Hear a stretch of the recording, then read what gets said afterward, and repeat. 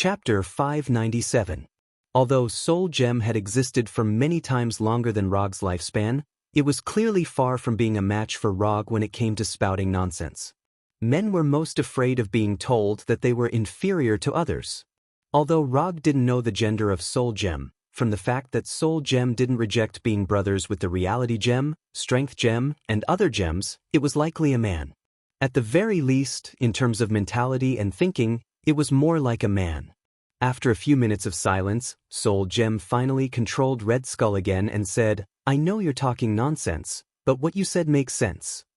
The few of them can find a suitable home. There's no reason why I can't find one.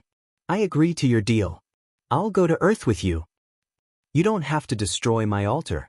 No matter what, this is my home. I don't like others tearing down my home." Soul Gem finally agreed to Rog's deal. However, only he knew the answer to whether it was because he didn't want to lose to other Infinity Gems or because he was tired of staying on planet Womer. However, none of this was important. What was important was that he was willing to leave with Rog. As long as Soul Gem was willing to leave, everything else was trivial. You definitely won't regret your decision today. There are now more than 7 billion people on Earth. I believe you will definitely be able to successfully find your soul mate. After saying that, Rog first dispelled Tsukuyami Double Stare, allowing Red Skull's subconscious to return to the Tsukuyami world. Then he dispelled Tsukuyami and allowed Red Skull's consciousness to return to his body. When Rog and Red Skull's consciousness returned to their bodies, the altar on the mountain peak shone with a gorgeous aurora-like light. These gorgeous lights followed the two huge rectangular stone pillars into the sky and flew into the huge round hole in the clouds. As the gorgeous light surged in, lightning-like silver-white light flowed out of the round hole in the clouds. When the silver-white light completely enveloped the entire world, Rog, who was in the circular altar below the mountain peak, suddenly felt an uncontrollable drowsiness. In the blink of an eye, he completely lost consciousness as though he had fainted. When he opened his eyes again, he saw the lavender starry sky of Womer. At this moment he was lying in a small puddle near the peak of the altar. The cold water instantly woke him up. Without any hesitation, he raised his right hand and opened his tightly clenched right fist that was glowing with orange light. In the palm of his right hand, there was a yellow gemstone the size of a finger that was emitting an orange glow. Soul Gem. This was the Soul Gem that Thanos needed to sacrifice Gamora to obtain. Looking at the Soul Gem in his palm, Rog smiled with satisfaction. The third Infinity Stone was in his hands. Although the current Soul Gem was far from being able to recognize him, this was not important. Rog was not the kind of person who wanted both a person and a heart. As long as he could obtain the physical body of the Soul Gem, it would be enough for him. After looking at the Soul Gem for a while, he summoned the Infinity Glove and the Reality Gem from the Medium Scroll. After taking out the Power Gem from the Infinity Glove, he placed the Reality Gems, Power Gems, and Soul Gems in a row. Then, he used the ability that came with the system when he practiced Sage Mode. Inherent Enchantment, Shikatsu Forest. Just in an instant, the Shikatsu Forest with unbelievably rich natural energy appeared in front of him. Looking at the Taiha treasure vault not far in front of him, Rog directly disappeared with the Flying Thunder God and instantly came to the inside of the main hall of the Taiha treasure vault. On the 12 display platforms in the middle of the main hall, the 6 display platforms on the right were placed with the Eternal Fire, Hellfire, and Surtur's Crown. Compared with the display platforms on the right, the 6 display platforms on the left were empty and had no treasures. The first one on the left, the red Reality Gem. The second one on the left, the purple Power Gem. The third one on the left, the yellow Soul Gem. After placing the 3 Infinity Gems in the order of the time they were obtained, Rog glanced at the symmetrical display platforms on both sides. 3 treasures on the right, 3 treasures on the left. Perfect symmetry. OCD was very satisfied. However, at this moment, he took out Thanos' Infinity Glove, which he didn't know where it came from, and there were already some cracks on it. Should I put this here as well? Although this Infinity Glove has some cracks because of overuse. But in any case, this is the top equipment that can withstand the power of Infinity Gems.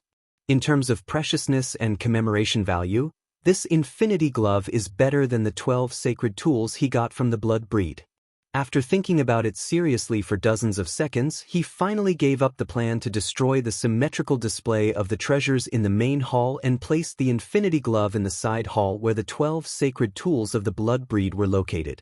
After doing all this, he lifted the inherent enchantment, Shikatsu Forest, and began to sense the location of Red Skull. At this time, Red Skull was still on the circular altar at the foot of the mountain, silently waiting for Rog's arrival. Although he didn't know what Rog talked about with the soul gem, the vision that just happened in the sky proved one point. That is, the soul gem has reached a consensus with Rog. Since the big shots on both sides have already talked, then as a younger brother, he just has to wait patiently. It didn't take long for a hemispherical, aurora-like energy shield to appear in front of his eyes. When the energy shield dissipated, Rog appeared in front of him. I have already talked to the soul gem, and you don't need to continue to stay here as an altar commentator. I'll take you back to Earth now. As soon as his voice fell, Rog put on the hanging ring and drew a circle in front of Red Skull. Within a few seconds, a portal connecting to Washington on Earth appeared in front of them. Let's go! After that, Rog took the lead to cross the portal shining with golden sparks and return to Washington at noon. When Rog entered the portal, Red Skull in a tattered black cloak walked into the portal step by step. Back, finally back. Red Skull never thought that after being exiled by the space gem, he would be able to return to Earth one day. When Red Skull came to his side, Rog closed the portal that was consuming his magic power frantically. This is Washington, you should remember where this is. The direction of the gate is on your left. If you have nothing else to do, you can leave now. After you reorganize your Hydra, remember to transfer the $1 billion entrusted to me. This is my account number. You can transfer the money directly. The sooner the better. Don't take more than a month. After that, Rog patted Red Skull, who was looking up at the sky, left a flying Thor on him, and handed him a card with his bank account number. Although Hydra is a bit miserable now, $1 billion is not difficult for Hydra.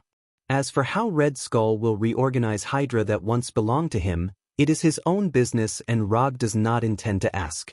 As long as Red Skull can transfer $1 billion and package Hydra's funds, equipment, antique collections and so on according to the verbal agreement, he and Red Skull will be even. Chapter 598. After Red Skull disappeared from his sight, Rog used quantum transmission to return to his office. Although in the eyes of the outside world, this is still the headquarters of Konoha's intelligence agency. But in fact, this is only a branch of Konoha's hidden village in the Washington area. Most of the personnel and equipment were transferred to Konoha's hidden village on the planet Titin. Except for the larger area and the more official personnel of Konoha, there is no difference between here and the branch of Konoha's intelligence agency in other cities. Sitting on his sofa chair that is said to be perfectly ergonomic, Rog silently thought about what to do next. The final battle with Thanos is scheduled to be in a year, and the God Tree will mature in half a year. This means that he needs to improve his Sage Mode and Sharingan to the limit in the first half of the year. If possible, it is better to awaken Rinnegan so that he can enter the best state to take the chakra fruit. After completing these things, he can eat the chakra fruit produced by the God Tree, so that his physique is infinitely close to the Otsutsuki clan, and reach the peak strength of Otsutsuki Kagaya, who has the titles of Goddess of Uno, Shinobi World Creator, Ancestor of Chakra, and so on. At that time, he can really boast that, I am the god of Shinobi. Of course, this process will not be easy, and there may even be some unimaginable accidents. But in any case, this is what he must do in the next year. Thinking of this, he opened the system's character panel and browsed his attributes. Host, Rock Profession, Ninja Talents, No Seal Technique, 7 Attribute Chakrakekii Genkai, Manjikyu Sharingan, Mokan, Byakugan, Dust Releasage Mode, Shikatsu Forest Sage Mode, Inherent Barrier, Shikatsu Forest, Jinchuriki, QB, Resonance, 5, Non-Attribute Ninjutsu, Substitution Technique, Flicker Technique, Hold Technique, Transformation Technique, Shadow Clone Technique, Flying Thor. Second level, Rasengan Series, Summoning Technique, Tongue Seal 5 Attribute Ninjutsu, Fire Release, Water Release, Lightning Release, Wind Release, Earth Release Genjutsu, Sharingan Genjutsu, False Memory, Memory Seal, Dark Walk Taijutsu, Monstrous Strength, Hyuga Gentle Fist, Hashiman Tonkadojutsu, Tsukuyami, Kodoamatsukami, Forest Manifestation, Susan Sealing Technique. 4 Symbols Seal, Vajra Seal, Immortal Technique, Bright God Gate Chakra Quantity, 0. 85 Jars, 0. 5 for Main Body, 0. 35 for Tailed Beast, Immortal Body, Senju Hashirama Immortal Body, 95% Development, Summoned Beasts. Frank the Punisher, Edo Tensei. Bronski the Abomination, Fenrir the Great Wolf Artifact, Tatsuka Sword, 2 remaining uses, Yada Mirror, 2 remaining uses, Unconsumed Ninja Coin, 0. The system hasn't mastered all the ninjutsu he has mastered. After all, he has mastered too many 5 attribute release jutsu. If he had to display them one by one, his attribute panel would become very long. In addition, the system also didn't display any genjutsu or genjutsu that are integrated with other forces, such as Hell, Sage Mode, Might Suit, Susanoo, Reality Genjutsu, and other genjutsu. Looking at his current attribute panel, he couldn't help but recall the time when he had just crossed into this world. At that time, in his ninjutsu column, there was only one ninjutsu, Flying Thor. Relying on this Flying Thor, he accumulated ninja coins little by little, selected and exchanged the right ninjutsu, and strengthened his strength little by little. That was really a period of poverty.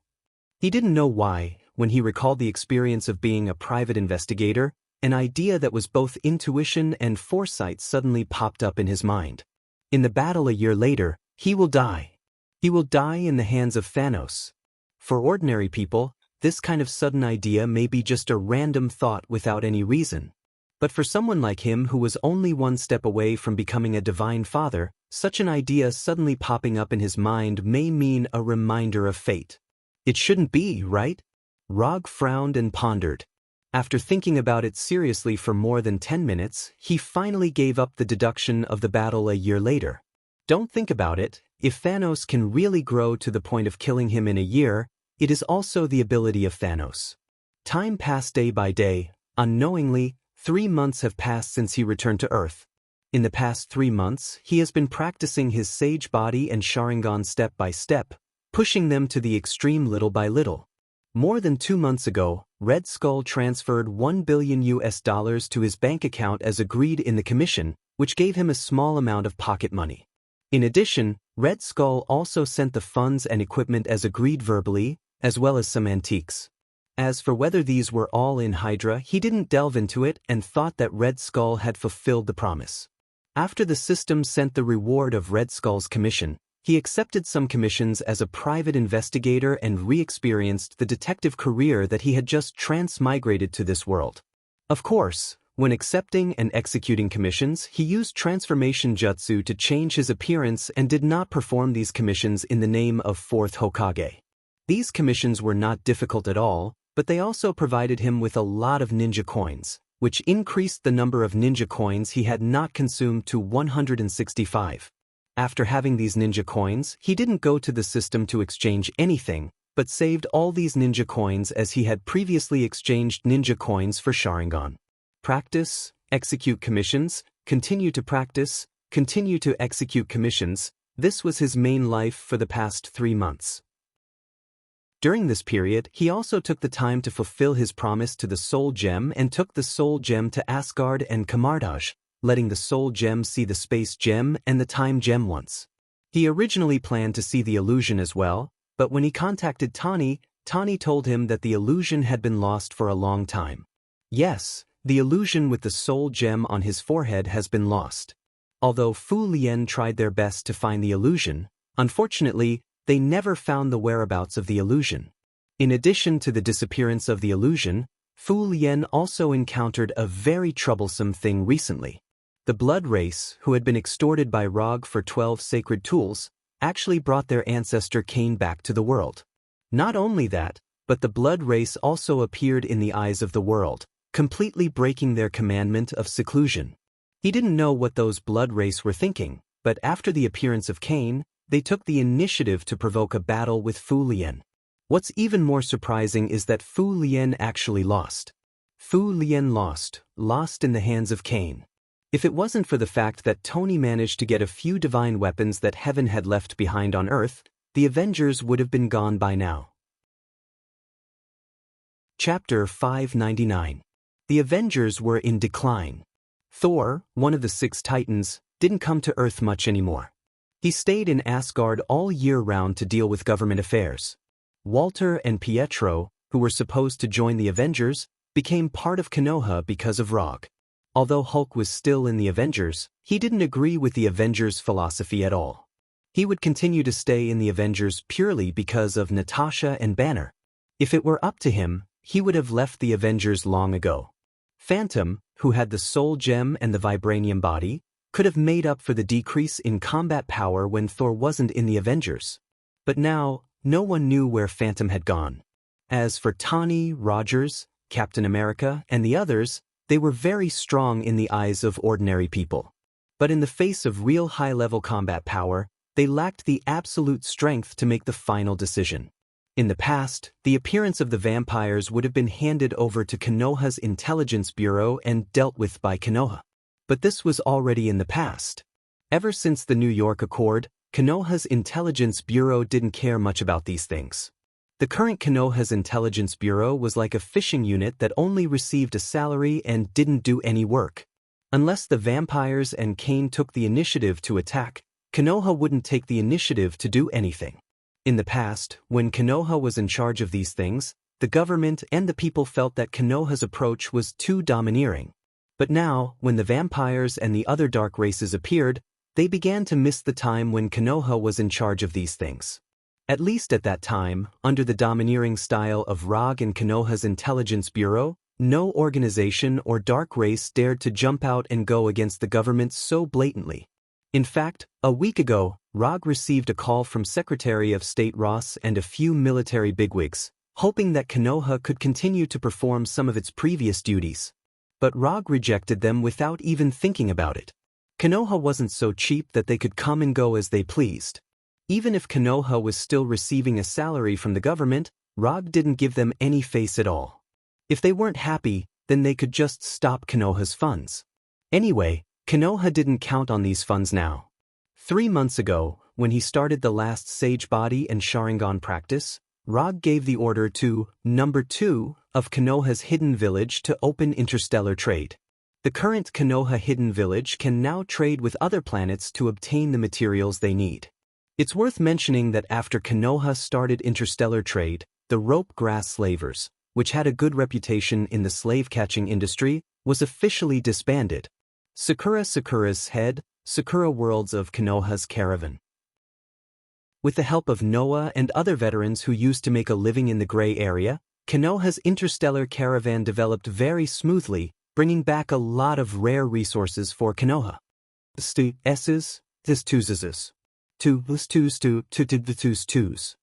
New York, Manhattan. When Rog enjoyed an absolutely authentic French lunch with Gwen in his own French restaurant, he just left the restaurant and planned to return to his secret home with Gwen. Suddenly, he was stopped by this year's latest Audi R8 sports car at the restaurant's door. Except for Tani, there's no second person who likes to drive an Audi R8 sports car and dares to stop in front of him. Sure enough, as soon as the silver-gray Audi stopped, Tani, wearing a handmade suit, stepped down from the driver's seat and came to him with a gloomy face. "Why didn't you answer my phone?" Tani took off his sunglasses and said with a bitter tone. If Tony wasn't a man, his current tone would easily make people think of a girl whose boyfriend had a change of heart. "I didn't bring my phone." Rog glanced at Tani and answered indifferently. "You really don't care about anything, you weren't like this before?" Tani continued. "Really? Why didn't I know? I've always only done what I want to do. I don't think I've changed." Although Tani hasn't said it yet, Rog was 100% sure what Tani's purpose was. In fact, this wasn't the first time Tani came to him. A few days ago, in Washington, Tani and Natasha also came to him once, hoping that Konoha could help deal with the vampire issue. Last time, it was indeed the bastards from the capital and the military who were wrong, but I hope you can help deal with the vampire issue this time for the sake of our past friendship. You also live here. You don't want to see corpses with blood sucked dry every day on the streets. Although the number of vampires was small, after taking the initiative to start a war with the Restoration Alliance and the government, the vampires always had an absolute advantage. The reason for this one-sided situation was inseparable from the return of Cain, the ancestor of the vampires. According to Rog's knowledge, after Cain's return, every vampire had a visible improvement. Almost every vampire's strength had increased by 1 nobility rank. In particular, Grand Duke William and the other vampire dukes had touched upon the legendary realm of the Vampire King. Of course, because he hadn't fought with the upgraded Grand Duke William and the others, Rog wasn't sure how powerful this so-called realm of the Vampire King was. However, when facing the Restoration Alliance and the human army, these vampires showed an overwhelming advantage.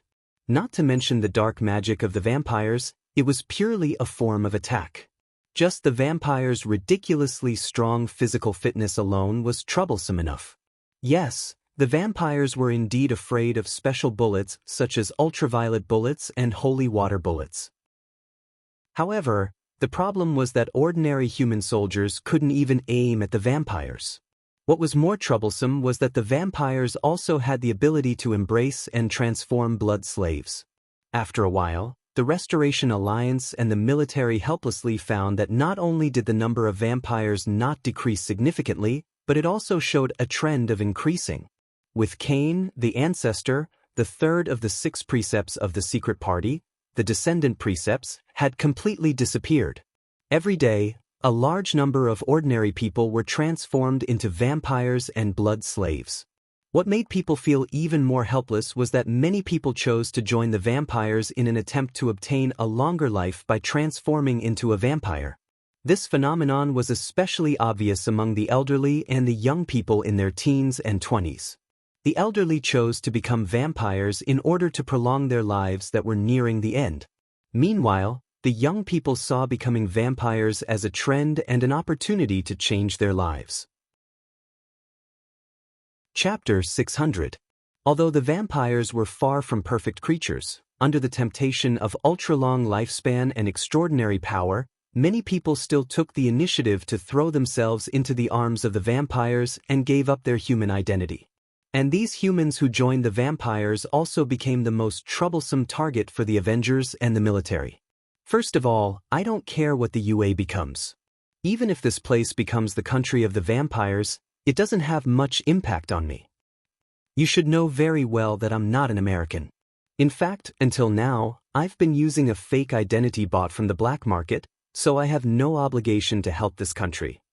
Secondly, if you come to me as a friend, I'm happy to help you once, just like you helped me before.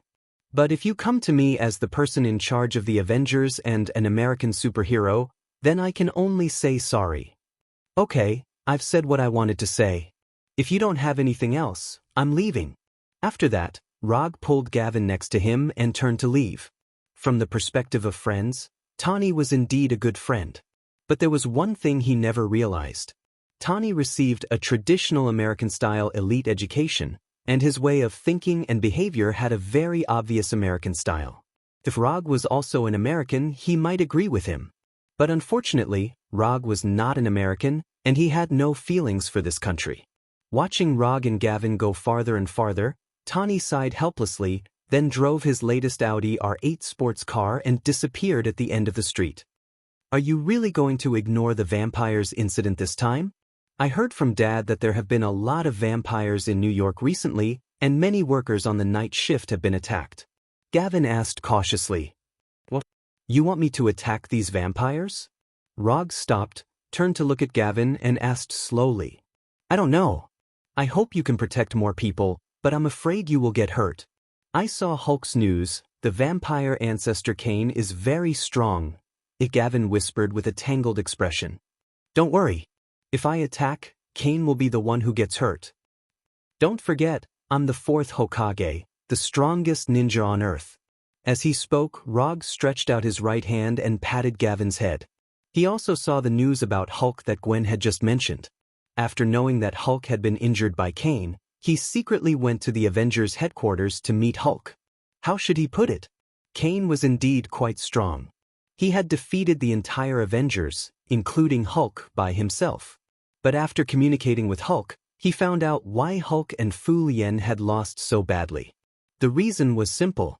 It was a one-sided suppression on the level of magic. Whether it is Hulk who has mastered the Hashiman Tani who has an Iron Man armor, or Rogers who can fight with anyone for a while, they are all typical physical attack heroes.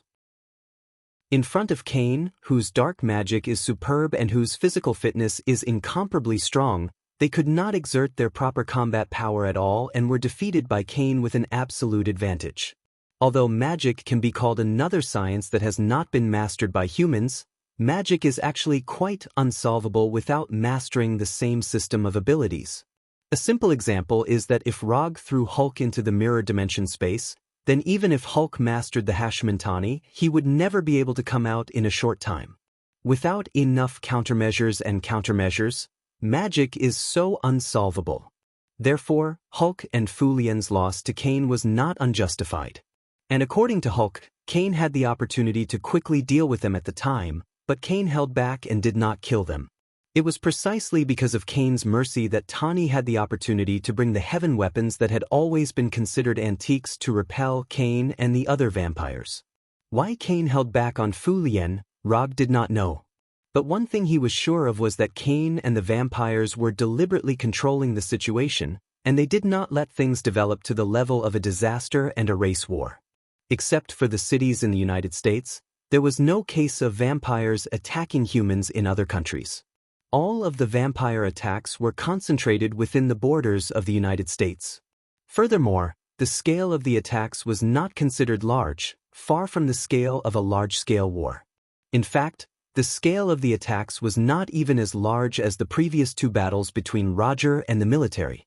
Don't think too much. If things really develop to the point of no return, I will definitely go to Kane and talk to him. No matter what, I'm still a human. After temporarily dispelling Gwen's worries, Rog returned to his secret nest in New York with Gwen. Time flies, and unknowingly, a week passed. After accompanying Gwen for 2 or 3 days in New York, Rog returned to Konoha Hidden Village on Tatooine and began his cultivation again. Sage Mode Development Progress. 100%. After more than 3 months of cultivation, he finally raised the development of his Sage Mode to 100%, allowing his Sage Mode to reach the same level as Hashirama. The complete development of his Sage Mode brought him 3 significant changes. The first is the increase of chakra. Coupled with the QB chakra he can currently borrow, his total chakra has officially surpassed Hashirama's, reaching 1 pillars. Among them, the amount of chakra that belongs to him is 0. 7 pillars, and the amount of chakra that he can borrow from QB is 0. 4 pillars. The second change is that his Manjikyu Sharingan has officially been upgraded to the Eternal Manjikyu Sharingan. In fact, after he obtained the Sage Mode, the side effects of Manjikyu Sharingan have been suppressed to a minimum, and there is no overuse of it that will cause blindness. But after he fully developed his Sage Mode, his Manjikyu Sharingan was upgraded to the Eternal Manjikyu Sharingan. However, unlike the Eternal Manjikyu Sharingan in his memory, his Eternal Manjikyu Sharingan did not bring any changes to his pupil tattoo. He wasn't too conflicted about this. The reason is simple, because his Eternal Manjikyu Sharingan was forcibly upgraded through Hashirama's Sage Mode, not by transplanting other people's Manjikyu Sharingan. The third change brought about by the complete development of his Sage Mode is related to Mokutan. He doesn't know if it's because Hashirama's Sage Mode can perfectly match Mokutan, but after developing his Sage Mode to 100%, he found that using Mokutan doesn't consume much chakra. Compared with before, the amount of chakra he needs to use Mokutan is reduced by about half, and he has more detailed control of the plants he creates. Chapter 601. Compared with the improvement of chakra and Eternal Mangekyo, the improvement of Mokutan seems a bit insignificant. But in any case, this can effectively improve Rog's combat effectiveness in Mokutan. After all, before he could only cast 1 Mokutan ninjutsu with chakra, but now he can cast 2 Mokutan ninjutsu.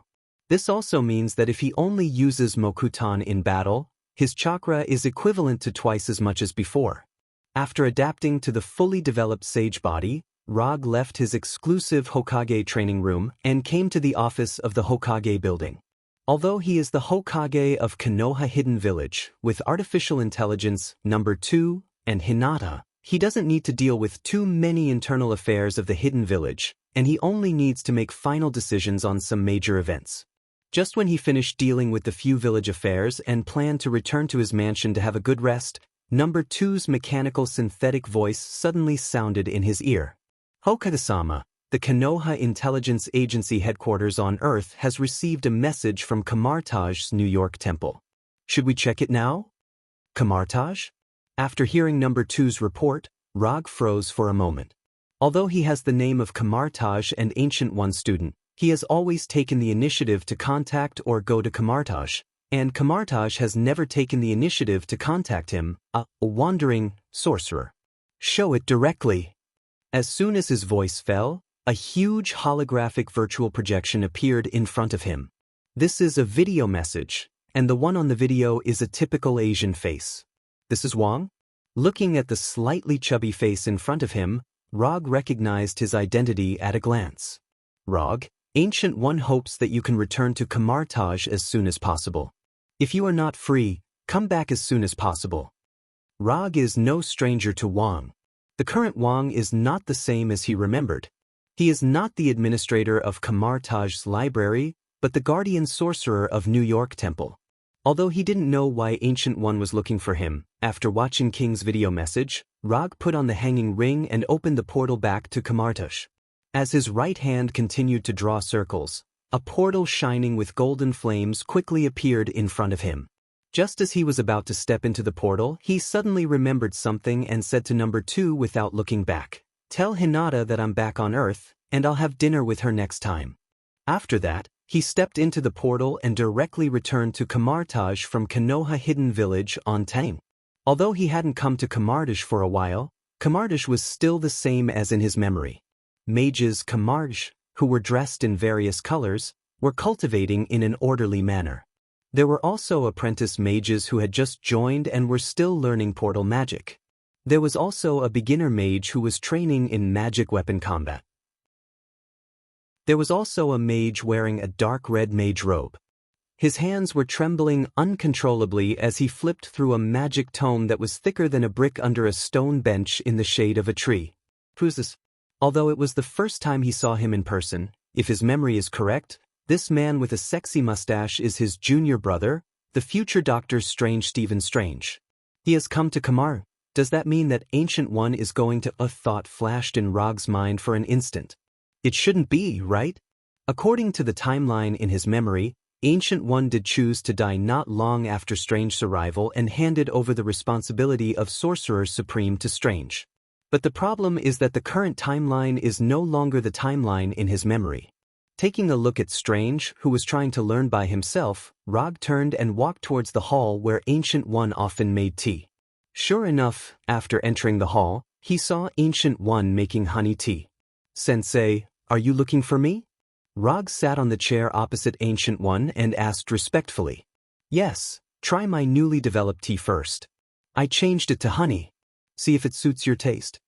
After that, Ancient One placed a cup of steaming tea in front of him.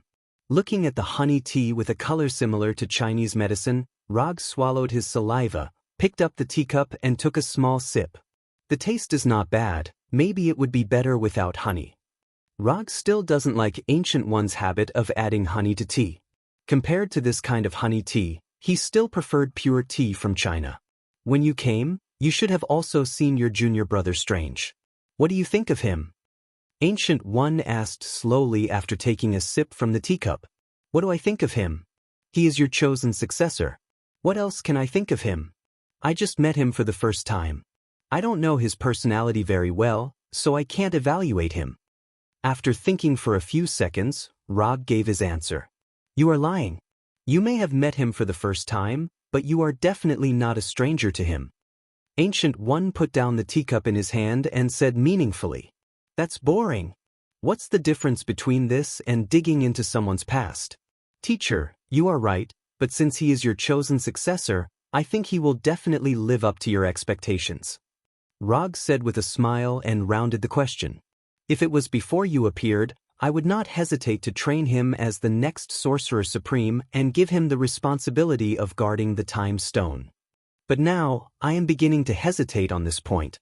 Having said that, Ancient One looked at Rog with a complicated look. What does this have to do with me? I am just a part-time sorcerer. Teacher, don't say that you think I am also qualified to inherit the position of Sorcerer Supreme. I am just a part-time sorcerer. This kind of heavy responsibility is better left to those orthodox sorcerers.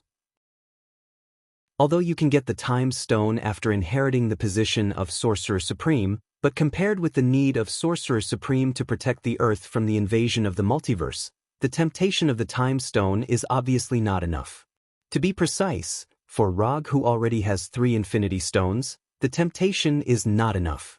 He never had the idea of becoming a guardian of the Earth.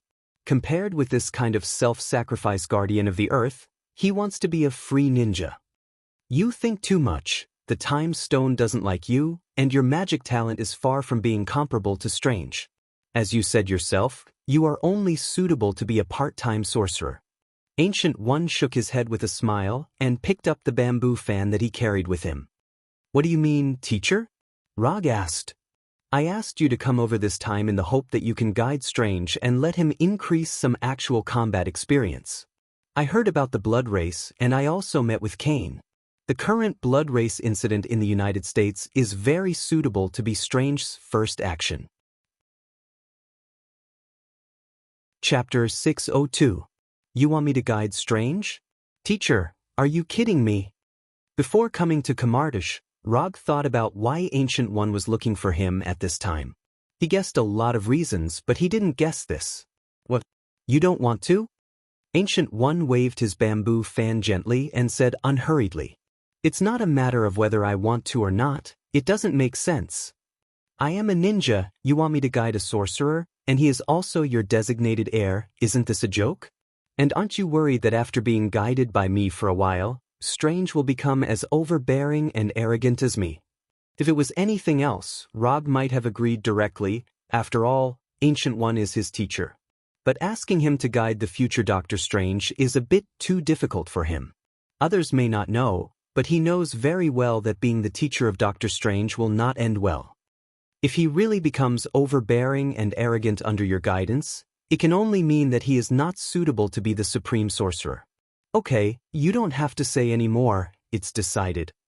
Or do you think that you can compete with me now that you have 3 Infinity Stones? Having said that, a provocative and threatening expression appeared on Ancient One's face. Can you win? How would I dare? Since teacher has said so, then I'll guide this little junior brother. Although there was 100,000 reluctance in his heart, Rog finally agreed to Ancient One's request. Can't you train your own heir? Why would you let a ninja guide you? This is neither scientific nor magical. After saying goodbye to Ancient One, Rog reluctantly left the hall and walked in the direction of Doctor Strange. At this time, Strange was still immersed in the sea of magic knowledge, and he didn't notice that his nominal senior brother had come to him. Looking at Strange, who was browsing the magic books attentively, Rog couldn't help but recall his previous experience when he received 9 years of compulsory education. After standing beside Strange and looking at him for a minute or two, Rog deliberately coughed to let Strange notice his arrival. You are? Strange, who was obviously older than Rog, raised his head and asked in confusion. My name is Rog. You might have seen me on TV or in the newspaper before. But it doesn't matter. What matters is that I am also a student of Ancient One. According to seniority, you should call me Senior Brother. Rog quickly introduced himself. Rog? You are that Rog. Strange felt that Rog looked familiar just now, as if he had seen him somewhere before. After hearing Rog's self-introduction, he immediately reacted.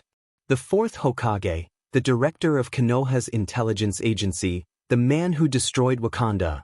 That's right, it's me. Don't look at me like that. I don't eat people and I'm not a psychopathic murderer. I just told you that I am also a student of Ancient One, and I am your senior brother. Although Strange didn't say it out loud, Rog had seen through his thoughts from his eyes and expression. In fact, Strange can't be blamed for this. It's purely because the impression he left in the minds of the people before was a little too overbearing. "What are you looking for me for?" Although he was very curious why the legendary fourth Hokage suddenly appeared in front of him and claimed to be his senior brother.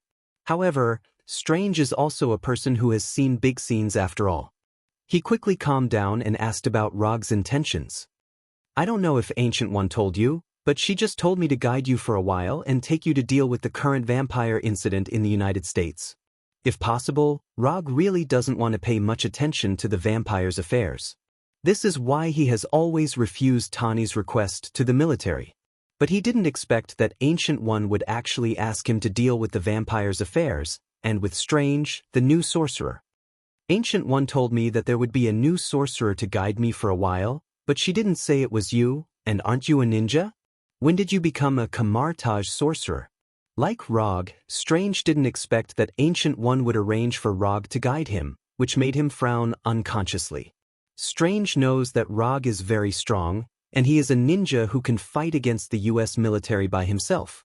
But he also doesn't understand why Ancient One would make such an arrangement. "I am indeed a ninja, and sorcerer is just my part-time job.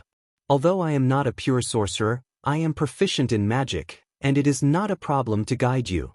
Rog doesn't know how much magic Strange has learned now.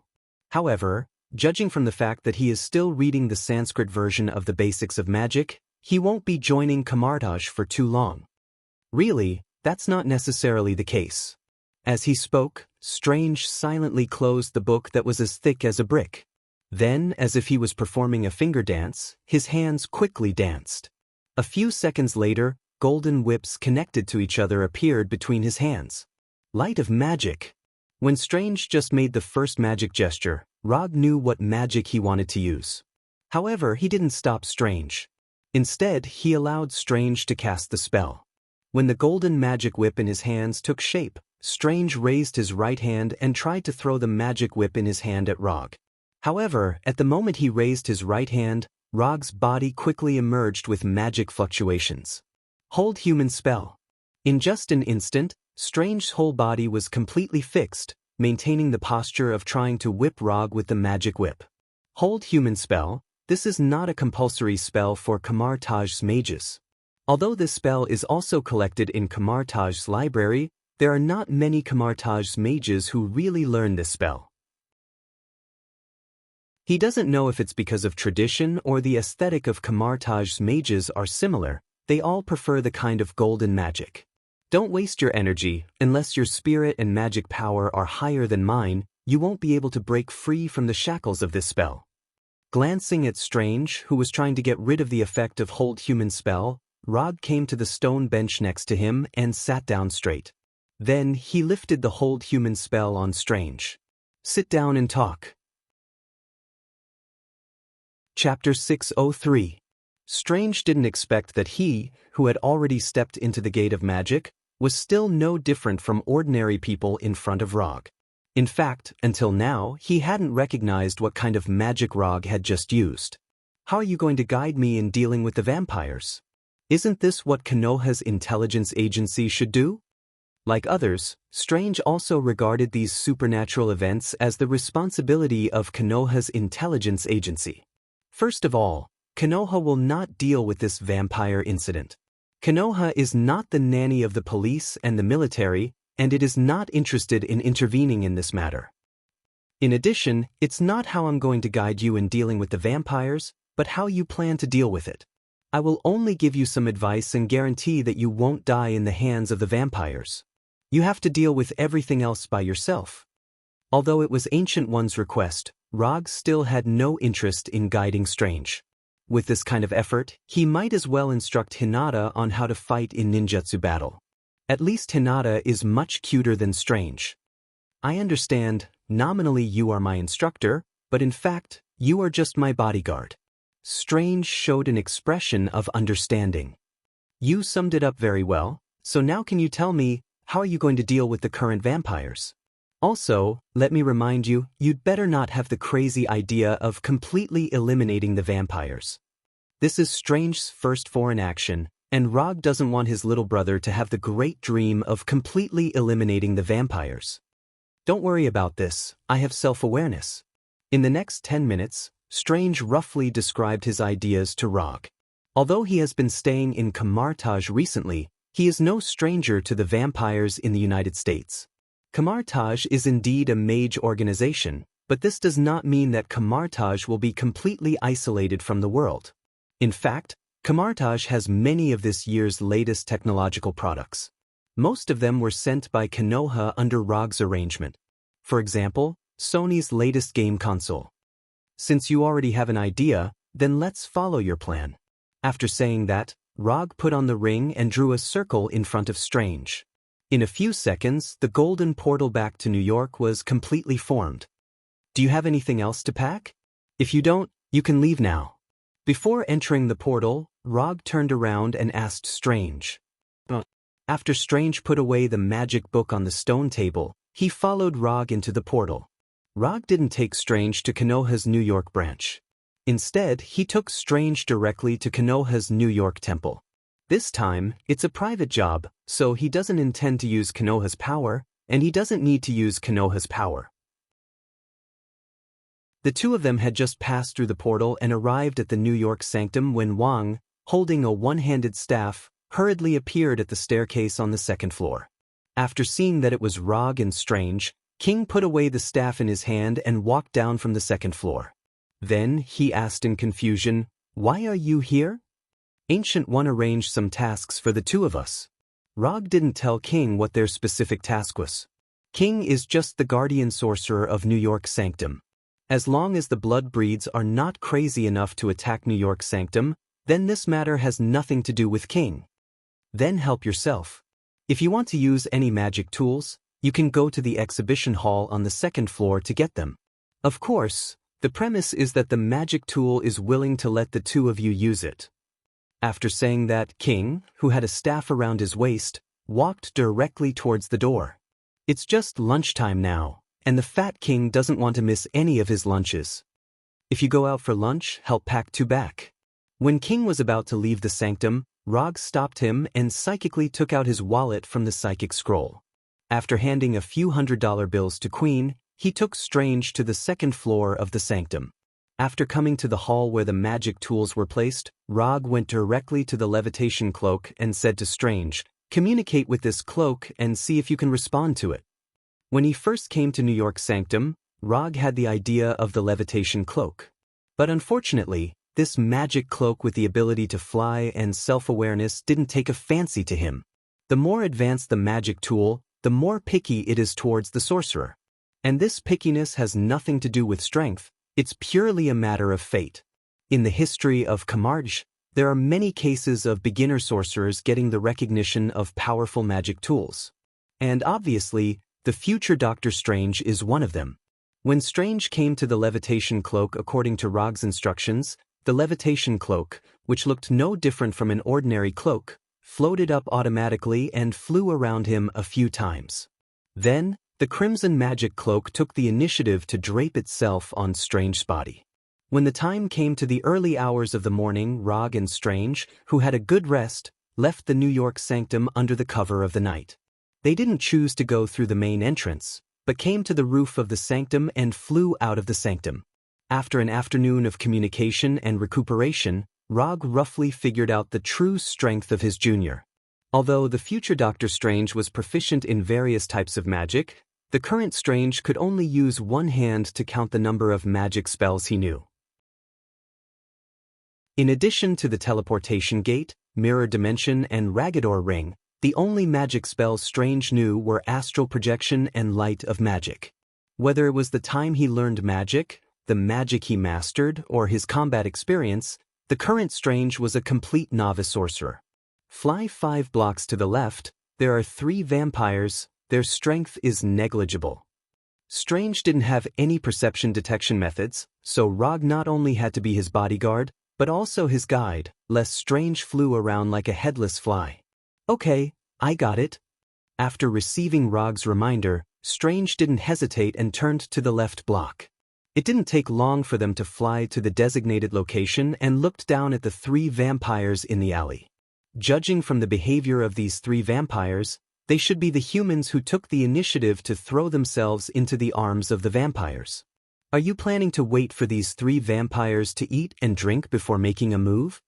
Seeing that Strange didn't make a move, Rog said slowly and pointed to the middle-aged woman who was about to pass by the alley. Chapter 604. Strange looked in the direction of Rog's finger and saw a plump middle-aged woman holding a brown shopping bag tightly. Obviously, this is a lady who has just finished her night shift. He doesn't know if those vampires forgot to carry out rookie training, but these newly transformed, newborn vampires like to attack ordinary people who have just finished their night shift in the middle of the night. But after thinking about it, this is quite normal. After all, these newborn vampires can't grow to the point where they are not afraid of the sun in a short time. Therefore, night and early morning naturally become the most suitable time for them to hunt. Will they really attack that lady? Strange asked a very newbie question.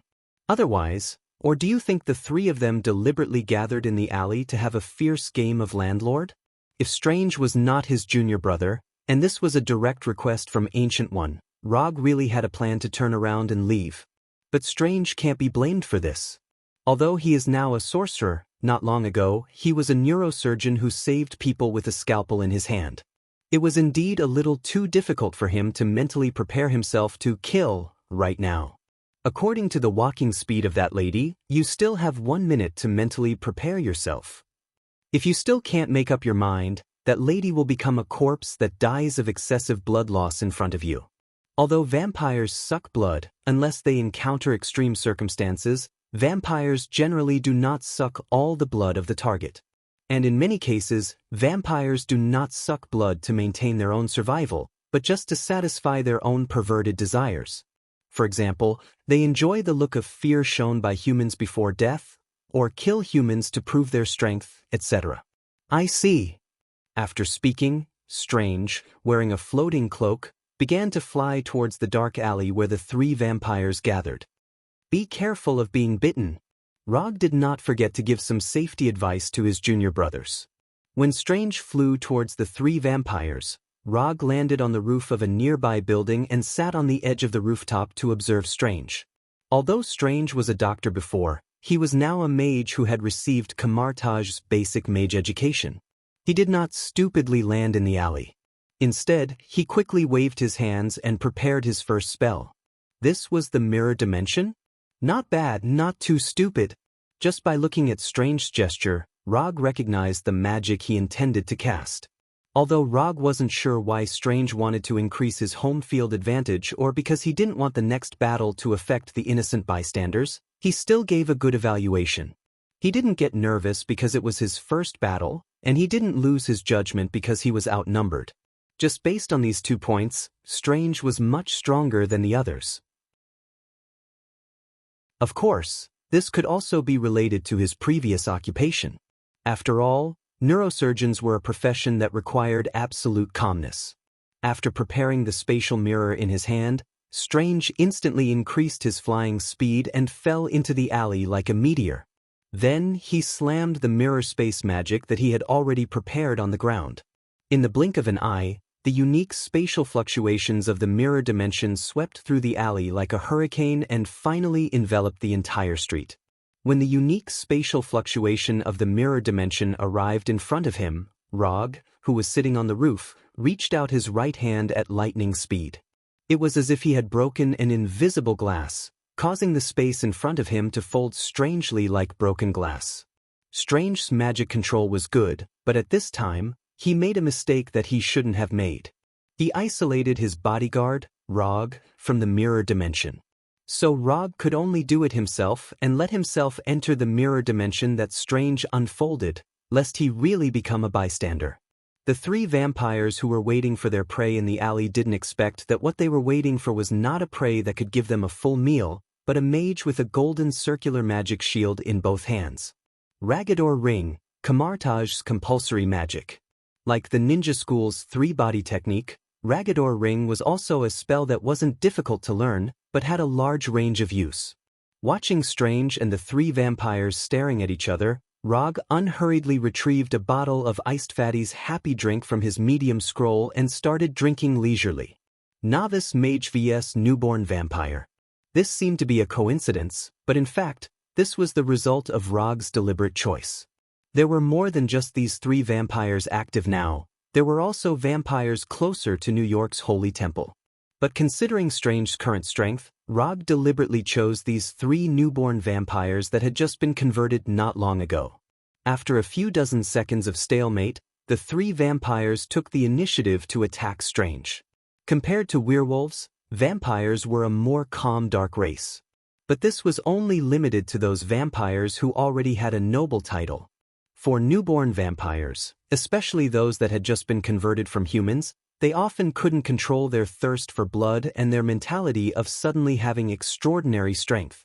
Therefore, these newborn vampires would often act more beastly than werewolves. In fact, most of the vampires that had injured humans were done by these newborn vampires. Under Logue's gaze, the three newborn vampires sprinted towards Strange like wild beasts, revealing their extremely long canine teeth that were characteristic of their race. Facing the attacks of these three newborn vampires, Strange didn't show any fear and constantly adjusted the position of his hands according to the direction of the attacks. Clang, clang, clang, clang, clang. When the claws of the three vampires hit the rings of Ragador in Strange's hands, the rings of Ragador let out a metallic clashing sound. At the same time, the hovering cloak on his body flew out of its own accord and tied up the blood breed in front of him tightly. When the hovering cloak bound one of the vampires and brought him to crash into the other two vampires, Strange decisively retreated a few steps and removed the Ragador ring in his hands.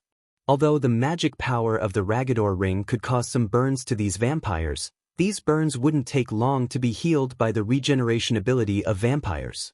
Therefore, Strange decisively gave up on counterattacking tactics and decided to use offense instead of defense. Magic Light. A second or two later, a magic whip flickering with golden sparks appeared in Strange's hands. Chapter 605. In the minds of most people, mages were a group of people with weak physiques. But Kamartaj's mages were a bit different. Among the many mages, Kamartaj was one of the few mages who would make close combat a compulsory course for newcomers, and also had a certain requirement for the mage's physique. To some extent, Kamartaj's mages were similar to Rog's impression of those battle mages, who would cast a light spell, then add buff spells such as bull strength and cat's agility to rush forward. When the light of magic condensed into a golden magic whip, Strange didn't hesitate and directly waved the whip in his hand towards the vampire in front of him. Pa pa pa pa. Strange was just a neurosurgeon with a surgical knife before, but when he swung the magic whip in his hand, Rog saw a trace of proficiency that didn't match his profession. This kind of proficiency made Rog couldn't help but associate it with some unique hobbies belonging to a minority group of people. White coat, long whip, howling man. Some inappropriate images appeared in Rog's mind. It shouldn't be, right? When such an association appeared in his mind, the way he looked at Strange became a bit strange. At this time, Strange didn't know what Rog was thinking, and he didn't know that Rog had already silently labeled him in his heart. With the help of the hovering cloak, Strange, who was fighting one against many, not only did not fall into a disadvantage, but he also beat the three new vampires in front of him. After being whipped by Strange again and again, the three vampires who also had no combat experience involuntarily had the idea of retreating. However, this idea of retreating could only be in their minds. Mirror dimension. Although these three vampires didn't know what kind of magic mirror dimension was, they soon found that something was wrong. Although the surrounding environment looked very normal, when they came to the intersection of two blocks like fleeing wild dogs, they were stopped by an invisible transparent wall. No matter how hard they tried, they couldn't cross this transparent wall that they couldn't see at all. Trouble. At this moment, the three newborn vampires finally understood why Strange slapped the ground fiercely when he arrived at the alley. After confirming that they were completely trapped by an unknown magic, the three vampires also completely dispelled the idea of retreating and looked at Strange behind them with fierce eyes. After becoming vampires, This was the first time they encountered such a situation. However, they quickly calmed down. It's just a human who has mastered some extraordinary abilities. Don't be too arrogant. Vampires are the strongest. After exchanging glances with each other, the three vampires attacked Strange again. Although the magic whips condensed from the light of magic would make them feel a burning pain, it was far from threatening their lives. Moreover, the vampires were born with powerful regenerative abilities, which gave them enough confidence in fighting Strange. Isn't it just a burn? I don't care. However, the three vampires soon discovered that they had underestimated Strange. Just as they madly ran towards Strange like mad dogs, Strange, who was wearing a hovering cloak, flew up to the air more than 20 meters above the ground. If flying up was just to avoid the attack of the three vampires, then Strange's following action was equivalent to sounding the death knell of the three vampires. Just as the three vampires looked at Strange in the air helplessly, Strange removed the magic whip in his hand and put on the necessary tool for casting teleportation gate magic. After putting on the ring, Strange drew a circle in the air. In a few seconds, a golden circular teleportation gate with a diameter of several meters appeared on the ground where the three vampires were standing. The teleportation gate flickering with golden sparks quickly took shape, and the three vampires standing on the ground quickly fell under the influence of gravity. The teleportation gate Strange opened wasn't a teleportation gate to leave the mirror dimension space, but a teleportation gate in the air. Is he planning to kill the three vampires? Seeing Strange open the teleportation gate under the feet of the three vampires, Rog couldn't help but think. However, it turned out that he had somewhat underestimated his junior brother. Although Strange opened the other side of the teleportation gate in the air of the mirror dimension space, he didn't have the intention to kill the three vampires. When half of the three vampires' bodies fell into the teleportation gate, Strange didn't hesitate at all. His right hand suddenly pulled, as if he was pulling a non-existent pocket, and the teleportation gate with a diameter of several meters instantly shrank and disappeared. Bright red blood splashed everywhere, and the three vampires who fell into the teleportation gate seemed to have been cut in half at the waist. Their upper body and lower body were instantly separated. To a certain extent, what Strange did was indeed similar to being cut in half at the waist. However, the tool he used to cut in half at the waist wasn't an ordinary weapon, but the omnipresent and incomparably powerful spatial force. Using the formidable power of the spatial restoration gate, Strange easily completed the purpose of cutting in half at the waist. Being instantly cut in half at the waist, whether for humans or vampires, was a heavy blow that their lives couldn't bear. The only difference was that after humans suffered such a heavy blow, it wouldn't take long for them to report to the Grim Reaper. Vampires, on the other hand, could hold on a little longer. Vampires were born with a powerful regenerative ability, but at this time, not only could it not heal their injuries, but it also became the source of their pain, greatly prolonging their suffering time. Well done. Although Strange's teleportation gate cutting in half at the waist was not amazing, considering that this was his first battle, and that he faced three vampires at once, his performance could be regarded as excellent. When Strange severely injured the three vampires, Rog, who was sitting on the edge of the roof and watching the show, used flight to fly to Strange's side and patted him on the shoulder with gratification. Well done. However, you have to remove the roots when cutting weeds. Letting them die as soon as possible is also a kind of mercy. As soon as his voice fell, Rog raised his right hand and summoned 3 small clusters of hellfire on his index, middle, and ring fingers. He casually waved his hand, and these 3 clusters of hellfire, which were only the size of a fingertip, flew like bullets towards the 3 vampires who were howling in pain on the ground. The moment the hellfire touched the 3 vampires, the 3 vampires who only had their upper body left turned into ashes in the blink of an eye, completely disappearing. Chapter 606. Where are we going next? After Rog finished destroying the corpse, Strange lifted the mirror space that enveloped the entire block and turned to Rog and asked, "Keep flying forward and you will meet your second opponent." Rog sensed a little and gave Strange a new direction. "Okay." With that, Strange took the lead and flew forward. The battle just now didn't consume much of his energy. And after officially completing his first battle, he had an idea to test the limits of his current strength. Although he didn't say this idea out loud, Rog saw his plan at a glance. Rog also had this idea in the past, and what he did was even more excessive than what Strange did.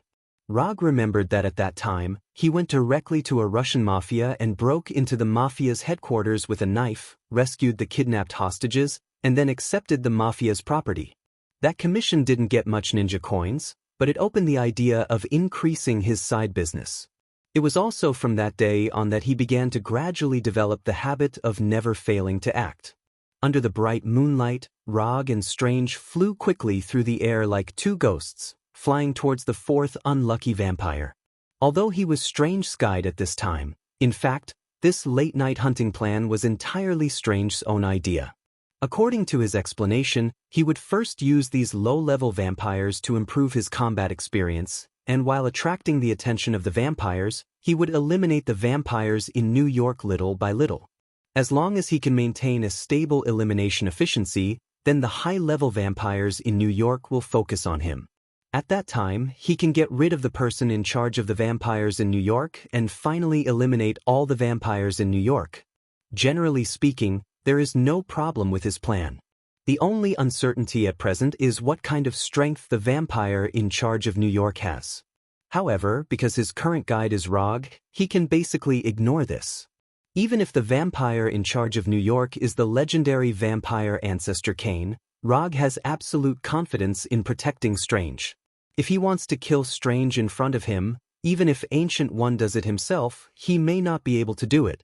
This has nothing to do with whether he can beat Ancient One or not. It's purely because New York used to be his home ground. Although his main residence has now moved to Washington, there are still hundreds of Flying Thor techniques left behind by him in New York. New York is his Flying Thor home ground. After flying for more than 10 minutes, Rog and Strange met their second target of the night as they wished. To be precise, it was the second vampire. He was different from the three newborn vampires. Although the one in front of them was also a newborn vampire who had just transformed from a human into a vampire, the power of his blood was stronger than the previous three combined. Just by looking at the power of his blood, this newborn vampire had already reached the point where he was about to become a noble. Noble, Marquis, Count, Noble. This was not only the division of strength among the vampires, but also a reflection of their status. When the vampires still abided by the precepts of seclusion, any vampire can get a title that belongs to them. The only difference is that some vampires advance faster, while some vampires can only rely on their long lives to accumulate experience to improve their title little by little. Brandy Johnson is very satisfied with his current life, or to be precise, he is very satisfied with his life after becoming a vampire. After the vampires appeared in the human world, Brandy Johnson realized that this was an opportunity to completely change his life. While most people were still wary of the legendary blood breeds, he did everything he could to find a blood breed in New York. He, who had taken the initiative to approach them, had almost become the vampire's food. However, after he groveled and expressed his admiration and yearning for the great blood tribe, he obtained the opportunity to receive the embrace from this blood tribe. To some extent, he can even be regarded as the first human in New York to take the initiative to embrace the vampire.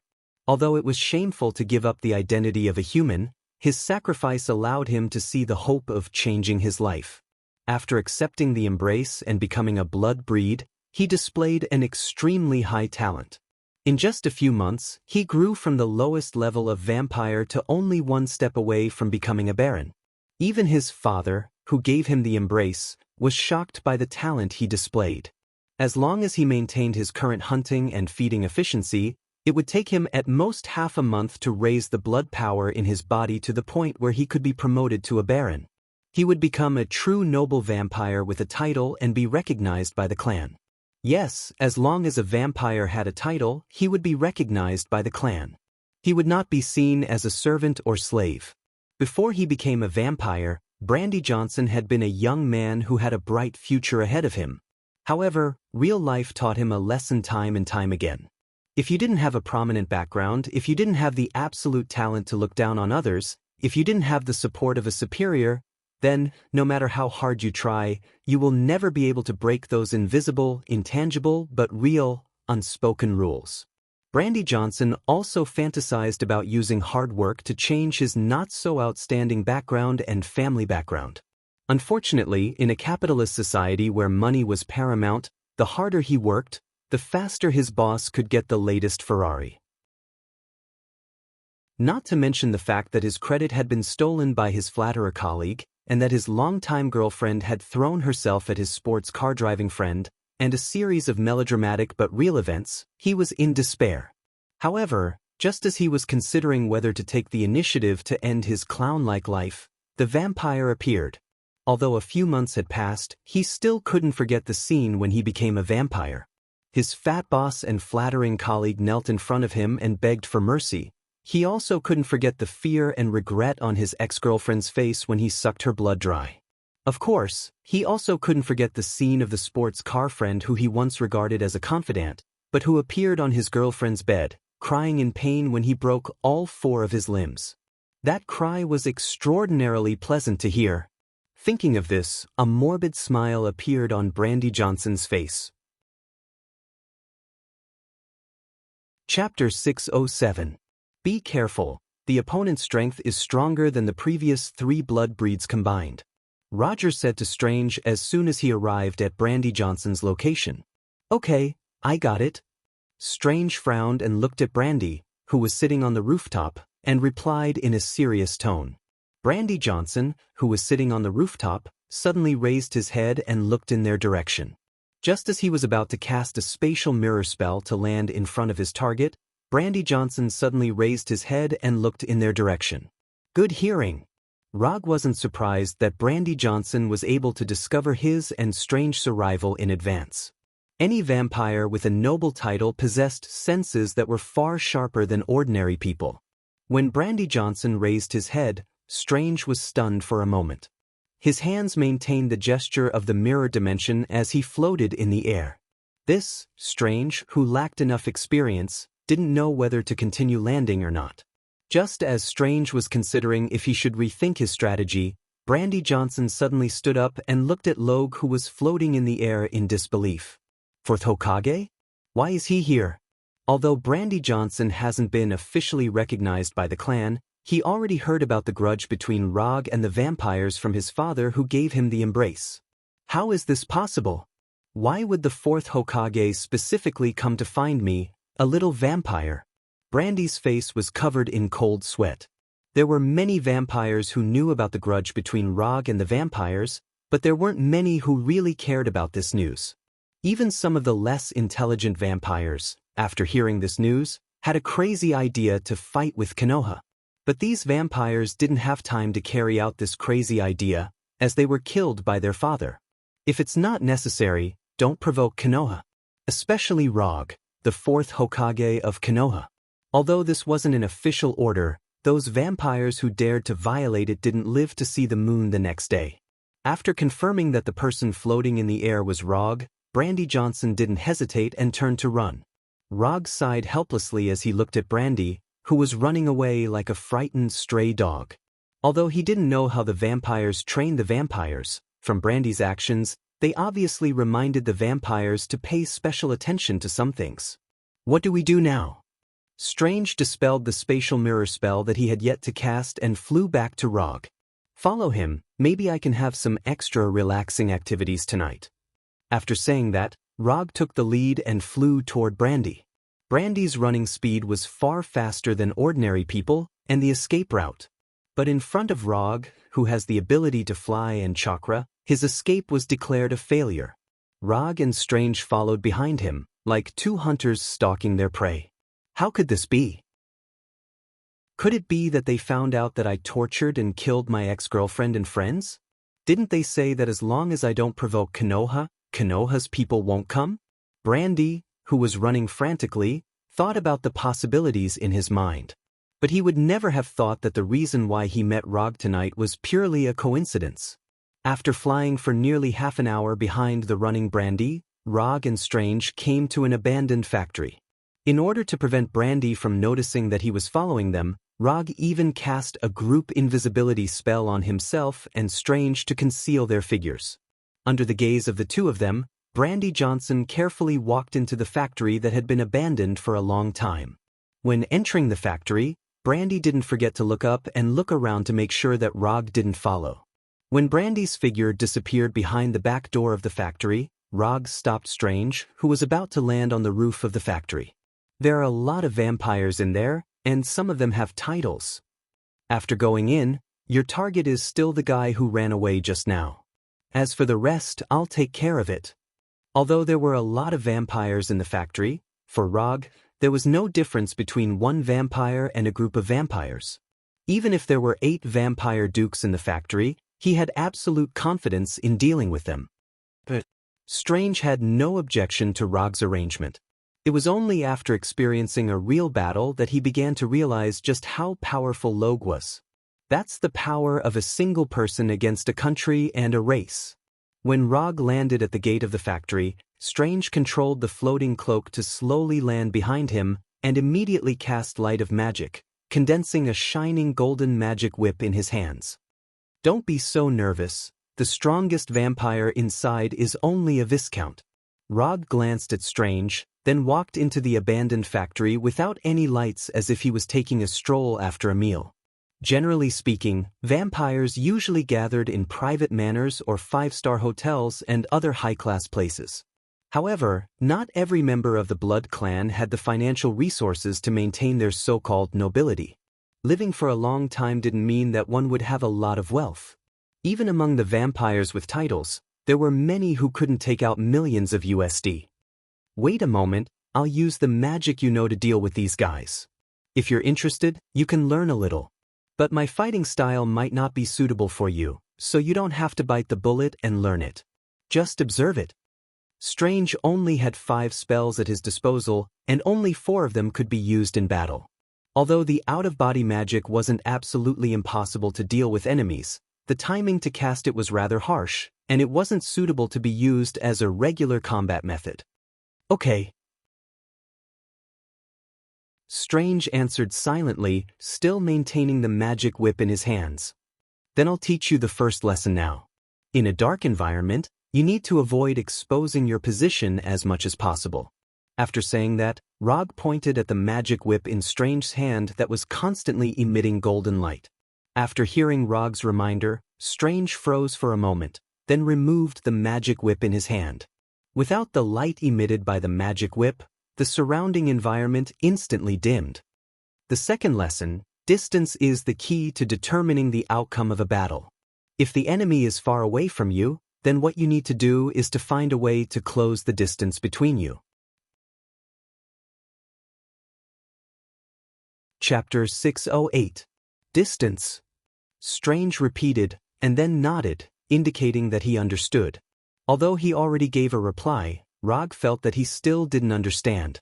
Since this was the case, then he would use an actual case to prove it. Rog put on the ring and began to cast a portal in front of Strange. Unlike the previous portals, the portal he opened this time wasn't big, only a few dozen centimeters in diameter.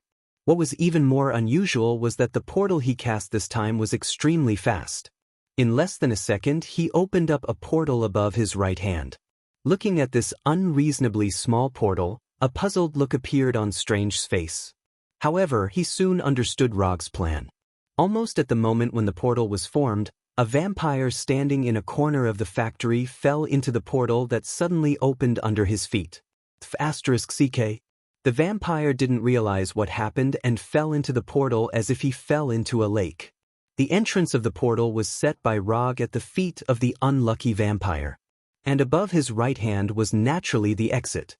When the unlucky vampire fell from the portal that was only a few dozen centimeters in diameter, Rog stretched out his right hand and grabbed the vampire's neck. Then, his right hand suddenly exerted force. Crack! The crisp sound of bones breaking was heard. This vampire with amazing recovery ability didn't even have time to see Rog's face before his neck was broken. If this was a vampire with a noble title, then even if his neck was broken, he wouldn't die on the spot. The power of blood in his body was enough to repair the wound on his neck. Unfortunately, this vampire was just a newborn vampire, and the power of blood in his body was so weak that it was almost negligible. This is actually similar to the 3 vampires you used the portal to cut in half. The key is that the casting speed is fast enough, so fast that the target can't react in time. Your casting speed is not bad.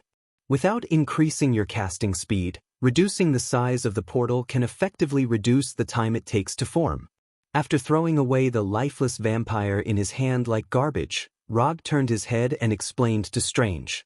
Strange is someone who will become a supreme mage in the future.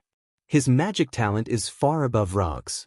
But when it comes to killing, Rog is at least several levels higher than him. Although the vampire whose neck was broken by Rog was just a newborn vampire, Strange was still shocked by Rog's understatement. For some reason, in his view, the scene of Rog killing the vampire just now had an indescribable casual and natural flow, as if it was drinking water and eating. Is this the difference between a professional and a non-professional? Strange couldn't help but think. The use of the portal is far more than what the book said. If you're interested, you can study it yourself, Rog said as he walked inside the factory. At the same time, he was thinking about the next guidance. Very quickly, he came up with the next subject for Strange's guidance. I see that you're quite familiar with the magic light. Then I'll tell you some of the combat essentials of this magic. Rog, who was walking slowly, suddenly stopped and turned his head to Strange. Look carefully, don't blink. As soon as his voice fell, Rog once again cast the portal magic. The blood breeds in the factory immediately reacted when the blood breeds suddenly fell into the portal beneath their feet and disappeared. While Rog was explaining to Strange, these vampires showed their innate speed and agility and quickly changed their position. But in front of Rog's chakra perception, their stealth movements were meaningless.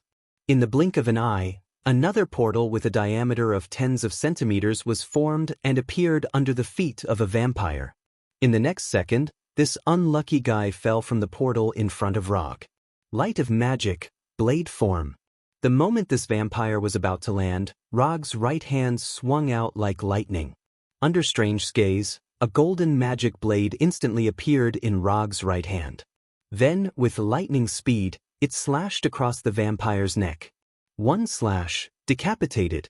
When the golden radiance slashed across the vampire's neck, the magic blade instantly disappeared. This vampire's head was thrown high into the air and fell heavily to the ground. Rog said slowly, light of magic can be condensed into various forms of weapons. For example, I prefer to condense it into the form of a katana that is convenient for slashing. Simply put, this is a magic that uses magic to condense a physical weapon. It doesn't matter what form the weapon is condensed into. The important thing is to not let the enemy prepare in advance, and the speed of the attack has to be fast. You like long whips, that's not a problem, but you'd better not let the enemy know in advance. Otherwise, they can make corresponding preparations in advance, such as quickly approaching you to avoid the whip's most effective attack range. Know what form of weapon can exert the greatest power at what distance, and can quickly change according to the actual situation. This way, this magic can exert the greatest power. Rog patiently explained, fearing that Strange didn't understand something. In fact, this kind of thing could be understood by Strange in future battles.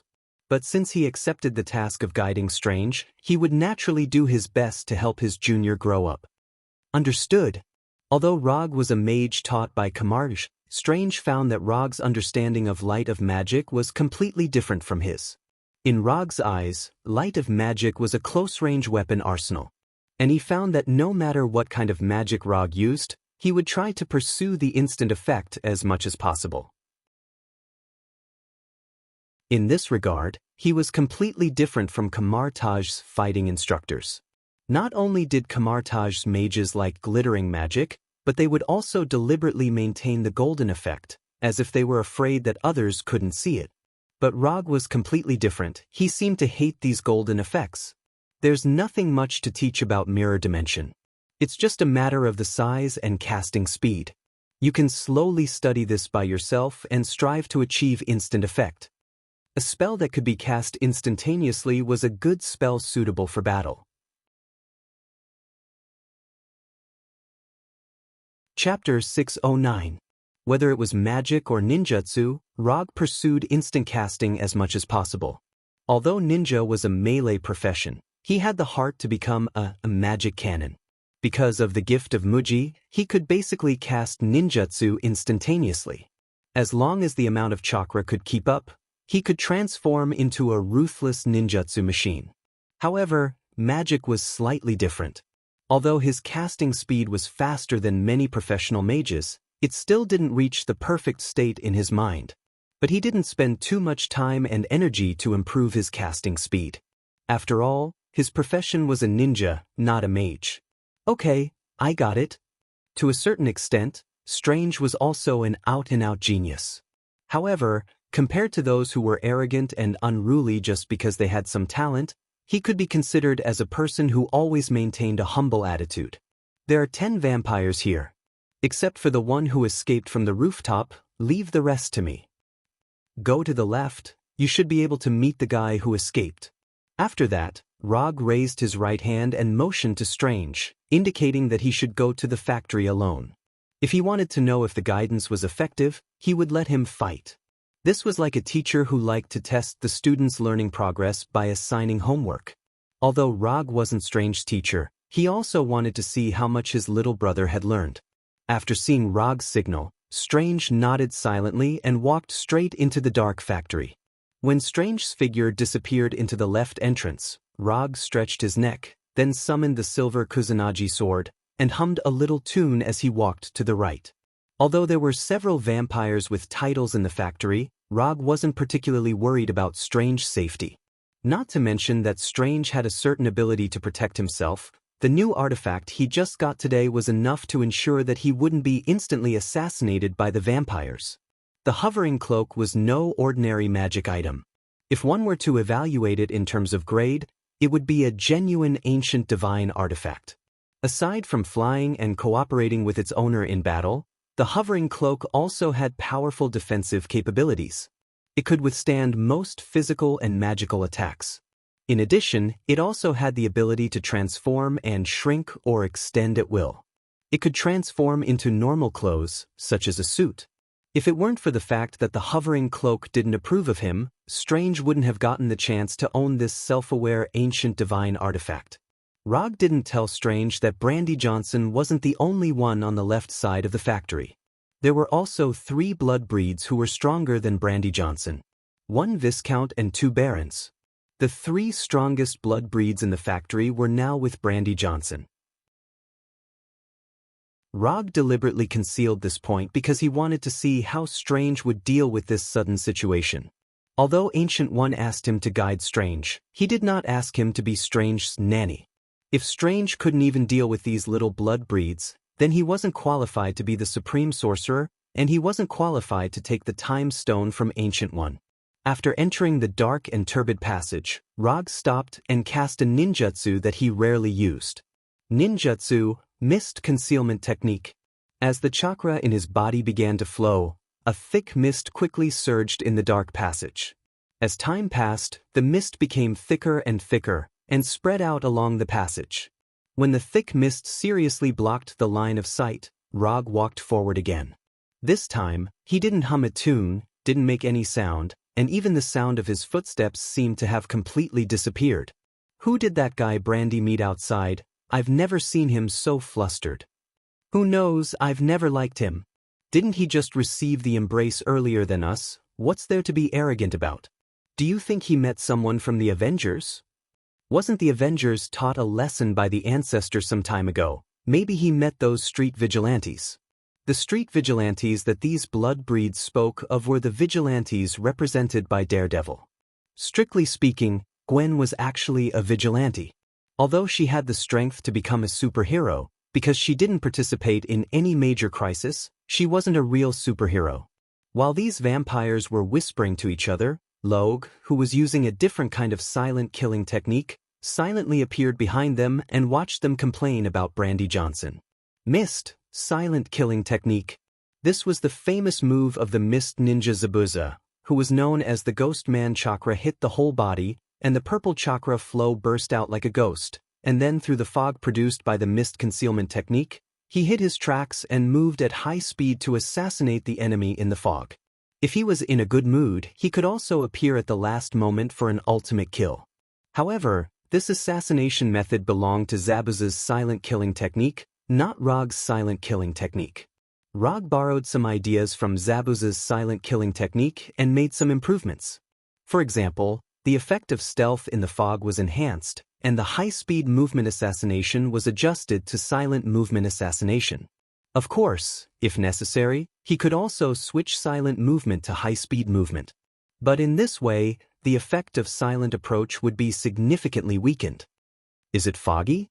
Because of the dim light, these blood breeds who complained about Brandy Johnson only now discovered the thick fog that had already shrouded them. How can there be fog here? This is tea. Before the vampire finished speaking, Rog, who had appeared behind them for a long time, waved the Kusanagi sword in his hand. The head that flew high and the blood that burst out suddenly awakened the group of vampires, and they fled in all directions like frightened birds. However, they had just taken a few steps when they saw a silver arc flash in the fog. Another vampire had been beheaded. In less than a few seconds, 2 vampires were beheaded. But what shocked them even more was that they didn't see the attacker's appearance until now. Not to mention who the attacker was, they didn't even see where the attack came from. Just as the 4 surviving vampires gathered back to back in fear and looked around for the attacker, a silver-white arc once again streaked across the thick fog. Chapter 610. Another head was thrown high into the air, accompanied by fresh blood. The silver-white light flashed, and another vampire's life was taken away. Under Rog's silent killing technique, the remaining 3 vampires felt an indescribable pressure. Since they abandoned their human identity and became vampires, it was the first time they felt this kind of fear of death that made their bodies tremble uncontrollably. What the hell is going on? Although they wanted to know the answer, unfortunately, they were destined to go to hell with this question. For these former humans, who took the initiative to throw themselves into the arms of the vampires, Rog had no intention of holding back. He was not interested in knowing why these people chose to become vampires, but he despised this kind of inhumane approach. Human beings do have a lot of shortcomings, but no matter how many shortcomings there are, it is not a reason to give up their human identity. With Rog's strength, he can quickly kill these vampires in a short time. But he didn't do so, but deliberately slowed down his speed, a little bit prolonging the fear of these vampires. Under the great pressure of death, these vampires could no longer maintain their calm, and began to panic and run away. However, their efforts were doomed to be in vain. When improving the silent killing technique, Rog didn't forget to make some adjustments to the fog concealment technique. It's a bit of a waste to just block the enemy's line of sight through the fog. In order to make the fog play a greater role, he also deliberately covered the fog with some chakra. Although these chakra attached to the fog won't directly hurt the target in the fog, it can be used as a contact medium for other attacks. For example, genjutsu that can cause great damage to the mind. Genjutsu, Hell's View technique. Rog didn't stop these vampires from escaping, nor did he use his most commonly used Sharingan genjutsu, but he used an ordinary genjutsu that is not difficult. Compared with the strange Sharingan genjutsu, the effect of Hell's View technique is much simpler. Hell's View technique can make the opponent see the horror in their heart that they don't want to see. As for what the opponent will see, even Rog himself doesn't know. To put it simply, the view of hell was to draw out the most fearful scene in the opponent's heart and use the fear in the opponent's heart to defeat the opponent. This was similar to the so-called, "I'll kill myself." A few seconds after Rog performed the Sea of Hell technique, the 3 vampires screamed miserably in the thick fog. Rog didn't know what they saw, but judging from their screams, the illusion in front of them must be very exciting. After determining the location of the 3 vampires through the screams, Rog walked towards them with the Kusanagi sword in his hand. 1, 2, 3. After using the Kusanagi sword to kill the 3 vampires, Rog deactivated the mist concealment technique and walked to the other side of the factory. At this time, Strange, who was on the left side of the factory, was facing the most difficult battle in his life. According to Rog's instructions, he walked into the passage on the left side of the factory, and then at the end of the passage he saw Brandy Johnson running away. However, Brandy Johnson wasn't the only vampire that appeared in front of him. After seeing the 3 vampires beside Brandy Johnson, Strange immediately reacted. Rog definitely did it on purpose. Although Strange didn't know what kind of perception Rog had, he was 100% sure that the dignified Yondaime Hokage would never make such a serious misjudgment. Since it wasn't a misjudgment, then the only possibility left is that Rog did it on purpose. Although there were more enemies in front of him than he had imagined, and their strength was also stronger than he had expected, Strange still maintained the calmness he should have, and didn't reveal any fear or panic. When Brandy Johnson and the others were charging towards him like lightning, Strange decisively cast a spell. Portal. Just when Brandy Johnson and the others were about to rush in front of him like a pack of wolves hunting their prey, Strange opened a portal less than a meter in diameter under his feet, and let himself fall into the portal. Strange didn't have the intention to escape. Falling into the portal, he fell from the ceiling behind Brandy Johnson and the others. At the same time, he was ready to cast mirror dimension magic. Although Brandy Johnson and the others' first siege failed, they quickly adjusted their posture, and once again attacked Strange, who was floating in the office. Mirror dimension. When Brandy Johnson's sharp nails were about to touch him, Strange pushed out the mirror dimension magic that he had already prepared. In the next second, the space between them seemed to fold like broken glass. Brandy Johnson didn't have time to react, and under the influence of inertia, he rushed into the mirror dimension magic. After trapping Brandy Johnson in the mirror dimension magic, Strange's hands danced again. The magic whip shining with golden light instantly formed, and fiercely lashed at the remaining 3 vampires. First, trap Brandy Johnson, then attack the rest of the enemies. Strange's tactic wasn't wrong, but he neglected a small problem. Brandy Johnson, who was trapped by him, was the weakest vampire present. Just when the golden magic whip was about to hit the vampire in front of him, the vampire, who looked to be in his 30s, revealed a mysterious smile. Then he instantly disappeared from Strange's sight. Shadow Leap. Why was it that only with a noble title could one be truly recognized by the clan? The reason was simple, because only with a noble title could one truly learn the unique dark magic of the blood breeds.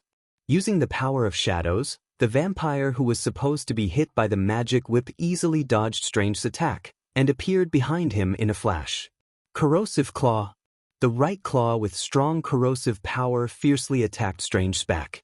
However, just when the right claw emitting traces of green light was about to hit Strange's back, the floating cloak automatically took the initiative to meet the claw-like right hand. The corrosive claw touched the floating cloak, and then, nothing happened. How was this possible? Chapter 611. A cloak that doesn't take the initiative to help its owner block attacks is not a good cloak. The hovering cloak proved with its actions what an excellent cloak is. When the hovering cloak took the initiative to wrap around the vampire behind Strange, Strange once again waved the magic whip in his hand and swung it at the other 2 vampires. Pa. Although Strange was a neurosurgeon before becoming a mage, it has to be said that his whip skills are very good. The only thing he wasn't sure about was whether he learned this whip technique from Kamartaj's fighting teacher or from some special professions. The magic whip in Strange's hand danced in the air, and the remaining 2 vampires were unable to get close to him. When Strange resisted the attacks of the 2 vampires by himself, Rog, who had already cleaned up the small fries, quietly came near him. However, he didn't participate in the battle, but like a spectator, he admired Strange's heroic figure. No one present, including Strange, noticed his arrival. Relying on the hovering cloak and the magic whip, Strange temporarily resisted the siege of these 3 vampires. But as time passed, especially when these vampires began to cast magic, the pressure on him increased. Strange does have outstanding magic talent, but it can't be denied that he is still a novice mage who only knows 5 spells. The lack of magic caused him to lack sufficient means to deal with and attack. If it weren't for Rog's tutoring just now, which slightly broadened his battle thinking, he wouldn't have been able to hold on under the siege of these 3 vampires. Looking at Strange, who was constantly using teleportation magic to teleport, Rog, who had been watching the battle for a while, made his move. Fire release, great fireball. Rog, who was near the passage, took a deep breath and then spat out a huge fireball with a diameter of several meters. The astonishing orange-red fireball flew like a cannonball towards the vampire in front of Strange. Boom! A huge explosion sounded, and the exploding sparks dispelled the surrounding darkness. When Rog just spat out the great fireball, Strange opened a small portal under his feet. Although it was the first time he saw the great fireball, his intuition told him that this astonishing fireball was very dangerous. Strange wasn't the only one who had this premonition. The vampires who were fighting with him also had the same idea. Strange could escape the attack range of the great fireball through the portal, but the remaining 2 vampires were not so lucky. Although in Naruto's world, fire release has the title of Undying Technique. However, that also depended on who was using the fire escape technique. Some people cast fire release is still very terrifying. For example, Uchiha Madara or Rog. After the great fireball exploded, Rog didn't look at the 2 vampires and used the body flicker technique to come to Strange's side, who had just walked out of the portal, and slowly said, "I'll take care of the rest, you go to the mirror dimension space and deal with the guy who escaped."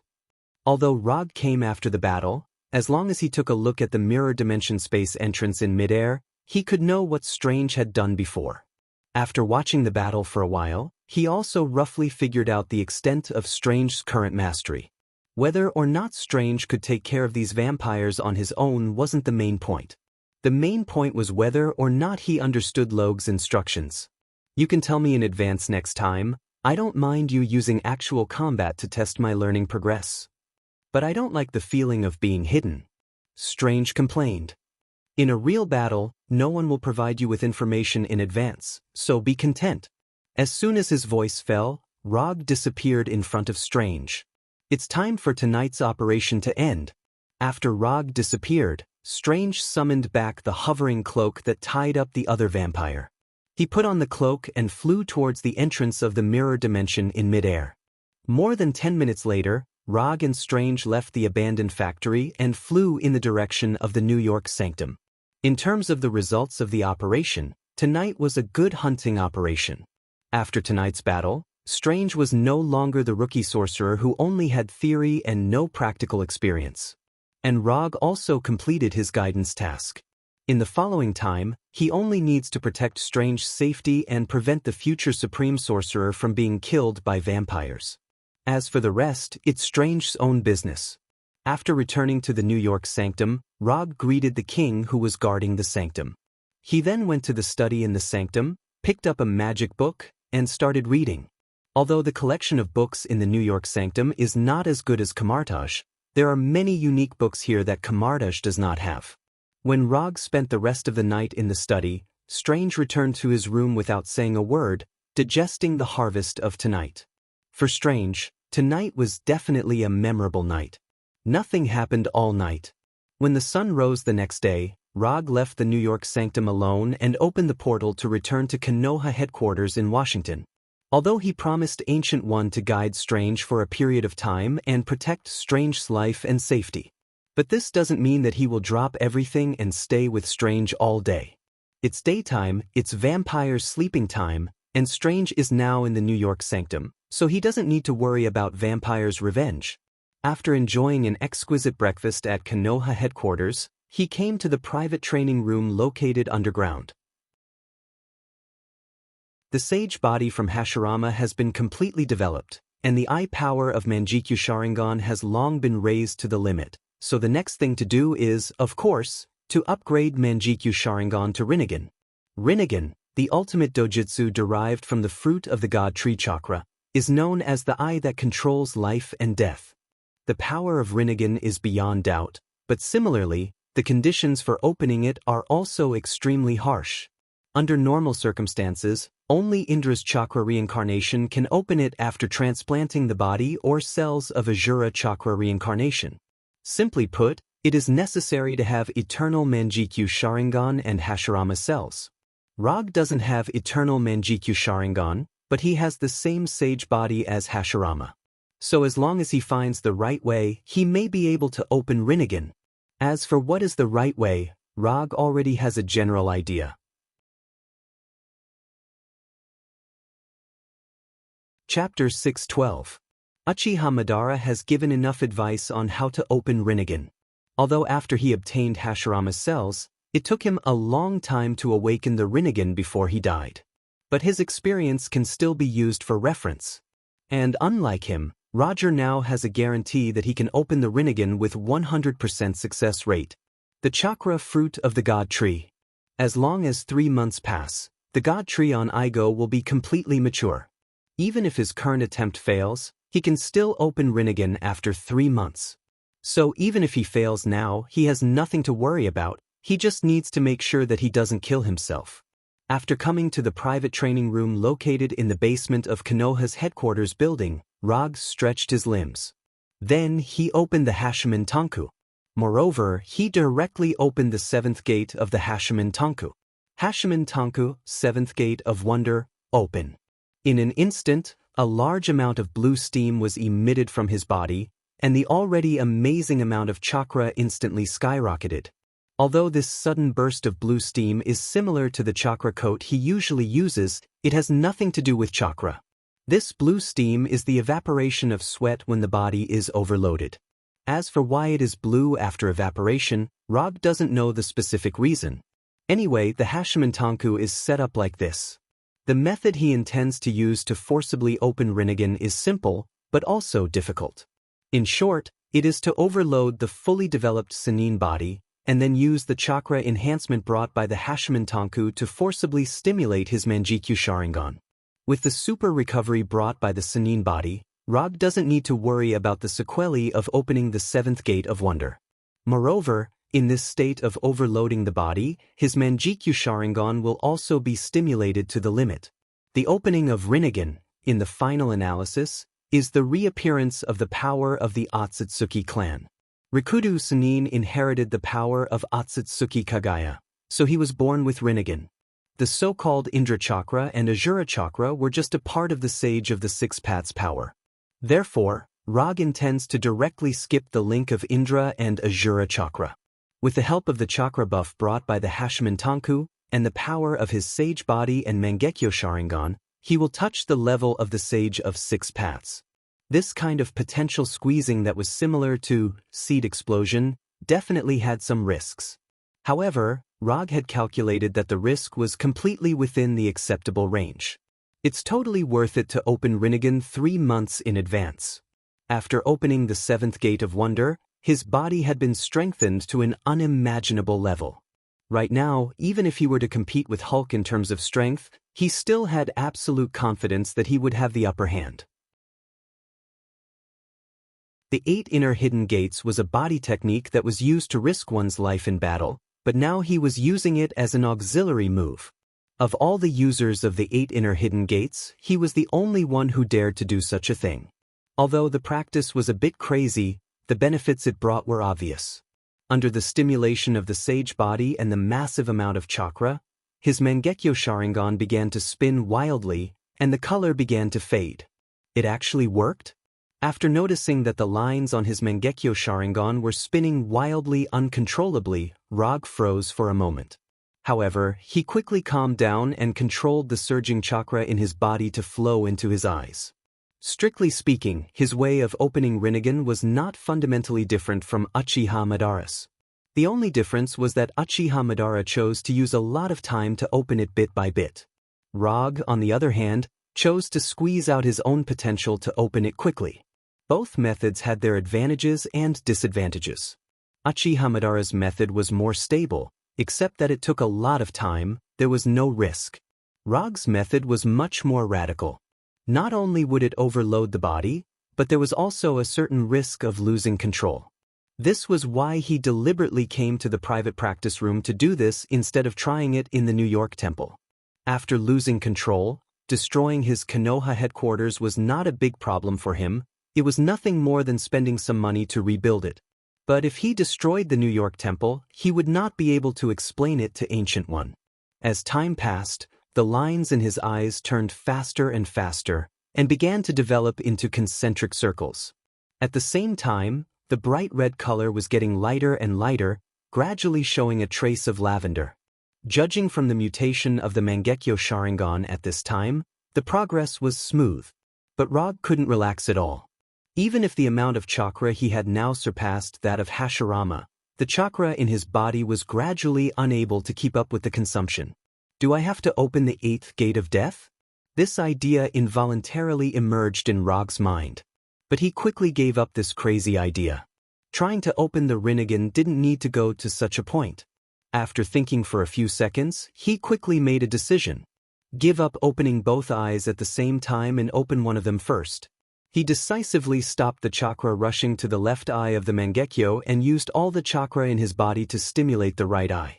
Without the continuous stimulation of chakra, his left eye quickly returned to its normal appearance and changed back to the bright red form. At the same time, the color of his right eye was getting lighter and lighter. When the chakra in his body was about to reach the lowest warning line of life-threatening, the chakra in his body suddenly calmed down. The right eye, which had just madly devoured his chakra like a black hole, finally stopped and no longer consumed his chakra madly. Did he really succeed? Although he couldn't see what his right eye looked like at this time, Rog could be sure that he really succeeded. When he fought against Thanos on Titan, he used the reality gem to temporarily evolve himself into a Rinnegan. And at that time, he also had the right eye of Rinnegan. There's no mistake, this is the feeling. He slowly raised his right hand and pointed his palm at the steel door of the practice room. 10,000 Mammoth Tensei. With a thought, a terrifying gravitational force poured out of his palm and directly acted on the steel door more than 10 meters away. Boom! The steel door that was enough to withstand the bombardment of rockets was pulled out and quickly flew towards Rog under the effect of 10,000 Mammoth Tensei. When the steel door, which was nearly 10 centimeters long, came in front of him, he gently waved his right hand and threw the steel door flying at high speed to the side. This is the feeling. Rog lifted the 7th gate of wonder and smiled with satisfaction. Chapter 613. However, his smile only lasted for less than a second before it disappeared. After the 7th gate of wonder was lifted, an indescribable feeling of exhaustion flooded his body, almost making him unable to maintain a standing posture. Although he has the sage body, the Hashimantanku is a physical technique that consumes a lot of energy. After standing motionless for a few seconds, he controlled the little chakra left in his body and returned the flying thunder god to his room. Then he went to the sofa in the living room and lay down regardless of his image. While lying on the sofa to recover his strength, he began to recall the relevant information about Shinra Tensei and Chibaku Tensei in his mind. After awakening the Mangekyo Sharingan, it will take the initiative to awaken the dojutsu that suits it. The Rinnegan also has similar characteristics. However, unlike the Mangekyo Sharingan that can only awaken one dojutsu, the awakening ability of the Rinnegan is not limited to a single eye. One Rinnegan or two Rinnegan can awaken 3 universal abilities. Shinra Tensei symbolizes repulsion, Wansho Tensei symbolizes gravity, and Chibaku Tensei symbolizes the ultimate control of gravity. At this time, although Rog only opened one Rinnegan, and it hasn't been long since he opened it, but at the moment when the Rinnegan opened, he knew that at this time, he can already skillfully use the 3 Rinnegan ninjutsu. This was different from when he was on Titan Star, where he had to rely on the power of the Gem of Reality to cast it. After all, the Rinnegan he had at that time was just a fake Rinnegan made by the Gem of Reality. After lying on the sofa with his eyes closed for more than 10 minutes, he slowly got up and walked to the bathroom. Opening the 7th gate of wonder made him sweat a lot. Although the sweat evaporated as soon as it came out, turning into blue steam, he still couldn't stand the feeling of sweating all over his body. More than half an hour later, after taking a comfortable hot bath and changing into clean clothes, he opened the portal and returned to the New York temple. Strange's vampire experience mission is not over yet, and he also has the idea of finding a few vampires to practice his Rinnegan. What happened to your eyes? When he arrived at the cafeteria in the temple, Strange, who was eating a burger, looked up at him and asked in confusion. Nothing much, just a change of image. Rog's left eye is now a 3-tomo Sharingan, while his right eye is a Rinnegan. His blood-red left eye and light purple right eye gave off an asymmetrical sense of beauty. Kuroda didn't explain the Rinnegan to Strange. He poured himself a cup of black coffee and sat opposite Strange. After taking a sip of the black coffee, he continued, "If I'm not mistaken, the vampires outside are now looking for information about you. So, do you plan to continue looking for low-level vampires to train your combat skills, or do you plan to challenge a higher level of difficulty?"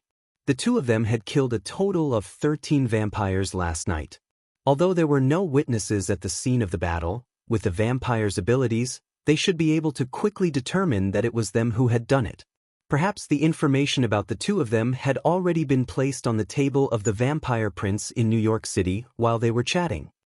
"I'm fine with anything. It's up to you." Strange swallowed the hamburger in his mouth and said casually, "Then challenge a higher level of difficulty. There's no need to waste too much time on those low-level vampires. You can deal with the vampires below the count level. I'll deal with the ones above the count level." Before Kane appeared, a vampire count was basically the strongest vampire in a city. Even if the vampires in an international metropolis like New York were stronger, they would at most have the strength of a marquis. But it was different now. After Kane appeared, the strength of the vampires had increased significantly. If there were no surprises, the strongest vampire in New York should be a duke. No problem. Strange didn't have any objections to Rog's arrangement. Last night, he had already fought with a vampire with the strength of a viscount. Although he didn't win, he had no problem protecting himself. If you have time today, learn a few more spells. If you only know 5 spells, you can only bully vampires below the count level. The future Doctor Strange was proficient in various schools of magic and could be considered one of the top existences in the field of magic. But the current Strange was still very far away from that realm. It was only at this time that Rog, a part-time mage, could act as Strange's magic teacher. But Strange ate the last bit of hamburger in his hand and answered silently. After communicating with Strange about tonight's plan, Rog went to the study in the temple and continued to browse through the magic books in the temple. Knowledge is power. This sentence was not only true in the field of science, but also in the field of magic. Time flew by. After treating the guardian king of the temple, who didn't have good economic conditions, to a luxurious lunch and dinner, Rog left the temple with Strange and began the second day of hunting. Shinra Tensei. Rog raised his right hand and sent the vampire count who tried to pounce on him flying. Just when the vampire count realized the huge difference in strength between him and Rog and tried to cast magic to escape, Rog raised his right hand again and aimed his palm at him. 10,000 celestial beacon. Magic undulations emerged from the vampire count's body and he flew uncontrollably toward Rog. Who is this guy? This unlucky vampire count didn't recognize Rog. The reason was simple. Rog deliberately cast a transformation spell to change his appearance so that these guys wouldn't frantically run away when they saw him. After using the tyrannical gravitational force of 10,000 celestial beacon to pull the vampire count in front of him, hellfire from the depths of hell appeared on Rog's right hand. Ah! The moment his right hand wrapped in hellfire grabbed the vampire count, this vampire count who had a certain reputation among the vampires let out a miserable scream. This ear-piercing scream only lasted for a short 1 or 2 seconds before abruptly stopping. The vampire count whose neck had been grabbed by Logue quickly turned into a cloud of scattered ashes under the scorching hellfire. A vampire count was nothing more than this. After shaking his right hand that wasn't stained with any ash, Logue turned to look in Strange's direction. Compared to last night, Strange had improved significantly today. With the help of the hovering cloak, He faced off against 5 vampire viscounts alone. Moreover, he fought back and forth without yielding an inch.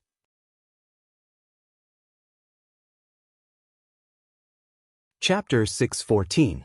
Last night, he could only fight 1 against 3, but today he could fight 1 against 5. Strange's progress was not small. Of course, this was also related to the fact that he had learned a few new spells today. Because of the time constraints, Strange did not learn too complicated and advanced magic.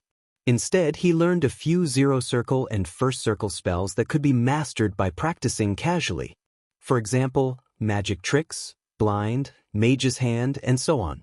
Although these spells were not advanced, if used well, they could still have an effect on the battle. After taking care of the vampire earl who was in charge of leading the team, Rog sat casually on the wall beside the street, watching Strange's battle. It had to be said that Strange's performance tonight was very good, and it could be said that he had been reborn, as expected of the successor appointed by the Ancient One. With this adaptability and comprehension ability, even if he did not study magic and change to science, he could still become a representative of a certain field. Although Logue didn't intervene in Strange's battle, the scene of him casually killing the vampire count left a severe psychological shadow in the hearts of the vampires present. Especially the last scream of the vampire earl, it made the vampires' hair stand on end, and they unconsciously swallowed their saliva. They did not come to look for Rog tonight. The reason why they met was purely because the place where they appeared was too close to the New York sanctum. Before they left the sanctum, Rog sensed their existence. After discovering that there was an earl among them, he decisively brought Strange over. It would be a waste not to eat the appetizer that was delivered to his door. Moreover, the strength of these vampires was just right for Strange, who had already experienced a battle. Under Rog's observation, Strange was getting more and more used to the fight. Magic missiles, paralysis, mage's hand, and other spells were thrown out one after another as if they did not cost magic power. For some reason, after seeing Strange's fighting style that already had some prototype of a magic cannon, he could not help but think of Loki, who was far away in Asgard. Speaking of which, he had not seen Loki for a long time. He did not know if the god of trickery, who had regained his freedom, had been doing well recently. Since he thought of Loki, he naturally thought of Thor and Hela. After thinking for a few seconds, he made a decision. Once Strange's mission was over, he would make a trip to Asgard and Warnerheim. The fruit of the Tree of God will ripen in 3 months, and he has already opened one of his Rinnegan. Therefore, in the next 3 months, he didn't have anything particularly urgent to deal with. In that case, let's go to Asgard and Warnerheim, and bring Hinata along for a pleasant 2-person trip. Strange would never have thought that while he was fighting these vampires to the death, Logue was actually thinking about traveling to another planet. As time passed, Strange's cooperation with the hovering cloak became increasingly tacit. After casting a combination of teleportation gate, light of mana, blind, and magic missiles, Strange got rid of 3 vampires in one go and grasped the hope of victory in his hands. The count who led the team died, and 3 of his companions also died. Although the remaining 2 vampires tried their best to escape from the mirror dimension, their lives still ended in the mirror dimension that was parallel to the real world. When Strange called back the hovering cloak and adjusted his heartbeat by taking a deep breath, Rog, who was sitting on the wall, suddenly said, "Although your magic power level is very good, you should try to save some magic power in the future. You won't like the feeling of kidney failure when your magic power is exhausted." Overall, Strange's performance in this battle was not bad. The only problem is that he wasted a lot of unnecessary magic power. Spell battery is indeed a tactic that requires continuous high-frequency casting of spells, but this doesn't mean that one doesn't need to consider the consumption of magic power when using this tactic. There is no need to throw 5 spells at an enemy that can be killed with 3 spells. In terms of choosing spells, you can do a little better, and the timing of the release can be a little better. After giving some combat advice to Strange, Rog took the lead to cast the teleportation gate and left the mirror dimension, and began to choose the second batch of targets for tonight for Strange. There is no shortage of vampires in New York now. If Strange is interested, Rog can even fill his 24 hours a day. But in this way, it is not to train his junior, but to push him to his death. When it was 5 o'clock in the morning, Rog and Strange, who had been busy outside all night, returned to the New York sanctum. Unlike last night, Strange returned to the sanctum lying down this time. He did not die, nor was he injured. The reason why he returned to the New York sanctum lying on the hovering cloak was purely because he exhausted all his magic power and experienced the feeling of kidney failure that Rog mentioned before. More than 50 vampires had died in their hands that night. Among them, 14 were counts and above, and there were even 2 blood clan marquises. Of course, these counts and marquises were all killed by Rog, and Strange dealt with vampires below the count rank. After sending Strange, who couldn't even stand up, back to the sanctum, Rog informed the king and then left the sanctum alone. He was going to see an old friend in the vampire clan. After casting the teleportation gate magic to Liberty Island where the Statue of Liberty was located, Rog saw Grand Duke William standing on the Torch of Liberty. "You're here." When Rog cast the teleportation spell and arrived on the torch, Grand Duke William, who was dressed like a British aristocrat, said without looking back, "Didn't you ask me to come over? Why, are you starting to feel heartache for the death of your people?" Rog ignored Grand Duke William, who was standing and looking at the city. He sat down directly on the torch and looked at the calm sea shrouded in the night. "Why did you attack them?" "We didn't attack Konoha, and we even took the initiative to avoid the areas where Konoha's various branches are located." Grand Duke William turned his head and glanced at Rog, then said without any emotion, "My junior needs some experience recently, and it just so happens that you guys are the most active during this time, so I came to find you guys." After speaking, Rog took out the black business card engraved with a communication magic array from his pocket and threw it to Grand Duke William.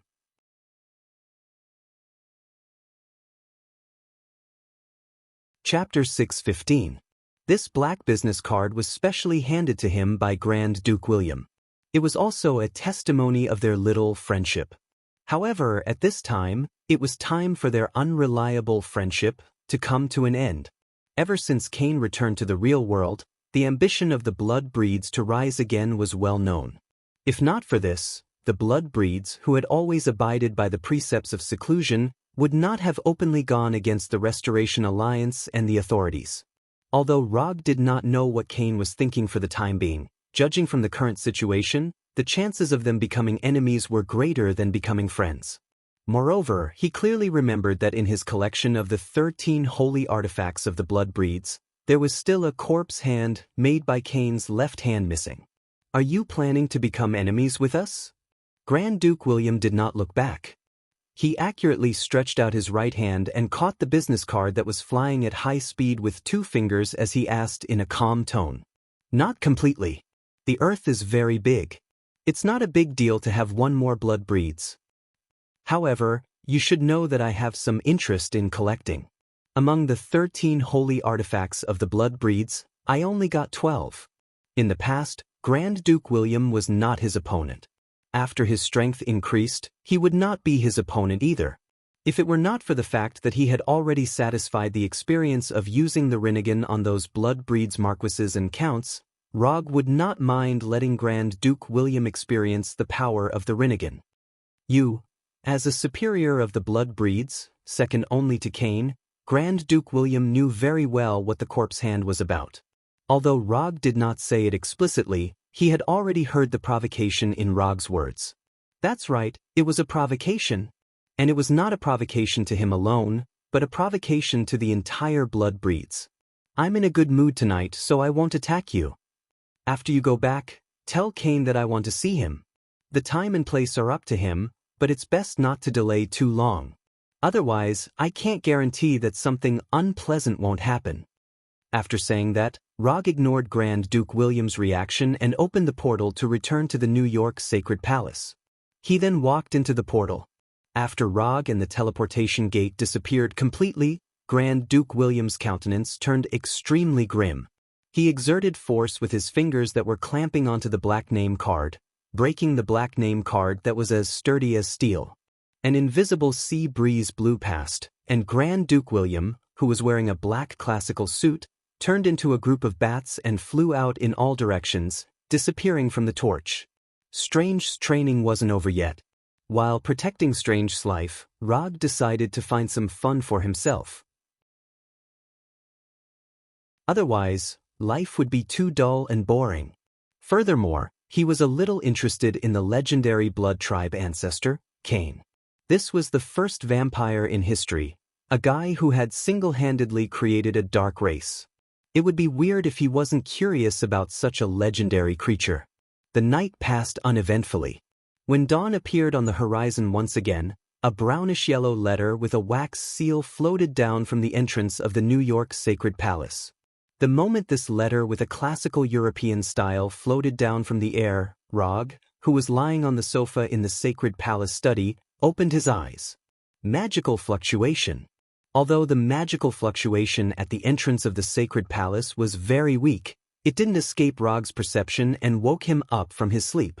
The moment this brownish-yellow letter was about to touch the ground, a small portal with a diameter of more than 20 centimeters appeared on the ground below the letter.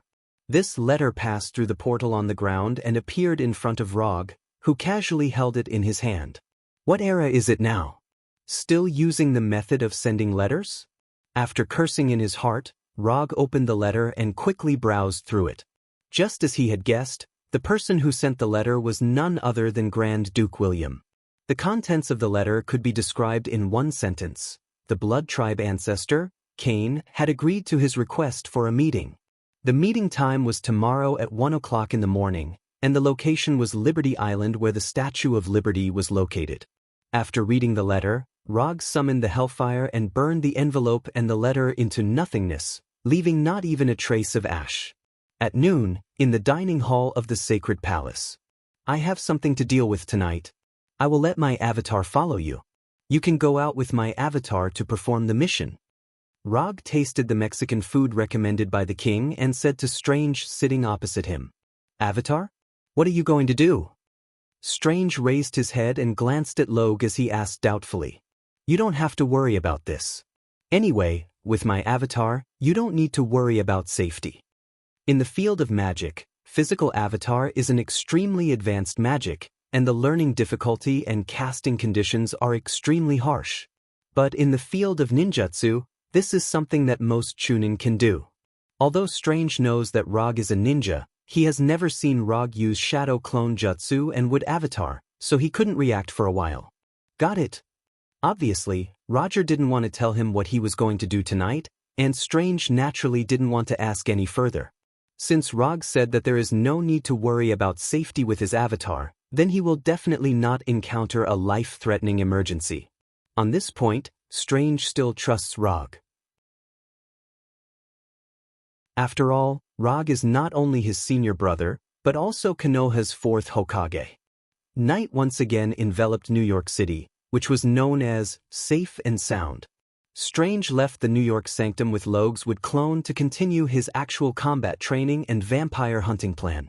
When the needle of the huge grandfather clock in the study pointed to 1 o'clock in the morning, Rog put down the magic book in his hand and stretched his stiff neck. Then, he put on the hanging ring and created a portal that directly reached Free Island. Although he was going to see the legendary vampire ancestor Cain, he didn't prepare for any battle in advance. He was relaxed as if he was going to see an old friend that he hadn't seen for many years. Although he hasn't fought with Cain, he has seen the battle scenes that spread when Cain fought with the Avatar. Just looking at the strength that Cain showed at that time, Rog didn't think that Cain would have the strength to threaten his life. When he passed through the portal and arrived at the square in front of the Statue of Liberty, he saw the familiar Grand Duke William and Cain, the ancestor of the blood breeds.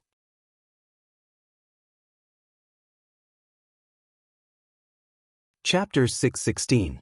Just by looking at his appearance, Grand Duke William, who was dressed in a classic black suit, held an exquisite cane, and had meticulously combed hair, looked more like the legendary blood kindred ancestor than Cain.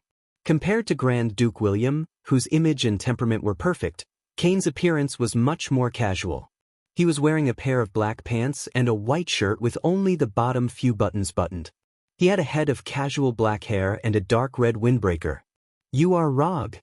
While Rog was sizing up Cain, Cain was also sizing him up with a sleepy look and asked in a casual manner.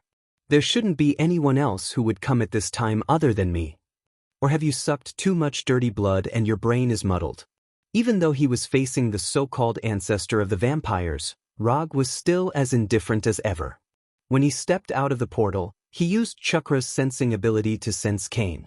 His life energy and blood power were both astonishing, far surpassing that of ordinary vampires like Grand Duke William. Apart from that, Rog also sensed an ancient aura that could not be hidden from him, as well as a faint holy aura. It was normal for Cain to have an ancient aura. After all, he was an old monster who had lived for who knew how many years. It was not particularly strange for him to have such an ancient aura. The strange thing was that there was an extremely weak holy aura on him that had not been completely removed. Rog was not unfamiliar with this holy aura. He had sensed the same holy aura on the fragment of Dr. Doom's true cross, as well as in the gate of heaven that he and Doom had jointly summoned. But the problem was that this holy aura that originated from heaven should not appear on a dark race like Cain.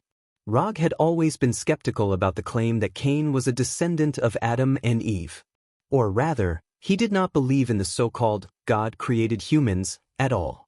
He was more willing to believe in the legend of Nuwa-created humans than the legend of God-created humans. In his opinion, Cain should be a lucky person who had somehow obtained extraordinary powers in ancient times. However, he was different from other extraordinaires. The supernatural power in his invisibility had changed his life form and continued this special life form, or rather, infected others, thus leading to the birth of the dark race known as the vampires. However, no matter how Cain was born, the holy aura should not have appeared on his body. The holy aura that originated from heaven was completely incompatible with the power of blood, the source of the blood clan's power. If the holy aura on Cain's body was left behind by a holy attack, then with Cain's strength, it would not be difficult to get rid of the holy aura. If he couldn't get rid of the divine aura, he wouldn't be standing here right now. There was no such thing as internal injuries in the battle between divine power and the power of darkness. There were only two outcomes for dark creatures that were attacked by divine power: life or death. The presence of holy aura in the bodies of dark creatures for a short period of time could be because they had just suffered a holy attack and had yet to fully recover. But the current Cain didn't look like he had just suffered a holy attack. If Rog didn't guess wrong, the holy aura on Cain's body had been on him for a long time, and it even showed signs of merging with his own aura. As expected of the fourth Hokage who once forced the Blood Clan to hand over the 12 sacred artifacts. You are the first person who dares to speak in such a tone in front of me. After speaking, Cain's shoulders shook slightly, and the dark red coat on his body turned into pure blood power and disappeared. Energy materialization. Not just the coat, but all the clothes on Cain's body were products of blood power materialization.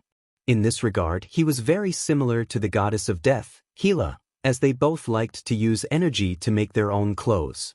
Good energy control and use. Looking at the dark red coat that disappeared on Cain's body, Rog silently praised. Are you sure I'm the first? If I remember correctly, my teacher should have met you before. Others may not know, but Rog learned from Ancient One that they had met once. As the Sorcerer Supreme, Ancient One would not have any prejudice against Cain, a dark creature born on Earth. But this doesn't mean that he will have any good feelings for the Blood Clan. Before Cain has the crazy idea of destroying the world, Ancient One may not do anything to him, but don't expect Ancient One to have any good temper with him. Rog still knows his magic teacher well. You really are a guy that people don't like. Cain didn't continue to dwell on this topic and directly asked Rog's purpose. Tell me, what are you looking for me for? Actually, it's not a big deal, I just want your left hand. You just mentioned the 12 sacred artifacts. I have some obsessive-compulsive disorder. If I don't collect all 13 sacred artifacts, I will feel a little uncomfortable. The purpose of meeting Cain was not just to satisfy his own curiosity. More importantly, he wanted to cut off Cain's left hand to make his collection of the 13 sacred artifacts of the Blood Clan worthy of its name. You want my left hand? Okay, I'll give it to you now. As soon as his voice fell, Cain's right hand grabbed his left wrist. Then, his right hand suddenly exerted force and violently tore off his left hand. "Don't you want my left hand? I'll give it to you now." With that, Cain threw his left hand, which was still dripping with blood, to Rog at will, as if it was not his own left hand, but an insignificant piece of garbage. Shinra Tensei. The moment Cain threw his left hand, Rog directly launched Shinra Tensei and bounced Cain's left hand flying towards him. Under the terrifying repulsive force of Shinra Tensei, Cain's left hand flew back like a cannonball and hit the base of the Statue of Liberty. Boom! The moment Cain's left hand touched the base, a terrifying explosion like that of an intercontinental missile rang out, blasting a huge crack in the base of the Statue of Liberty. The shock wave generated by the explosion swept past Cain, Rog, and the others like a hurricane, rustling their clothes. You already have strength that far surpasses ordinary people, so there's no need to play these little tricks. It will only lower your status as the ancestor of the Blood Clan. Cain seemed to be very amiable as he handed his left hand to Rog. But in reality, the left hand he threw out was just a fake materialized by the power of blood. Whether it was the left hand or the dripping blood, it was just a product of the materialized power of blood.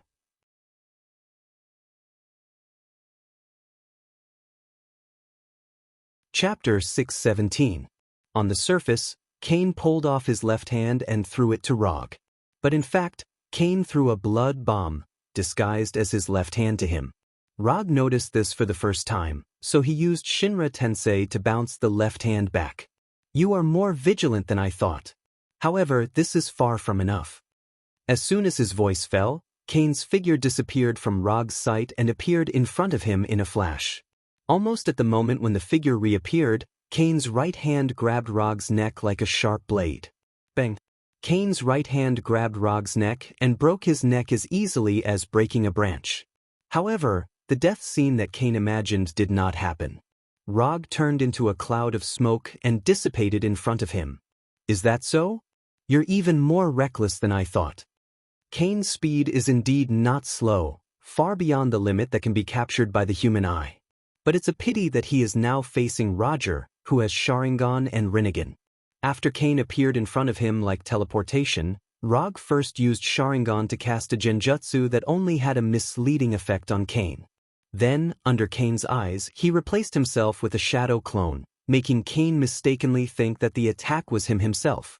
The moment the shadow clone turned into smoke with a bang, Cain realized that something was wrong. However, it was too late. In the blind spot behind him, Rog rushed out of his shadow like a ghost, and his right hand wrapped in blue lightning pierced through Cain's body like a sharp blade. Raikiri. Unlike Chidori, Raikiri does not need to rely on long-distance attacks to improve physical damage and power. There is no need to sprint, it explodes in place in a very short distance, with both chakra damage and physical damage. Compared with Chidori, Raikiri is more suitable for close assassination. Raikiri, which has the advantage of instant burst within a short distance, is also one level higher than Chidori in learning, reaching the level of S-class ninjutsu.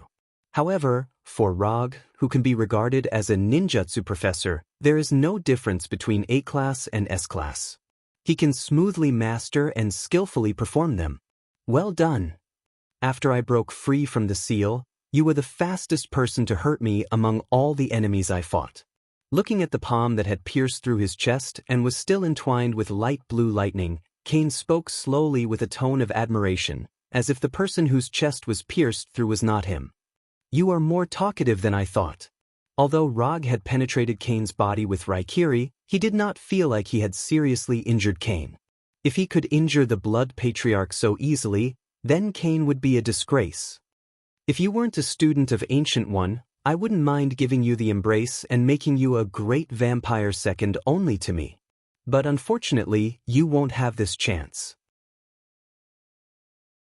After saying that, Cain's body began to become illusory, turning into black bats that flew around. Bat Incarnation, one of the signature spells of the Blood Patriarch. Rog has seen other Blood Patriarchs use this spell before, but compared with Cain, when other Blood Patriarchs use this spell, they will more or less have some time before the skill is activated. Even Grand Duke William can't completely avoid this. But Cain is completely different. Even if he is in front of himself and his right hand is in his body, Rog didn't notice anything strange before this spell took effect. As expected of the Blood Patriarch. Just as these black bats fluttered their wings and flew around, Rog raised his left hand and chanted in his heart, 10,000 Mammoth Heaven. A powerful gravitational force suddenly emerged with his left hand as the center, like a black hole that swallowed the planet. It forcibly pulled back the scattered bats. Even Cain can't get out of his control so easily. Before going to Liberty Island with Grand Duke William, Cain heard that Rog has mastered a move that can control gravity. But he didn't expect the gravitational force of the 10,000 Mammoth Heavens pull to be so strong. In less than a second, the scattered black bats were all pulled over by the 10,000 Mammoth Heavens pull to form a black ball of bats in front of Rog's left hand. Although Rog can't find Cain's real body in this group of bats in a short time, as long as he can attract all the black bats, even if he can't distinguish where Cain's real body is, it won't affect his next attack. After using the 10,000 Mammoth Heavens pull to stop Cain from leaving, he didn't hesitate to summon Hellfire, which has the effect of restraining dark creatures, and let the Hellfire, which has the effect of burning away all the filth in the world, wrap around the bat ball, formed by the black bats. From using the 10,000 Mammoth Heavens pull to summoning Hellfire to burn the black bats, everything happened in a flash. Grand Duke William, who was a distance away, didn't even have time to intervene in the battle before the bat ball, in front of Rog, turned into a blazing orange fireball. Just as the Hellfire was burning these black bats, Rog suddenly had a premonition of danger. Not good. Just as the premonition of danger appeared in his mind, he decisively stopped using the 10,000 Mammoth Heavens pull and used the lightning body blink. A silver-white lightning flashed, and Rog's figure instantly disappeared on the spot, retreating tens of meters away. Before the lightning from using the lightning body blink dissipated, a terrifying explosion boomed. A flesh bomb. Although his movements were restricted by the 10,000 Mammoth Heavens pull and he was being burned by Hellfire, Cain still didn't have the intention of giving up without putting up a fight. No matter what, he was the ancestor of the blood breeds and the world's most powerful vampire. Instead of letting Hellfire burn his bat incarnation to ashes, he might as well use these bat clones as a bargaining chip to escape. Thus, he used dark magic, which would destroy his own body as the price. In terms of the difficulty of learning, the flesh bomb wasn't considered an especially profound magic. But as a dark magic that required the sacrifice of one's own body, the flesh bomb had a very typical characteristic. That was, the stronger the body used as a bomb, the greater the power of the explosion. Other than Cain himself, no one knew exactly how strong his body was. The only thing that could be confirmed was that the strength of his body definitely surpassed that of any blood breeds. Boom. A terrifying explosion that was like a small nuclear bomb boomed, leaving behind a huge crater with a diameter of tens of meters on the small Liberty Island. The shockwave from the explosion was like a hurricane that struck every corner of Liberty Island, uprooting all the trees on the island and causing the damaged Statue of Liberty to shake violently.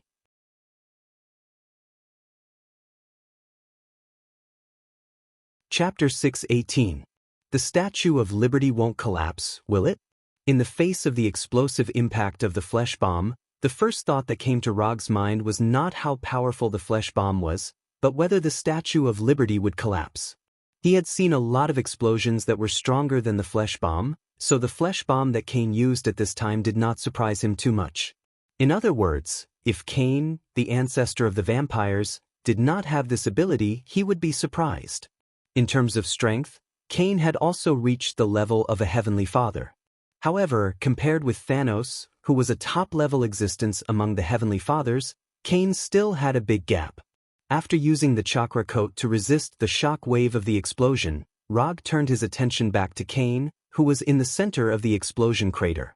Compared to before, Cain's posture at this time looked a lot more decadent, and his hair, which was already messy, now looked like he had not washed it for a week. In addition to the change in his image, Cain's aura had also changed a lot. Now, Cain was unreservedly releasing the powerful aura of the ancestor of the vampires, and a fog-like dark red energy emerged from his body. This dark red fog was none other than the power of blood, the source of power of the vampires. Compared with other vampires, the power of blood in Kane's body was so rich that it was close to the point of substance, and it had even reached the point where it could affect the real world. With Kane's strength, it was not difficult to completely control the power of blood in his body so that the power of blood did not show any abnormalities. However, he did not do so at this time. Instead, he showed his power of blood in a provocative way. Kane was serious. After successively withstanding the attacks of Reiki, 10,000 Mammoths summoning, and Hellfire, Kane put away all the contempt in his heart and put Rog on the same level as himself. When Rog looked at Kane, who had become serious, Kane did not hesitate and raised his hand to launch a few instant magic attacks. Fireballs, lightning, wind blades. In the blink of an eye, these fireballs, lightning, and wind blades came around Rog and completely enveloped him. Shinra Tensei. Although the magic that Kane was casting at this time was not considered advanced magic, Rog still did not intend to use his body to resist these attacks. The incoming fireballs and wind blades were forcefully deflected. The lightning that fell from the sky also changed its trajectory under the effect of Shinra Tensei, landing on the ground more than 10 meters away from him. Lightning Chakra Mode. After using Shinra Tensei to deflect Kane's attack, Rog controlled the chakra in his body and entered the Raiton Chakra mode. He turned the chakra coat that was wrapped around his body into a Raiton armor that was surrounded by thunder and lightning that could completely activate his body. The next second, he turned into a bolt of blue lightning and charged straight at Kane. Kane was indeed very strong, but it was not to the point where he needed to go all out as soon as he appeared. In the early stages of the battle, he did not mind having a hand-to-hand fight with Kane. He wanted to see if Kane's blood body was stronger, or if his immortal body was stronger. Looking at Rog, who was charging straight at him, Kane immediately understood what he was planning to do. Then, a few more instantaneous spells were cast. Thunder Fall, Earth Spear, Blood Blade, and other spells appeared one after another. Although Kane's spell-casting speed was fast, Rog in the Raiton Chakra mode was even faster. These spells could not keep up with his speed at all and missed one by one. In the blink of an eye, Rog was in front of Kane. Body Arts, Monstrous Strength. With Rog's current physical fitness, a casual punch from him would have an effect that was not weaker than Monstrous Strength. But this did not affect his intention to continue increasing his strength. No one would complain about having too much strength, especially in a hand-to-hand fight. When Rog used a speed that was comparable to the lightning body blink to close the distance between himself and Kane, Kane was forced to engage in a hand-to-hand fight with him. Boom! Rog's right fist hit Kane's chest that had been completely restored. The collision between the fist and the chest burst out with a low roar like a war drum.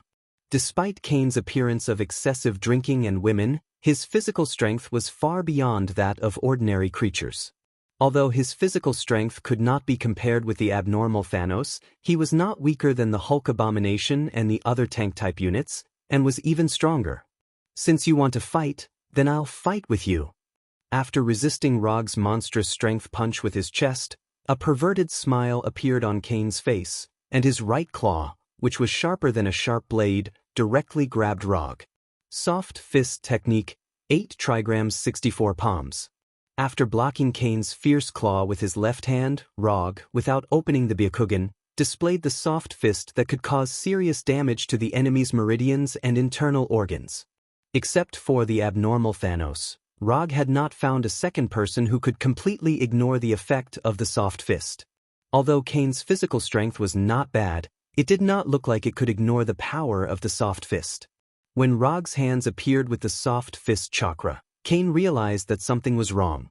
However, at this time, it was too late for him to carry out any defense or evasion. Although the 64 palms of the 8 trigrams was a little more complicated than ordinary physical techniques, it took more time. But as long as the first few palms could be successfully hit, the enemy would have a hard hit effect like in the game, and the next dozens of palms would get a short, uninterrupted time to perform. Of course, this so-called hard hit effect would not be too long, usually only 1 or 2 seconds. Therefore, if he wanted to complete the 64 palms of the 8 trigrams in a short time, the speed of his palms must not be too slow. Among all his combat attributes, Rog was most satisfied with his speed attribute.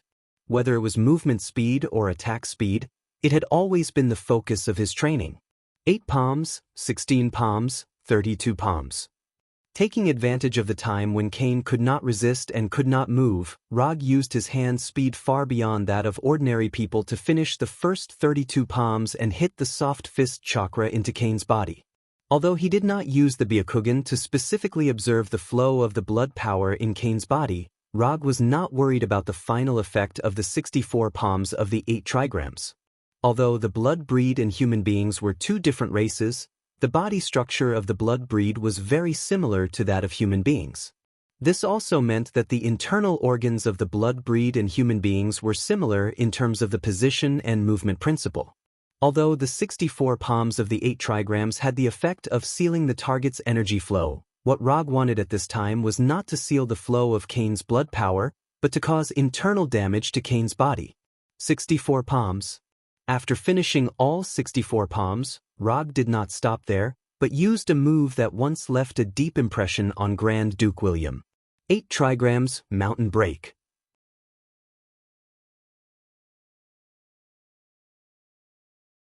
Chapter 619. Rog pressed his right palm on Cain's chest, and the terrifying chakra in his body surged wildly along the meridians of his right hand. The light blue chakra completely enveloped Cain like a laser beam. Boom! Cain, who had just endured the 64 palms of the 8 trigrams, did not have the chance to resist before he was sent flying.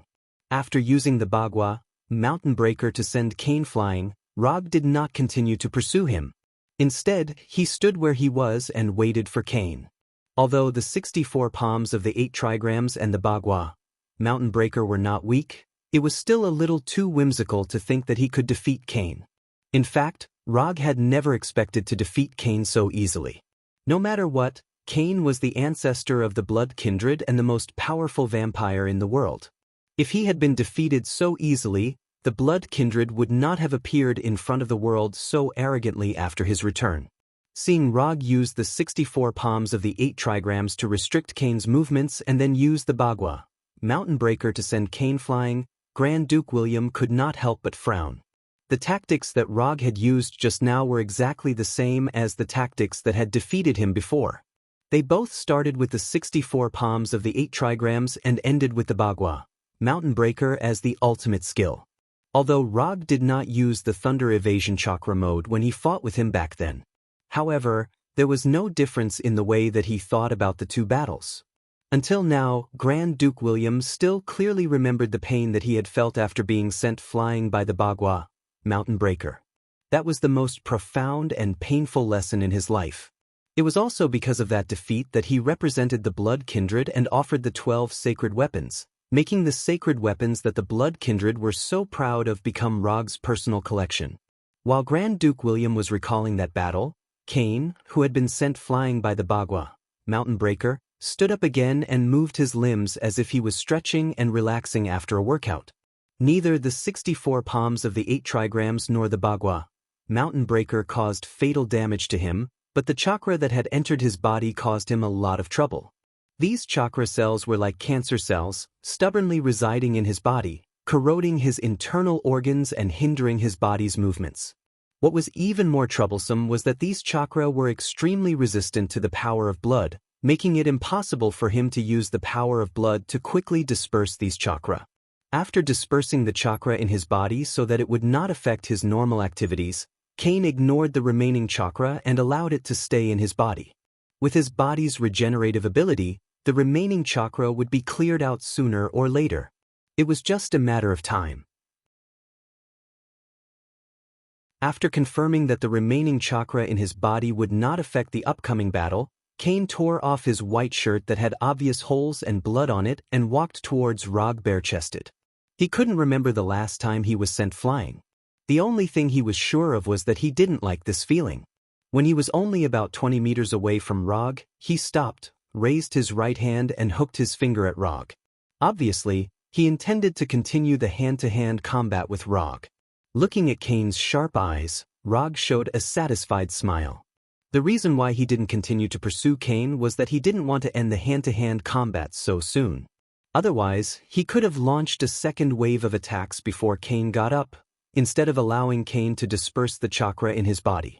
There was no need for communication. Kane and Rog burst out at a speed that was beyond the limit of what the naked eye could see and rushed towards each other. Bang, bang, bang, bang, bang. In just a moment, the two of them were in front of each other and attacked each other. Whether it was Rog or Kane, they did not use any fancy moves at this time. They were like two primitive beasts engaging in the simplest and most brutal hand-to-hand combat. Punches, blocks, whipping kicks, elbows. At this time, rather than saying that Rog and Kane were fighting with skills and experience, it was better to say that they were displaying their terrifying physical qualities that were far beyond that of ordinary people. Any punch or kick attack would show an extremely terrifying power under their strength and speed. In the collision of their punches and kicks, there were even air shock waves that were like sonic booms, adding a rhythmic background music to their battle. Bang, bang, bang. Grand Duke William, who came with Kane, completely dismissed the idea of intervening after witnessing the battle between the two of them. The reason was simple. Even as the Grand Duke of the Blood Kindred, he was completely unable to keep up with the rhythm of the battle between Rog and Kane. In Grand Duke William's line of sight, Rog and Kane had both turned into afterimages. Their entire figures, including their punches and kicks, had become illusory. As time passed, the speed and rhythm of their attacks became faster and faster. They even gradually showed the effect of disappearing. Ever since coming to this world, Rog had fought with many powerful enemies. However, until now, Kane was the only enemy who could completely keep up with his attack speed. This was something that even the goddess of death, Hel, had not been able to do. While Hela's swordsmanship could be considered to be superb, in a pure fight like this, Hela was clearly weaker than Kane. The reason for such a gap might have something to do with the fighting style of the Blood Kindred. Among the Blood Kindred that Rog had fought, apart from the so-called Blood Kindred guards, most of them did not like to use weapons. To these Blood Kindred, their claws were the most lethal and most suitable melee weapons for them. In this regard, Kane, as the ancestor of the Blood Kindred, was particularly outstanding. Even if he had entered the Thunder Evasion Chakra mode and had the powerful recovery of the Immortal body, Rog still did not dare to use his body to resist Kane's claws. As time passed slowly, the melee combat between Rog and Kane gradually entered a white-hot state. At this time, neither of them dared to relax in the slightest. In such a high-speed melee attack and defense, even a delay of a few tenths of a second could lead to the final defeat. However, just as they were having the time of their lives, the ravaged Freedom Island welcomed the second batch of visitors. Although the flesh bomb that Kane had used earlier did not injure Rog, it had successfully attracted the attention of the Avengers and the military in New York City. While the two of them were competing in melee combat, the Avengers' Quinjet and the military's armed helicopters arrived above Freedom Island and aimed their weapons at them, as well as Grand Duke William, who had been idle for a long time.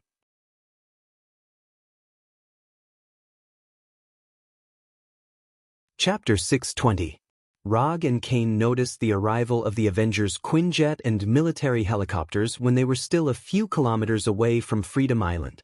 However, the two of them did not take these uninvited guests to heart and continued to fight in close combat. Since they had already fought to this extent, they would not stop here no matter what.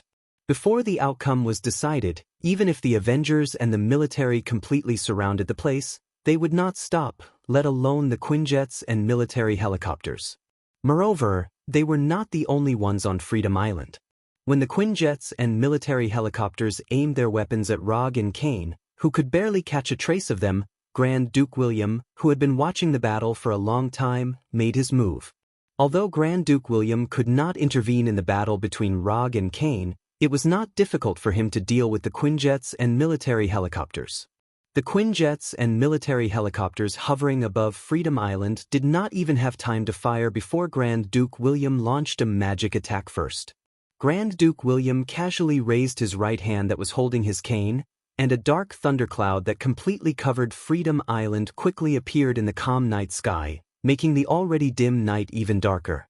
When the thundercloud rolled and gathered into a ball, 5 to 6 10-meter-wide tornadoes surged out of the thundercloud, attacking the Quinjets and military helicopters like giant pythons that were hunting for their prey. Although Grand Duke William did not know why Kane insisted on fighting Rog in close combat, he knew very well that if he let others disturb the battle between the two of them, his ancestor would be very unhappy. Once Kane was unhappy, the consequences would be severe. Therefore, even if Kane did not give him any instructions, he did not dare to let the Quinjets and military helicopters fire. The giant tornadoes that descended from the sky forced the Avengers' Quinjets and military helicopters to continuously retreat, driving them out of the area where Freedom Island was located. Before Kane returned to the modern world, Grand Duke William could not cast such high-level magic so casually. However, after Kane broke free from the seal, as long as the conditions for casting magic were not too harsh, he could basically cast it casually. After using the tornado to chase away the Quinjet fighters and military helicopters, Grand Duke William did not stop what he was doing. He continued to mobilize the power of blood in his body. Just using a tornado to chase away the Avengers and the military was far from enough. In order to give Kane an undisturbed combat environment, Grand Duke William cast a barrier spell that he rarely used. Vampire Magic, Blood Cage. A basketball-sized bright red ball of light appeared between Grand Duke William's hands. Then, he pushed the ball of light that was shining with a demonic red light towards the sky. Bang! When the bright red ball of light reached a height of several hundred meters, it shattered with a bang and turned into red light spots that flew in all directions. Within a few seconds, a hemispherical bright red barrier completely enveloped Liberty Island, isolating the Quinjet and the armed helicopters outside. After doing all this, Grand Duke William gradually calmed down the somewhat restless blood power in his body and held the black cane in his hand again. Target confirmed. It's Grand Duke William of the blood race. Not long after the bright red barrier was formed, a voice of confirmation sounded from the Quinjet fighter of the Avengers. The person who spoke was none other than Rogers of the American team, who was in the Avengers but was inextricably linked to the military. Why is he here? Didn't the intelligence say that he was in Los Angeles? Natasha in the fighter said with a frown. Who knows? Maybe they're planning something crazy again? Rogers of the American team also showed a puzzled expression. According to the intelligence they received, Grand Duke William was still in Los Angeles a day ago and had even organized a secret internal meeting of the blood race. Have the identities of the other two targets been confirmed? Natasha, who was wearing a tight black combat suit, came to the side of the Quinjet pilot and asked the pilot. We can't confirm it for the time being. The signals of the radar and detector have been interfered with. We can't capture a clear image. The pilot of the fighter answered helplessly. Observing with the naked eye, Natasha and the others could clearly see the light blue light and dark red light that flashed across Liberty Island. But that was all they could see. Neither Rog nor Kane deliberately hid their tracks. The reason for this situation was purely because the two of them were too fast. As for the interference of the airborne radar and detector, it was due to some energy spillover and interference caused by the collision between Chakra and the blood force. Informed Tani. Grand Duke William's appearance in New York now is not a good sign. Although she didn't know who the other two targets were, Natasha instinctively felt that the other two were not ordinary people from the fact that Grand Duke William could only stand aside and watch the battle. Moreover, the light blue light that flashed away gave her a sense of déjà vu. Could it be him? Didn't Tani say that he refused to intervene in the affairs of the blood race? A very reliable man appeared in Natasha's mind. Grand Duke William's enchantment, Blood Cage, temporarily isolated the Avengers and the military from interfering, but this was also a temporary measure. Although the defensive power of the Blood Cage was not bad, if the Avengers and the military bombarded it recklessly, the Blood Cage would not last long. In addition, the blood force in Grand Duke William's body could not allow him to maintain the effect of the Blood Cage forever. Just as Grand Duke William began to silently calculate how long he could maintain the blood cage, the close combat between Rog and Cain had also reached a critical moment where the outcome of the battle would be decided. Whether it was Cain's blood body or Rog's immortal body, it was impossible for them to continuously support their ultra-fast close combat attack and defense. Even if they both had the strength of the Heavenly Father, the consumption of physical strength was a problem they had to face. After blocking Cain's right hand that was trying to grab his heart for the umpteenth time, Rog took the initiative to retreat a few steps, giving the initiative to attack to Cain. What's this? Cain never thought that Rog would give up the initiative to attack at this time. Although he did not know what Rog was planning, he did not intend to give up this opportunity. After this fight, he had thoroughly experienced how difficult it was to deal with Rog in the field of close combat. Among all the enemies he had fought, Rog was the only one who made him feel the pressure of death in close combat. This was something that the battle angels of heaven had not been able to do.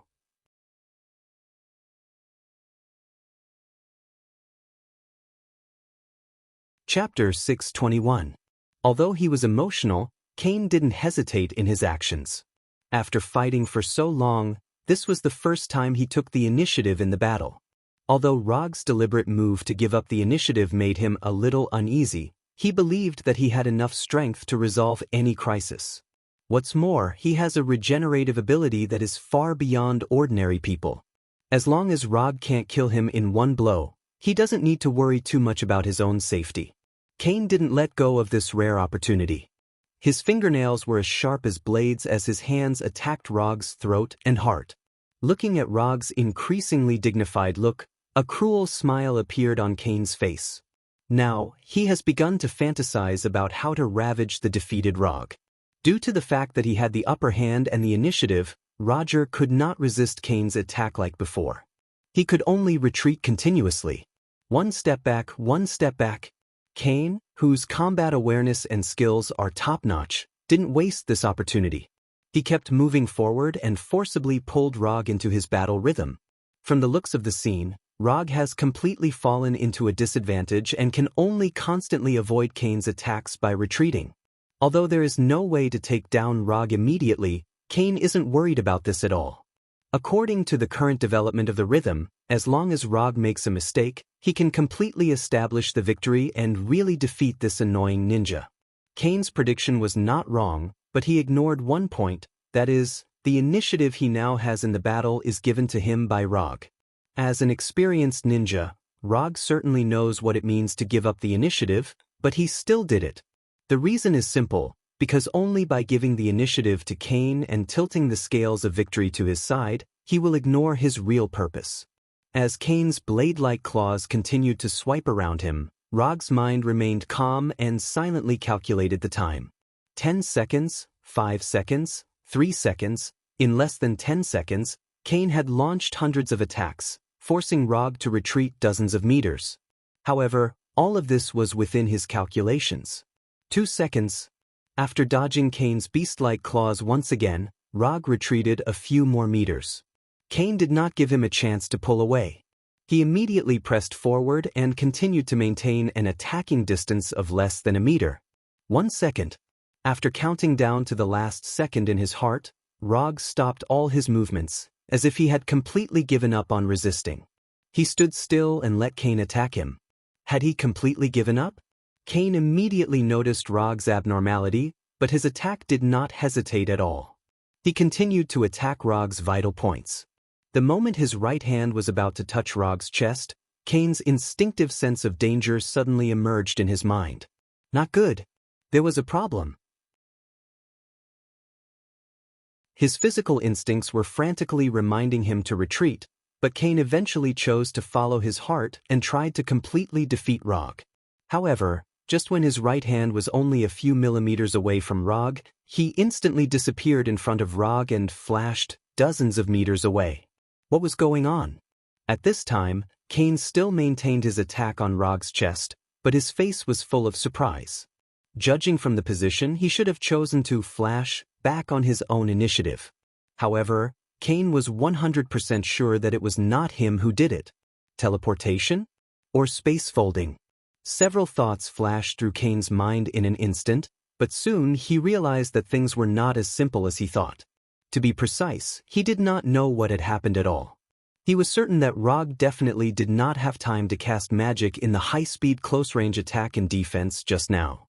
If Rog could cast magic under his nose under such circumstances, then he would be too incompetent.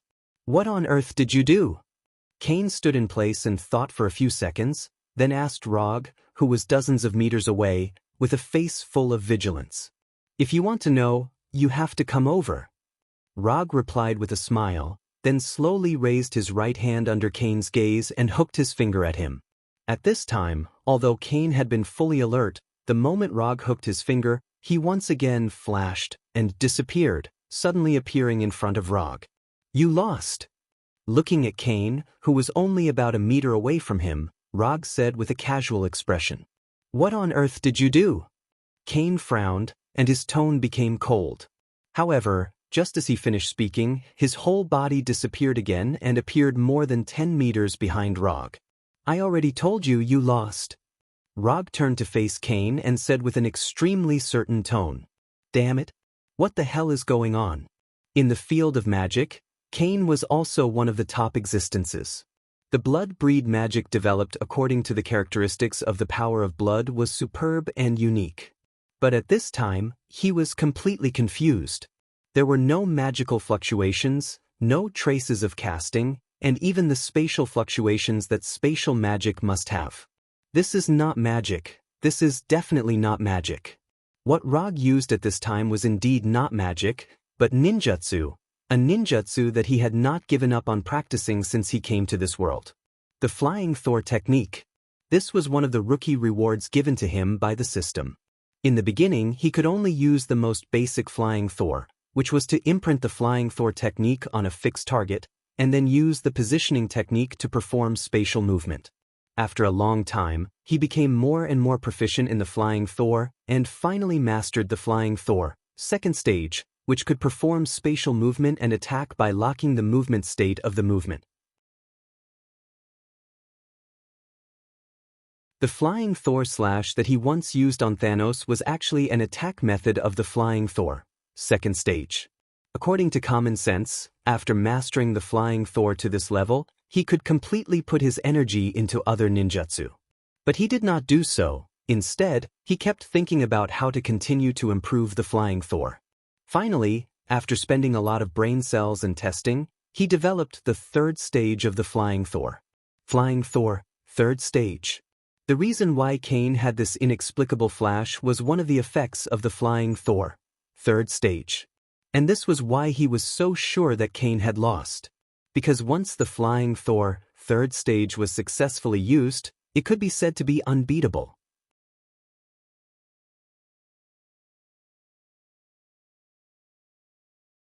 Chapter 622.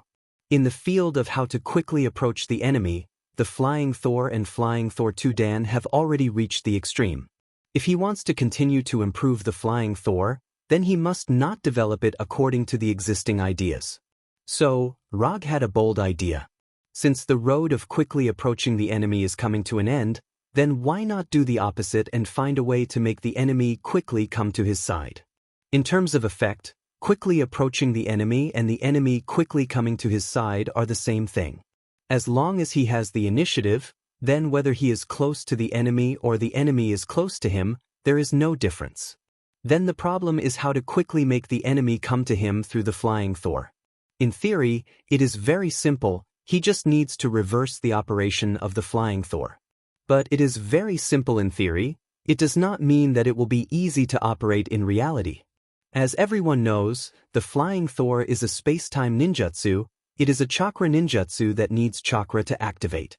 In a way, ninjutsu is like advanced mathematics, if you don't know it, you don't know it. There is no such thing as suddenly being enlightened.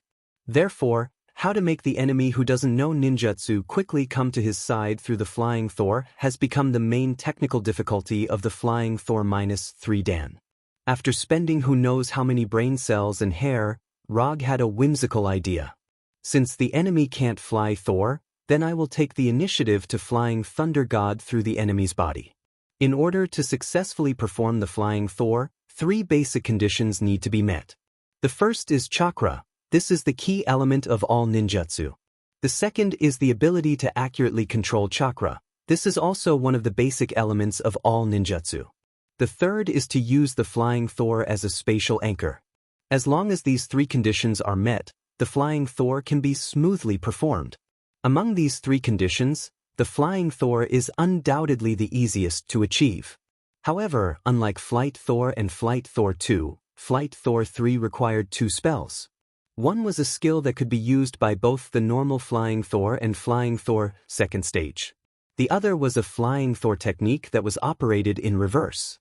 To be more precise, it was not a reverse operation of the Flying Thor technique, but an activation technique that replaced the meridian system. This is similar to the ninjutsu scroll that has been prepared in advance. As long as there is chakra input, it can be actively activated and smoothly cast the related ninjutsu. Flying Thor 3 stages was a tactic that had to be imprinted on the target to activate. Rog simply named it the 3 stages tactic. Although the research was a bit difficult, with the help of ninjutsu development master Hinata, he finally completed this step. With the 3-stage tactic, to replace the enemy's control of chakra, the only problem left was how to make the target possess chakra. Regarding this point, Rog found inspiration in nuclear radiation. By being in close contact with the enemy for a period of time, his chakra can be used to radiate the enemy like nuclear matter, so that the enemy has a temporary chakra constitution. Of course, this chakra radiation can't exist for a long time, but even if it can only be maintained for a short period of time, it is completely enough. The 3 stages tactic to replace chakra has been created, and the target also has a temporary chakra constitution, so he only needs to use chakra to stimulate the 3 stages tactic on the target to force the enemy to activate the Flying Thor. That's right, after completing such a complicated preparation, he can only force the enemy to activate the normal Flying Thor. Flying Thor 3 stages. The most important and most crucial point is that this is a space-time type ninjutsu. Helping the enemy satisfies the prerequisite of the Flying Thunder God, but only the first half of the Flying Thor 3 stages. Just letting the enemy come to him with the Flying Thunder God is not enough to satisfy Rog's ambition. In order to make the Flying Thor 3 stages truly have the power to completely change the outcome of the battle, he made a crazy attempt. Under normal conditions, the Flying Thor is only a very small technique, about a few centimeters in size. But the Flying Thor 3 stages uses a Flying Thor that is much bigger. As for how big it will be, it depends on the actual needs of the battle. For example, the Flying Thor 3 stages that Rog is using now, the Flying Thor used for spatial positioning is bigger than the Freedom Island under his feet. Such a huge Flying Thor, he can't use it in an instant, so he can only take the initiative to give up the initiative of the battle. In this way, he can not only paralyze Kane, but also buy enough time for himself. The countdown just now was the countdown to the deployment of the Flying Thor. As for the 2 tasks of chakra radiation and 3 stages, he quietly completed them when he was fighting with Kane. Although he has some persistence in close combat, he is not so persistent that he has to fight in close combat. To put it simply, his action of wanting to win in close combat with Kane was fake. Everything was fake. Everything was just to complete the preparation work of the Flying Thor 3 stages. Of course, when he was completing these preparations, he also solved the problem of letting Kane have chakra. Strictly speaking, it was not letting Kane have chakra, but just preparing the chakra for him to use the 3 stages. Kane may not have realized until now that the Thunder Release Chakra mode that Rog is now activating is overflowing with energy. The overflowing chakra is not the energy that spilled out because of the intense battle as Kane and Natasha thought, but the chakra that Rog intentionally released into the air. Although this chakra seems to have completely escaped his control, in reality, this chakra is still under his control. Now, the entire Freedom Island is filled with chakra that is under his control. And this chakra is the key to activating the 3 stages. By activating the 3 stages, on Kane's invisibility, Rog can force him to appear anywhere he wants with the flying thunder god. Even if he now holds the Kusanagi sword in front of him, Cain can only obediently bump into it. Although the conditions to use it are a little harsh and complicated, once all the preconditions are met, Cain can only appear wherever he wants. In other words, the current Freedom Island is Rog's territory of the Flying Thor. As long as he wants, no matter how unwilling Cain is, he can only let him change his position.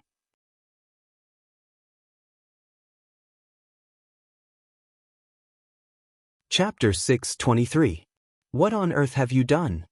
Cain's face was gloomy as he spoke to Rog in a cold tone. Why won't you accept reality? I'll say it for the last time, you've lost. Rog ignored Cain's anger and said with a calm expression on his face. Unless Cain could change his body right under his nose, he would not have any hope of winning this battle.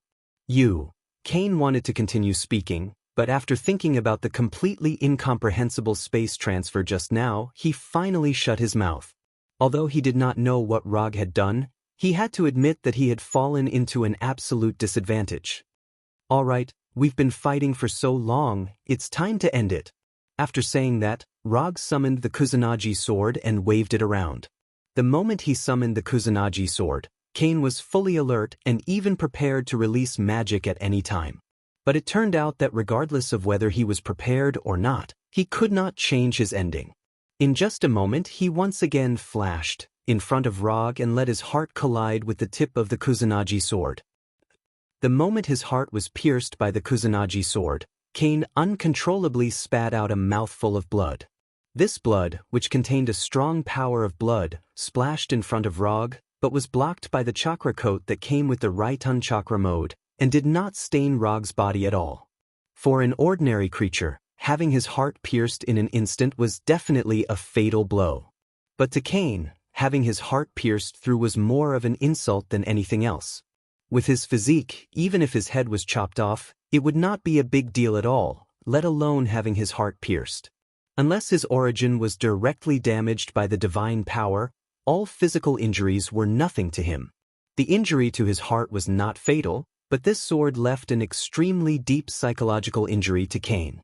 After turning from a human into a vampire, this was the first time he had encountered an attack that he could not understand at all and could not block. This kind of psychological blow was even more serious than when he was besieged by heaven. This is impossible. This is absolutely impossible. Cain, the ancestor of the vampires, began to break down. Although Rog did not know what Cain was thinking, he did not care about it and once again launched the Flying Thor third Dan. Cain, who had his heart pierced by the Kusanagi sword, disappeared instantly. In the next second, Cain, who had already broken down, crashed into Grand Duke William like a meteor, and the two rolled more than 10 meters out of control. After sending Grand Duke William flying, Cain did not even have the time to get up before his figure disappeared once again. At the same time, Roger, who was dozens of meters away, raised his right hand and swung his Kusanagi sword. The moment he swung his Kusanagi sword, there was nothing in front of him. The moment the Kusanagi sword fell, Cain appeared in front of it. The sharp Kusanagi sword sliced through Cain's right hand without any hesitation, cutting it off completely. But for Cain, all this was far from over. Before his right hand, which was cut off by the Kusanagi sword, fell to the ground, he flashed to the barrier of the blood cage and used his body to feel the power of the blood cage. He did not try to defend himself when he hit the blood cage. It was as if he was completely desperate and let himself hit the blood cage. He had just tried it, and this passive flash on his body was not just a means of space transfer. At the moment when he was forced to move, the power of blood in his body would be seriously disturbed, cutting off the possibility of him using the power of blood to cast magic. As for using the power of blood to repair his injured body, he did not even think about it. No matter how much he recovered, he would not be able to get rid of this strange flash state. Recovering his body would only make Logue more happy with his attacks. He really lost. Although he did not know how he lost, he could only helplessly accept the reality now. Not long after he hit the blood cage, he flashed again and disappeared. Just like the previous few times, he was forced to flash in front of Rog again. Just as Cain resigned himself to fate and waited for Rog to attack him, Rog abnormally stopped attacking. I think we can talk about the problem of your left hand now. He was definitely going to win, but Rog had no intention of killing Cain. Strictly speaking, there was no unresolvable hatred between him and Cain. Apart from the fact that he led the werewolves to kill some vampires and took away the 12 sacred artifacts of the blood breeds, he and the blood breeds were completely separate. As for the harm that the blood breeds had caused to the American people during this period of time, it had nothing to do with him. I am not an American, and I have no feelings or obligations to this country. More importantly, he was a merciful ninja. Killing was just a means to achieve his goal, and it was not where his pleasure lay. If you want it, just take it. After glancing at Rog, Cain decisively raised his left hand and motioned for Rog to cut it off and take it away. There's no hurry. I want to know. It is said that the sacred artifact, Corpse Hand, hides the secret of the world. I want to know what this secret is. A look of curiosity appeared on Rog's face. After obtaining the 12 sacred artifacts of the blood breeds, he tested the power of these 12 collectibles. All in all, although some of the 12 saint artifacts were exaggerated, most of them were in line with the truth. For example, the sacred artifact, Blood Key, which was said to be able to open the door to hell, could indeed open a dimensional portal to hell. As he did not have a good relationship with the Lord of Hell, Mephisto, he did not really go through the portal. He only sent a shadow clone to take a look. As it turned out, on the other side of the dimensional portal, it was indeed hell that he had been to twice before. As for the sacred artifact, Illusion Mirror, which was said to be able to see the past of the blood owner, and the sacred artifact, Punishment Axe, which could increase the strength of the axe wielder by dozens of times, the effects were seriously exaggerated. Although the introduction of these 12 sacred artifacts was mixed, it still did not stop him from being curious about the sacred artifact, Corpse Hand. Or rather, he was curious about the so-called secret of the world in Corpse Hand. You really want to know? After hearing Rog's question, Cain suddenly revealed a strange smile and said in a terrifying tone, "Of course." Rog gave a definite answer. "Since you want to know, I'll tell you. But if you die because of this secret, I won't be responsible."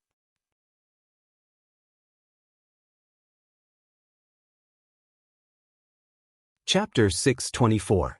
I might die after knowing it? After hearing what Cain said, Rog became even more excited. If there is no danger, how can it be worthy of the description of the secret of the world? It's okay, go ahead. Cain didn't expect that after hearing his reminder, Rog became even more excited. In Rog's eyes, he saw a description that he had just learned not long ago. Rog's gossipy soul was ignited. Actually, this is not a particularly secret thing. Your teacher Ancient One also knows about it. Cain said softly when he saw Rog's excited face. Ancient One also knows about it?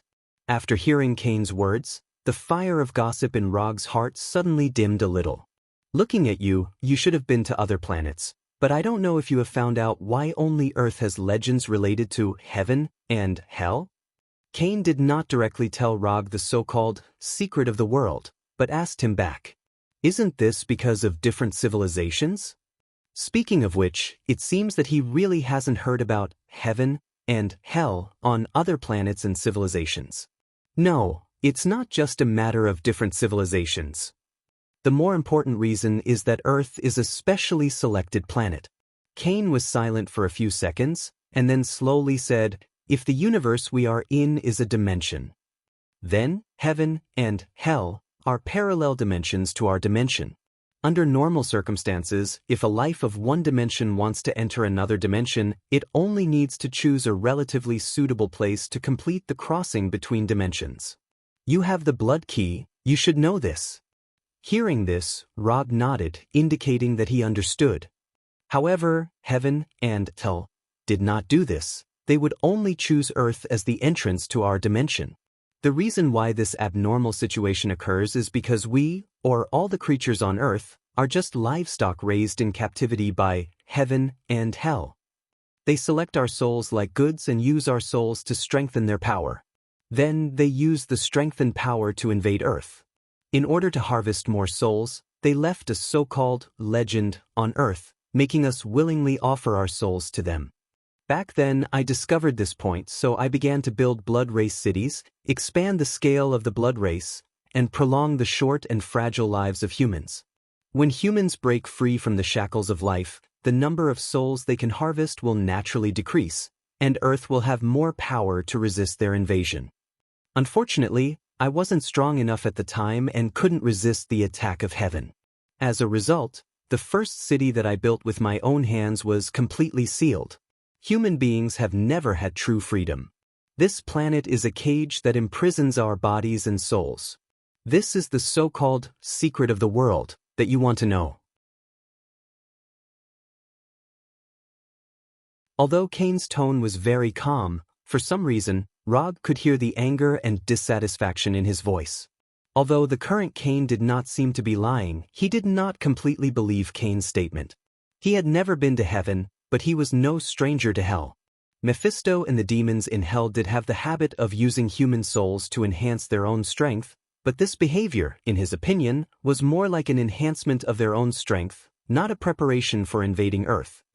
Your teacher, Ancient One, is now the main barrier protecting Earth from the invasion of other dimensions. If you want to know if what I said is true, you can ask her and she will tell you the answer. After saying that, Cain used his newly grown right hand to tear off his left hand and handed it to Rog. The blood key can open the door to hell, and my left hand can open the passage to heaven. If you want to go, you can go and take a look yourself. Looking at the left hand that Cain handed over, which was still dripping with blood, Rog hesitated for a moment. Then, he summoned a small metal box and asked Cain to put his left hand in it. If there is a chance, I will definitely go to heaven to take a look. After putting the metal box back into the psychic scroll, Rog said to Cain. At this moment, he thought of a very important question. Wait, before you unlocked the seal, you already had a corpse hand, sacred artifact. You just said that your left hand can open the passage to heaven. Then what you are giving me now, is it any different from the one you left to your descendants before? Rog didn't want any fake goods in his collection. After hearing this secret, is that all you care about? Cain suddenly felt that he was really out of touch with the times. He couldn't understand Rog's brain circuit at all. It doesn't matter whether heaven and hell want to invade Earth or not. As long as Earth still has Sorcerer Supreme, there is no need to worry too much about this. So, is the left hand you just gave me different from the previous sacred artifact, corpse hand? Rog has full confidence in Ancient One's strength, so he is not worried about whether Earth will be invaded by other dimensions. And even if Ancient One is gone, there are other hidden big shots on Earth. If hell and heaven really invade Earth, these big shots will naturally come forward to solve it. There is no difference. This is the sacred artifact, corpse hand, you want. Cain calmed down and said in a suppressed tone, the reason why corpse hand can become a sacred artifact has nothing to do with whether it is my left hand or not. The important thing is that it can open the passage to heaven. Before being sealed, I transferred this ability to my left hand and gave my left hand to my descendants as a sacred artifact. After coming out, I found the previous left hand and took back the ability sealed on it. So, what I just gave you is the only corpse hand in this world. After receiving Cain's confirmation, Rog nodded with satisfaction. As long as it's not a fake. By the way, I have a small matter that I need your help with. Rog was planning to leave Liberty Island, but just when he was about to open the portal to return to New York's sanctum, he remembered his junior brother. Go ahead, what else is there? My junior brother is in New York for actual combat experience. If you don't mind, I hope you can arrange some targets for him to practice. In addition to these targets for practice, I think other blood breeds can choose to live in another city.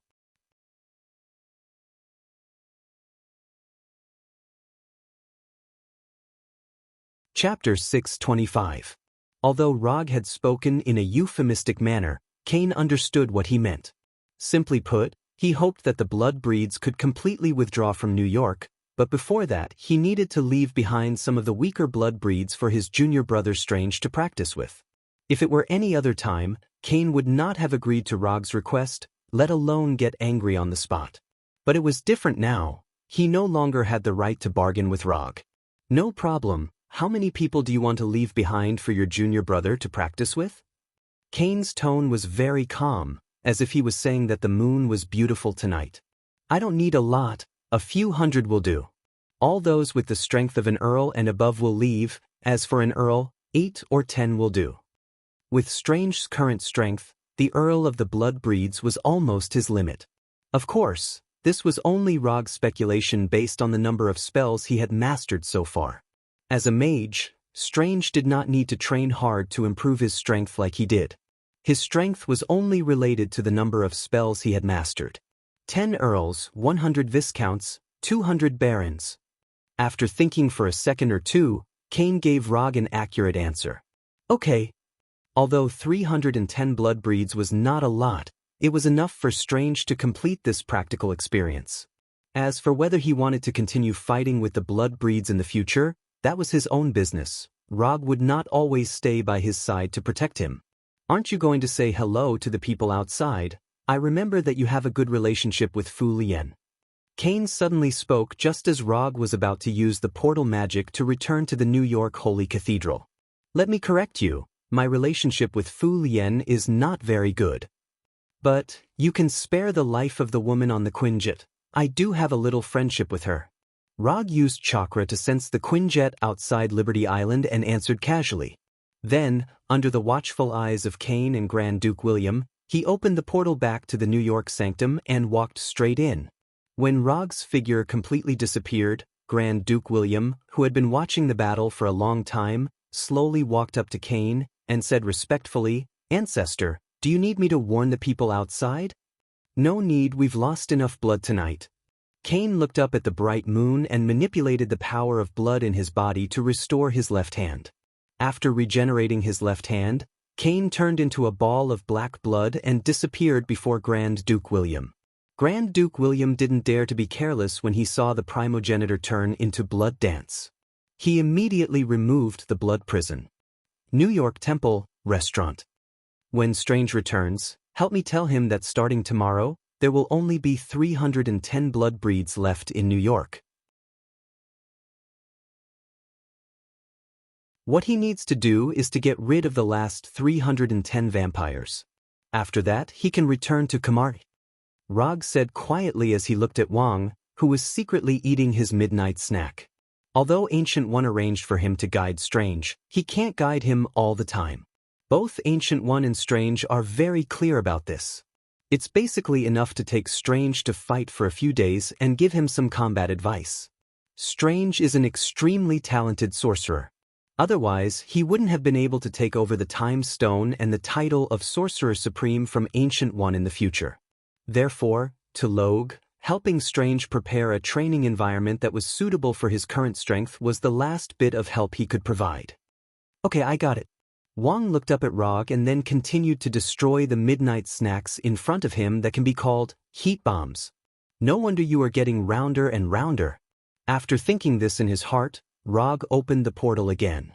On the other side of the portal is Kamartaj in the morning. Before returning to Konoha, he plans to meet Ancient One and confirm the secret of the world mentioned by Cain. Although Cain is unlikely to deceive him in that situation, especially when he knows that he is a student of Ancient One, he still doesn't believe Cain's statement 100%.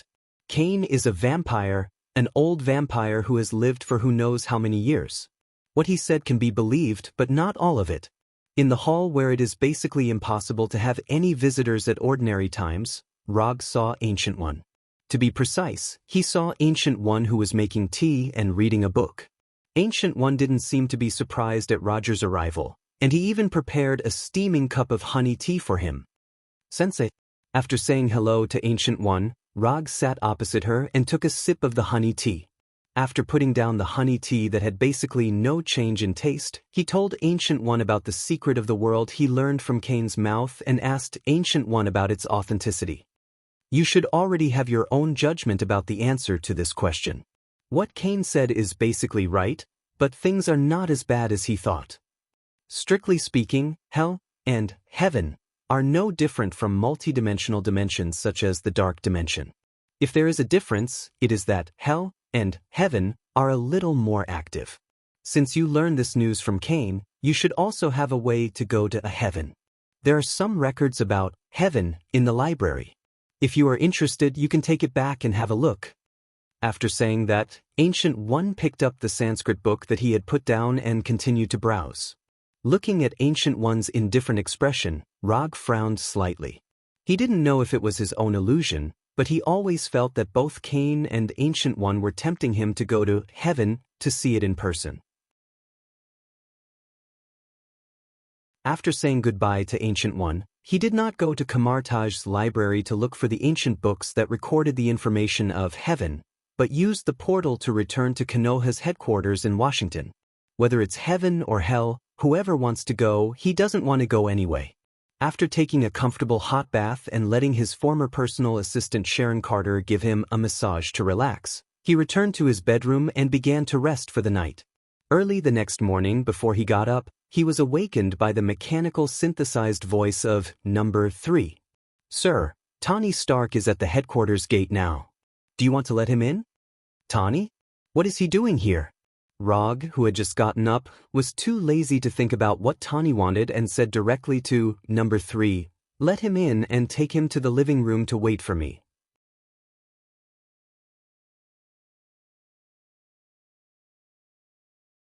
Chapter 626. It's not like you to get up so early. In his private reception room, Rog took a sip of the freshly brewed black coffee and said to Tawny sitting in front of him, "I didn't get up early, I didn't sleep at all. Natasha said that she saw you and Cain on Liberty Island last night. Didn't you say that you didn't plan to fight against the vampires? Why did you suddenly fight with their ancestors?" Tawny also picked up the black coffee and took a sip and said slowly, "My teacher arranged a task for me. In order to complete this task as soon as possible, I fought with Cain."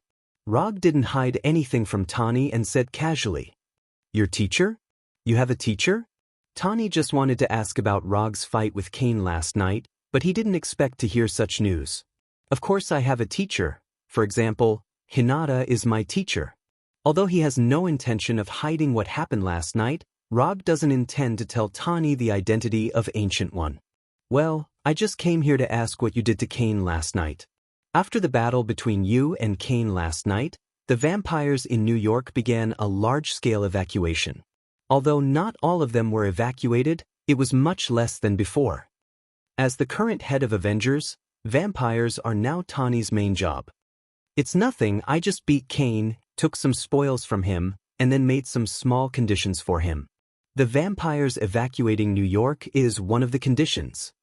Having said that, Rog paused for a moment, and then continued, "You didn't come to me early in the morning just to know this, right? It's only 7 o'clock now." Rog went to bed at 2 or 3 o'clock last night, and now he is in a state of serious lack of sleep. If it weren't for Tawny, he would never have planned to get up. Strictly speaking, it's for this. Looking at Rog, who didn't seem to be completely awake, Tawny said with a smile, "If you don't have anything else, I'll go back to sleep first. You know how to leave, so I won't send you off." After that, Rog stood up and planned to go back to sleep. However, at the moment he stood up, Tawny said again, "Well, wait a minute, there are some other things." "What else?" Rog turned to look at Tawny. "Jinjin and the people of Wakanda." Not sure if it was because he felt a little embarrassed, but Tawny showed an expression that Rog had never seen before. "Wait, say that again." "I'm afraid I misheard you. I said, revive the king and the people of Wakanda," Tony repeated. "This has nothing to do with the Restoration Alliance, right? Or are you working as a lobbyist for the politicians again?" Looking at Tony's expression, Roger revealed a disappointed expression. "It shouldn't be. How did the dignified Iron Man become like this?" "It's not wrong to say that I'm a lobbyist, but it's not what you think." Rog sat down again and motioned to Tawny to continue. "Jinjin is my personal request."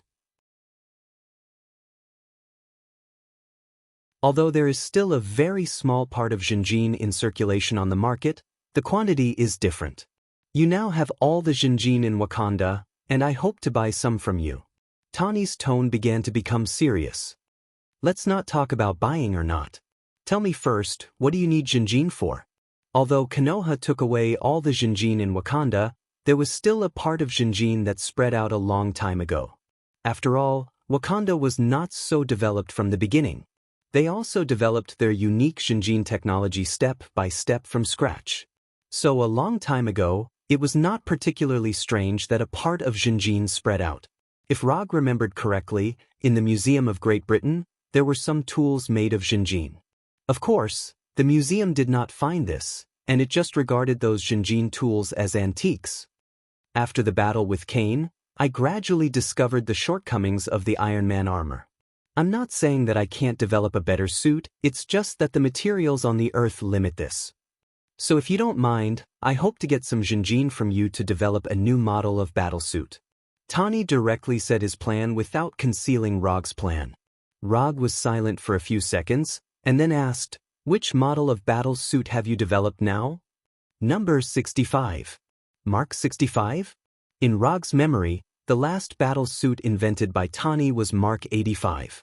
And before Mark 85, it was Mark 50. However, this was a matter of the parallel movie universe, so no one knew if Tony could still invent the Mark 85 that was the same as the one in his memory. After thinking for more than 10 seconds, Rog said again, I won't sell Jinjin to you. Hearing this, Tani's face dimmed instantly. How much do you need? Just report the number directly, and I'll have someone send it to the headquarters. Tani wanted to continue to say something, but he didn't expect Rog to give him an unexpected answer. Tani didn't know what to say for a while. Don't talk about me, it's just some Jinjin, don't worry about it. If someone else came to buy Jinjin, Rog would only let him go out and turn left to leave Konoha. But Tani is different, anyway, they are still friends. In the entire Avengers, only Tani and Hulk are his true friends.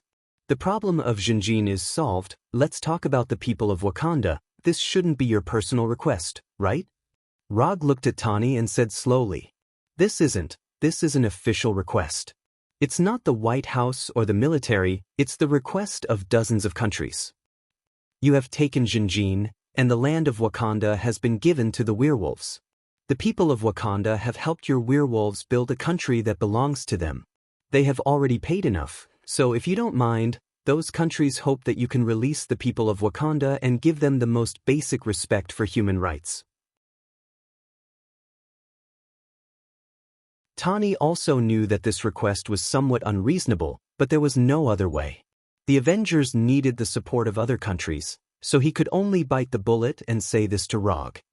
If I don't release them, will those countries decide to form a joint force to suppress me?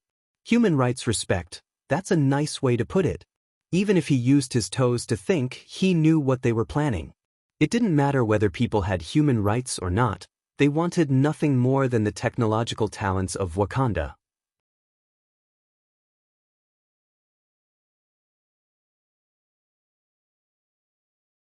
Chapter 627.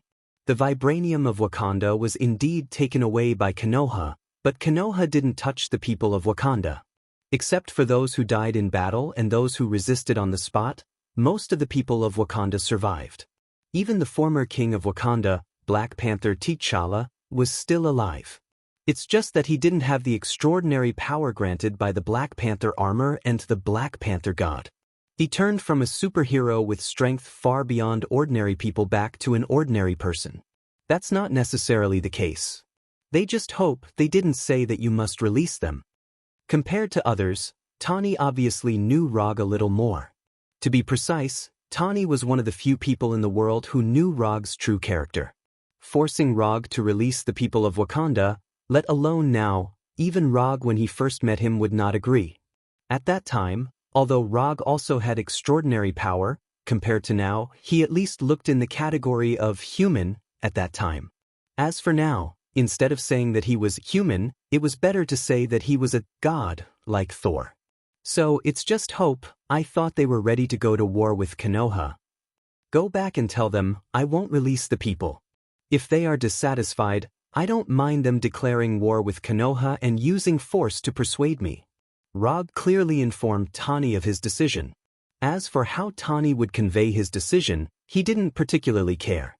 Speaking of which, since the last Battle of Wakanda, Konoha didn't seem to have any large-scale operations on Earth for a long time. After chatting with Rog for a while, Tani left Konoha in his Audi sports car that already had an automatic driving function. Watching Tani's sports car disappear at the gate of Konoha, Rog said to the ubiquitous Number 3, "Send a message to Number 2, ask him to prepare 10 tons of vibranium and send the vibranium to the headquarters before noon tomorrow." In the end, Tony didn't tell him how much vibranium he needed, so he gave Tony 10 tons of vibranium according to the maximum amount he could use. 10 tons of vibranium was more than enough to build a new Iron Man armor. Sir. After instructing Number 3, Rog returned to his bedroom with the Flying Thunder God and began to sleep. Time flashed by, and a week passed in the blink of an eye. In this week, in addition to basic life activities such as eating, sleeping, and playing games, Rog only did 3 things. The first was the Rinnegan ninjutsu that Hina long time. And Hina. These ninjutsu unique to Rinnegan were developed by Hina early, but due to the lack of Rinnegan, Rog didn't practice it much. Similarly, he couldn't determine whether these Rinnegan ninjutsu developed by Hina were correct. However, it turned out that Hina was worthy of being a new life evolved from super artificial intelligence. The Rinnegan ninjutsu she derived was no different from the ones in Rog's memory. Of course, this was also because of the lack of reference objects. Anyway, from Rog's point of view, there was nothing wrong with these Rinnegan ninjutsu, and their power was similar to what he remembered. The second thing was that he went to Igo Star and confirmed the final time of the God Tree's maturity with Igo. Earth time, 77 days. This was Igo's reply to him, which was about 2.5 months, which was not much different from the original time. As for the third thing, he went to the original Wakanda, which has now been renamed the Summit of the Mountains by Bran and others. As for why Bran and others gave such a name to their new home, he didn't ask.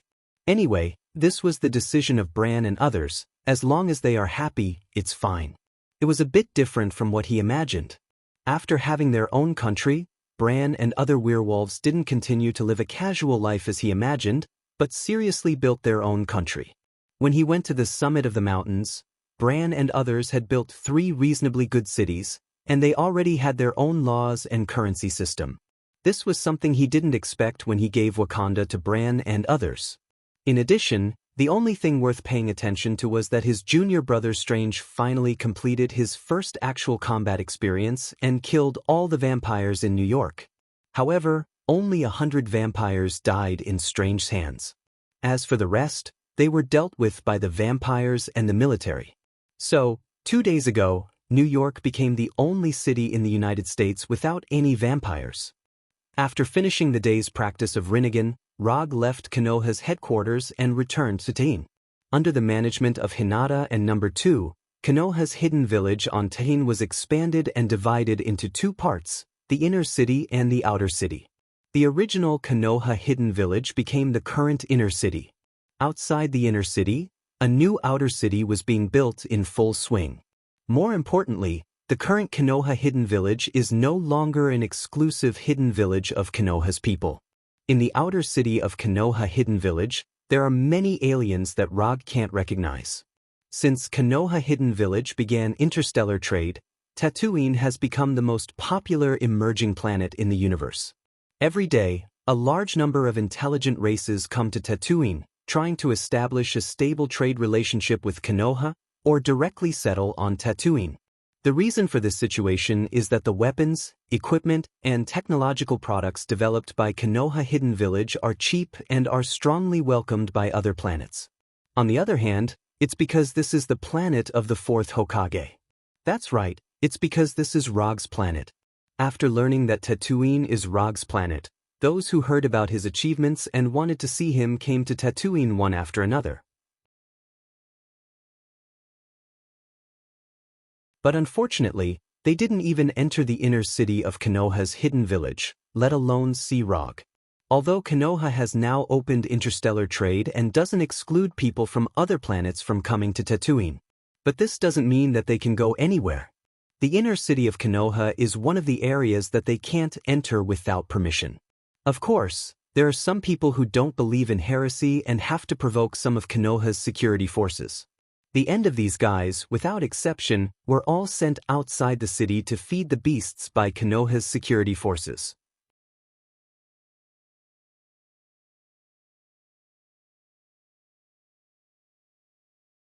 Chapter 628. He had to say that the feeling of being a hands-off boss was really cool. When he got the black boulder from Jianghu, Rog didn't expect that Tatooine, which was swallowed by the hive to become a barren planet, could develop to this extent. According to the current level of development, Tatooine can't become a well-known fairyland like Asgard, but at least it can become a well-known area of the universe. Very good, very good. Looking at the development of Tatooine and Konoha's hidden village, Rog, sitting in the Hokage's office, nodded with satisfaction. After reading the development plan of Konoha prepared by Hinata and Number 2, he sensed the flying Thor technique on Fenrir. It has been a while since Fenrir swallowed the Black Panther god's divine fragment, and he doesn't know if he has become a god recently. Rog doesn't expect Fenrir to become a god like Black Panther god Bast, but he also hopes that Fenrir can go further. Although Fenrir was still alive and kicking, his lifespan had been swindled back by Loge from Mephisto. If Fenrir can't complete the evolution of life level before the end of his lifespan, then there are basically only two paths left in front of him. The first is to say goodbye to the world again as a lone wolf. The second is to transform into an undead creature. And to transform into an undead creature, he needs the help of the goddess of death, Hel. Rog doesn't have the power of death to help him transform. As for using undead magic to help Fenrir transform, this approach was not in Rog's consideration from the beginning. First of all, he is not proficient in undead magic. Secondly, the undead creatures transformed by undead magic will more or less have the sequelae of a decline in strength and IQ. Fenrir is not a particularly smart demon wolf. If his IQ continues to decline, Rog is worried that he will become a husky sooner or later. After establishing a connection with the flying Thor technique on Fenrir, Rog's figure disappeared directly from the Hokage's office and came to the primitive forest that is more lush than the Amazon forest. After seeing Rog's arrival, Fenrir directly stretched out its moist tongue and licked him. However, just as he stuck out his tongue, Rog disappeared in front of him and appeared above his head. "Don't lick me. I'll be traumatized if you lick me." Rog didn't reject pet dogs, but for a pet dog of Fenrir's size, it was better not to be licked. Roar, Fenrir let out a low cry, indicating that it understood. "How are you digesting the quintessence fragments of the Black Panther god? You can't just stay in the wild and not return to Konoha. Black will miss you." Ever since Fenrir devoured the Black Panther god's quintessence fragment and became extremely energetic, Blackie temporarily abandoned this host and continued to live alone. Alright, without Xiao Hei translating, he simply couldn't understand what Fenrir was saying. Rog shook his head helplessly and switched the Sharingan of his left eye to the Byakugan and began to see the specific situation of Fenrir. Compared with before, Fenrir's body was not much different except that it was a little stronger. If there was a difference, it was that there was a relatively small energy crystal in Fenrir's brain. This energy crystal was in the shape of a hexagonal crystal, exuding a green light, and its volume was only the size of Rog's finger. In Fenrir's body, he didn't see the quintessence fragments of the Black Panther god Batet, nor did he feel any divine power of the Black Panther god Batet. Something is wrong. It stands to reason that Fenrir should have digested the quintessence fragments of the Black Panther god Batet by now. But the problem is that Fenrir doesn't look like a change in life level. It can't be that cats are incompatible with canines, right? After thinking for a few minutes, Rog gave up thinking. He wasn't proficient in the god system at all. If he didn't happen to understand a little bit in the process of learning magic, his understanding of the god system wouldn't be more than the ordinary people on Earth. Since he couldn't figure it out, then he wouldn't think about it. You have been living here alone for a while. Are you interested in going to Warnerheim and meet your former master, Hela? Rog touched the soft hair on Fenrir's head and said with a smile. However, he didn't expect that after hearing his words, Fenrir suddenly lay down and made a fawning cry for mercy. What's wrong with this guy? After being stunned for a while, he finally reacted. Fenrir, this stupid wolf, thought that he was testing him again. I'm not testing you, I'm serious. I don't know what's going on with your current situation. Hela is your former master, she may know how to deal with your current problem. After hearing his explanation, Fenrir stood up again and let out an excited howl. Okay, then it's decided. I'll take you to Warnerheim in a few days and see how to solve your problem. After patting Fenrir's big head, Rog returned to the Hokage's office with the Flying Thunder God. The matter with Fenrir has come to an end for the time being, so the next thing is naturally to consult Hinata's opinion. Although Hinata basically won't violate his decision if he asks. But this kind of thing, it's better to respect Hinata's decision. This has nothing to do with identity, strength, gender, or anything, it's purely a respect from the heart. Hinata's office is next to the Hokage's office. Her current identity is not the Hokage's assistant, but the Minister of Administration and the Elder of Konoha Hidden Village.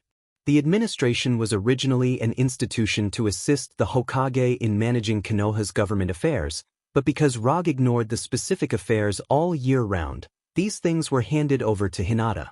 It's worth mentioning that the artificial intelligence system, No. 2-inch of Konoha Hidden Village is also a member of the administration. In terms of organization, it belongs to the Deputy Minister of the Administration. This kind of thing is an abnormal phenomenon on Earth, but in the universe, it's nothing. The ruler of the Kari Empire, one of the 3 empires in the universe, the Supreme Intelligence, is a life computer, and World Mind, the master behind Xander's New Star Regiment, is also a super life computer. Therefore, the fact that the artificial intelligence, number 2, is the Deputy Minister of the Administration of Konoha Hidden Village is not particularly strange for people of other planets. In other words, if Konoha Hidden Village, which has opened interstellar trade, doesn't even have such a super artificial intelligence, that's abnormal. After all, the energy and computing ability of flesh and blood creatures have limits, and special existences such as artificial intelligence are the best assistants of flesh and blood creatures in the era of interstellar civilization.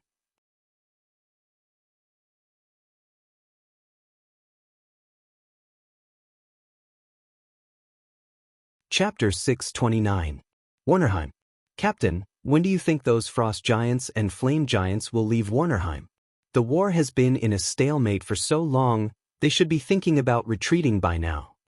A young Asgard soldier wearing light silver armor asked the captain walking in front of him. How would I know? I'm not the commander of the frost giants and flame giants. The captain with a huge scar on his face replied helplessly. Ever since the goddess of death Hela brought the frost giants and flame giants to Warnerheim, Warnerheim was completely lively. It wasn't just Warner Protoss that was dragged into the quagmire of war, even Asgard's army was dragged into the quagmire of war. What was even more troublesome was that the goddess of death Hela's army didn't care if they were facing Warner Protoss's army or Asgard's army, they would launch wild beast-like attacks. Only the goddess of death Hela could declare war on both Warner Protoss and Asgard with 2 armies of frost giants and flame giants.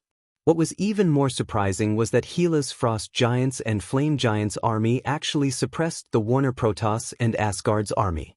Just when the young Asgard soldier with a spear was about to continue asking his captain, a portal with a diameter of more than 20 meters and shining with golden sparks appeared not far in front of them. Everyone on guard. As soon as this huge golden portal was formed, the captain of this patrol team gave the order for everyone to be on guard and clenched the 1-meter-long greatsword in his hand. Frost giants?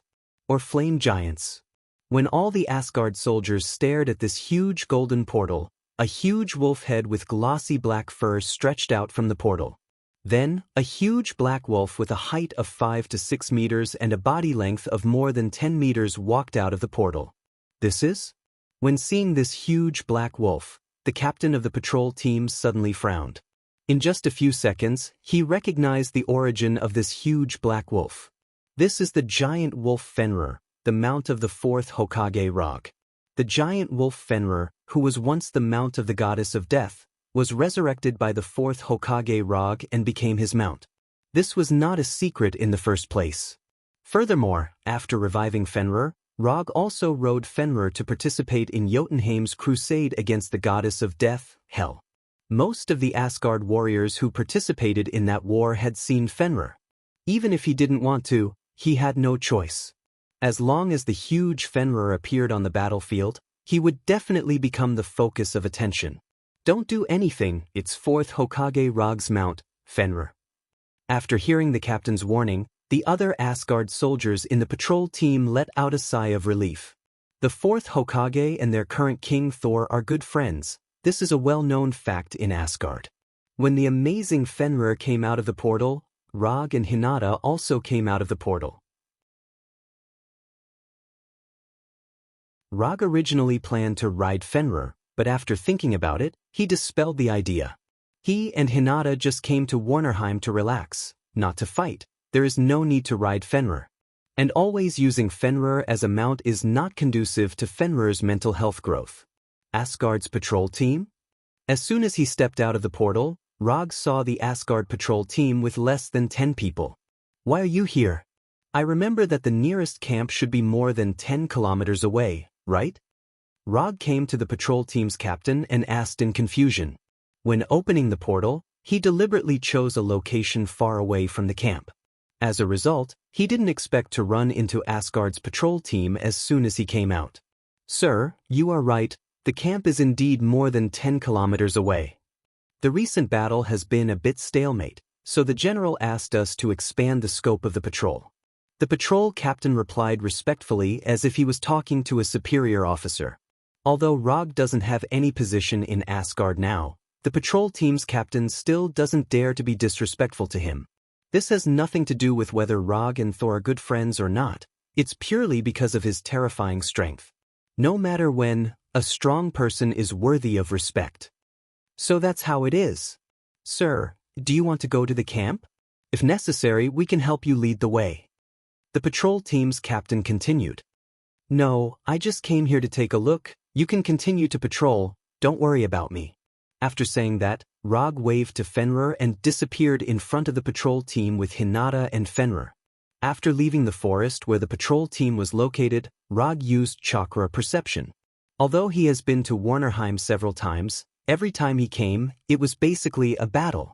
The only exception was when he went to seek help from Hela.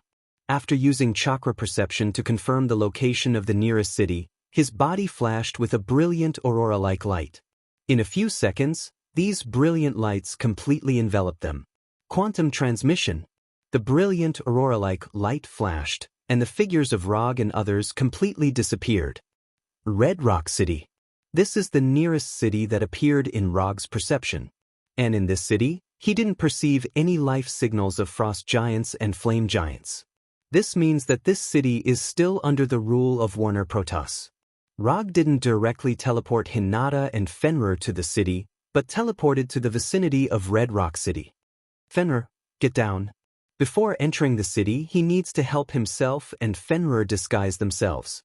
He has a good reputation in Asgard, which means that his reputation in Warner Protoss is very bad.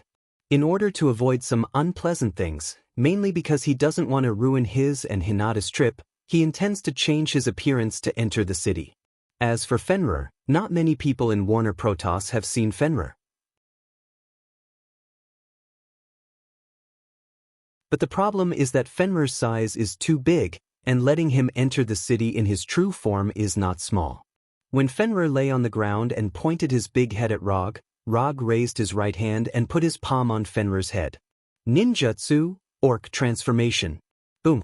A huge white smoke appeared out of thin air and completely enveloped Fenrir. When the smoke dissipated, Fenrir, who was severely reduced in size, appeared in front of Rog. Regarding how to solve the problem of Fenrir's too big body, Rog finally gave up the idea of using magic and studied ninjutsu instead.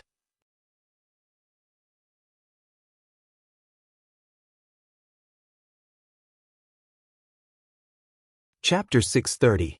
Orc Transformation. This is just a name that Rog casually came up with. Anyway, this ninjutsu will only be used on Fenrir, he won't use it on anyone else. If you want to use this ninjutsu, there is a prerequisite, and that is to use it with your summon beast. Through the connection between yourself and the summon beast, you can help the summon beast who doesn't know ninjutsu to use the transformation jutsu. This is the effect of orc transformation. Beast refers to the summon beast. Human refers to the ninja who uses the jutsu.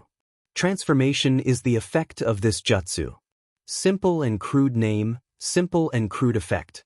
After Rog and Fenrir used the orc transformation together, Fenrir's body size changed from more than 10 meters to more than 1 meter, looking no different from an ordinary wolf in the wild.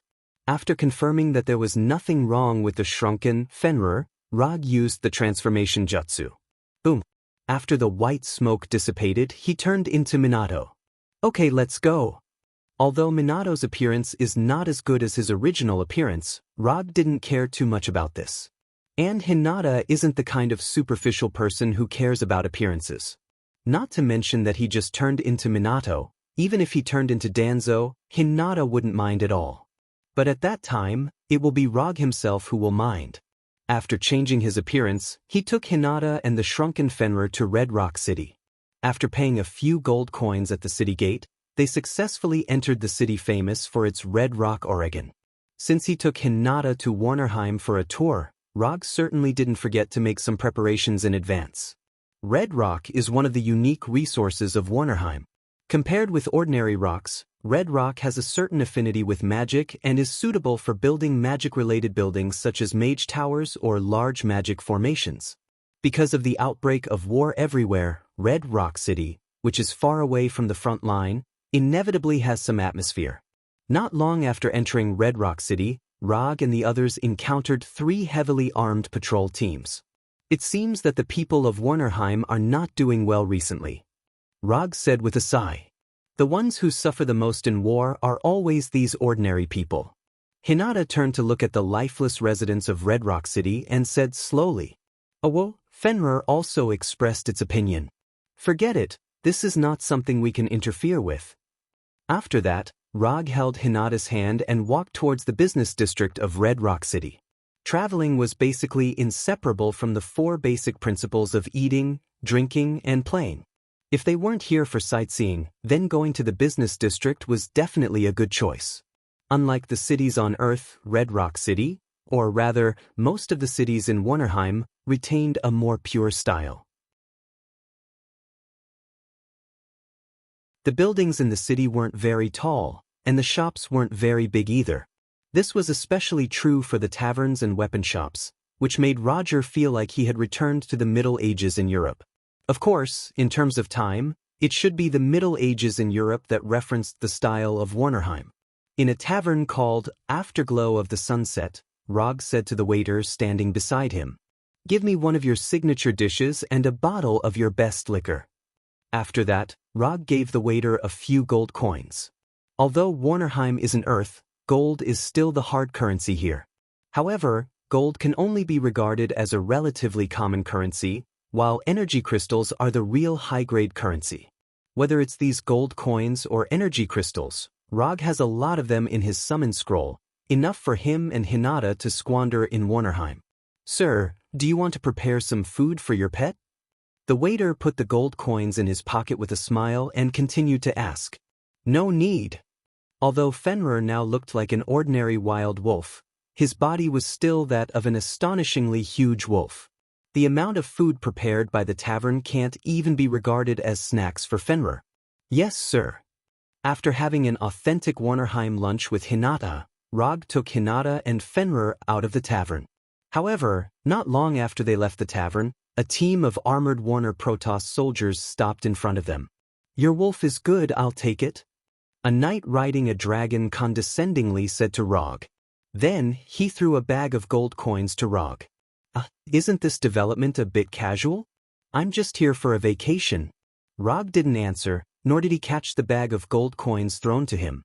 Just when the bag full of gold coins was about to be thrown to him, an invisible barrier blocked the way of the bag. Clang! Clang! The gold coins fell out of the pouch and clattered to the ground. The scattered gold coins suddenly attracted the attention of the surrounding pedestrians, and the face of the knight on the dragon became gloomy. "You don't know what's good for you." The knight on the dragon snorted coldly. At the same time, the Warner Protoss soldiers blocking the way of Rog and others pulled out their swords. Looking at the actions of these soldiers, Rog helplessly shook his head, then said to Fenrir, "Fenrir, teach them a lesson, don't kill them." Rog didn't expect that he, who just came to Red Rock City for a vacation, would encounter such a thing that only happens in novels. "Whoa!" After hearing Rog's order, Fenrir excitedly howled. Then, he found that he was still in the form of a small wolf. Rog didn't remove the transformation technique on Fenrir. In fact, dealing with these soldiers doesn't need to let Fenrir show his true form. "Kill this guy, leave the wolf and the woman." The knight on the dragon gave the order to attack. In the beginning, his attention was on Fenrir.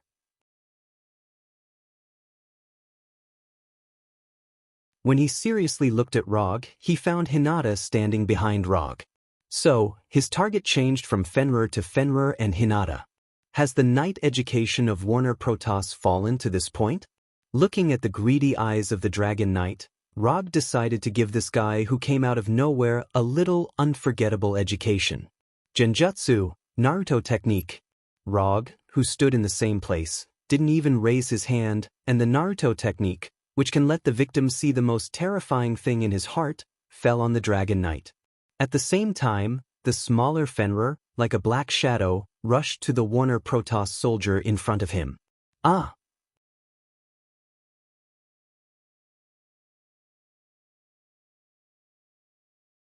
Chapter 631.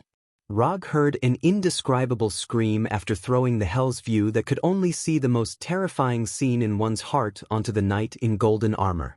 The sudden scream of the Earth Dragon Knight not only startled Rog, but also the Warner Protoss soldiers. The scream even made them ignore Fenrir, who was attacking like lightning. Although Fenrir was also startled by the scream, his movements were not affected in the slightest. Like a shadow, he pounced on a Warner Protoss soldier. Without Roger's order, there would only be one way for Fenrir to deal with these Vanir soldiers, and that was to bite them to death, one at a time, and directly bite these ignorant fellows to death. Especially the guy riding the Earth Dragon Knight. By me? Are you kidding me? I'm the great wolf Fenrir who fought in the 9 worlds, a terrifying monster that shook the earth. The Earth Dragon Knight's scream became the background sound of Fenrir's battle. It only took Fenrir more than 10 seconds to dispose of the fully armed Warner Protoss soldiers, making them completely lose their fighting power. A war! After defeating the team of mediocre Warner Protoss soldiers, Fenrir raised his head and howled. Then, with a look of disdain, he returned to Rog's side. It wasn't until Fenrir returned to his side that Rog removed the illusion on the Earth Dragon Knight, putting an end to that incomparably miserable cry. Ooh! After the effect of the Hell's View disappeared, the Earth Dragon Knight's consciousness also returned to the real world, gasping for breath. When he finally calmed down the fear in his heart, he saw a scene that he never imagined. A whole team of fully armed Warner Protoss soldiers, without exception, were all lying on the ground. Bright red blood stained the surrounding ground, and the well-made weapons and armors were either completely broken or severely damaged. What's going on? How is this possible? As the commander of this team, the Earth Dragon Knight was very clear about the strength of the team. Although the number of people in the team was not large, every one of them was a veteran with rich combat experience for many years. Even if they encountered a frost giant or a flame giant of the same number, this team had the confidence to win. Although the Earth Dragon Knight's conduct was not very good, his eyesight was not bad. Just by glancing at the wounds on these soldiers, he judged that Fenrir was the only one who did it. The wounds on these soldiers were all caused by the bites of wild beasts, and without exception, they were all attacked once. Was it all done by that wolf? Thinking of this, the Earth Dragon Knight looked at Fenrir and Log with a grave expression. If a tamed magical beast already possessed such terrifying strength, then what kind of strength would the person who tamed this magical beast possess?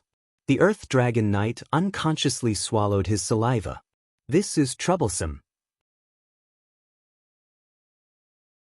Although the Earth Dragon Knight didn't say a word, his expression revealed his panic and fear at this time. After looking at Rog and Fenrir for a few seconds without saying a word, the Earth Dragon Knight made a move that any normal person would do. Run. Run immediately. The Earth Dragon Knight didn't hesitate, his right hand suddenly exerted force and directly pulled the reins of the Earth Dragon, trying to ride the Earth Dragon away from here. The moment he pulled the reins, Rog whistled at Fenrir. Although Fenrir didn't stay with Rog for a long time, in any case, he was Rog's psychic beast. The moment he heard Rog's whistle, Fenrir understood his meaning. Woo-woo. Fenrir didn't howl to the sky like before, but bared his teeth and let out a low cry. Fenrir's low cry wasn't loud, and it might not be heard if one was a little further away.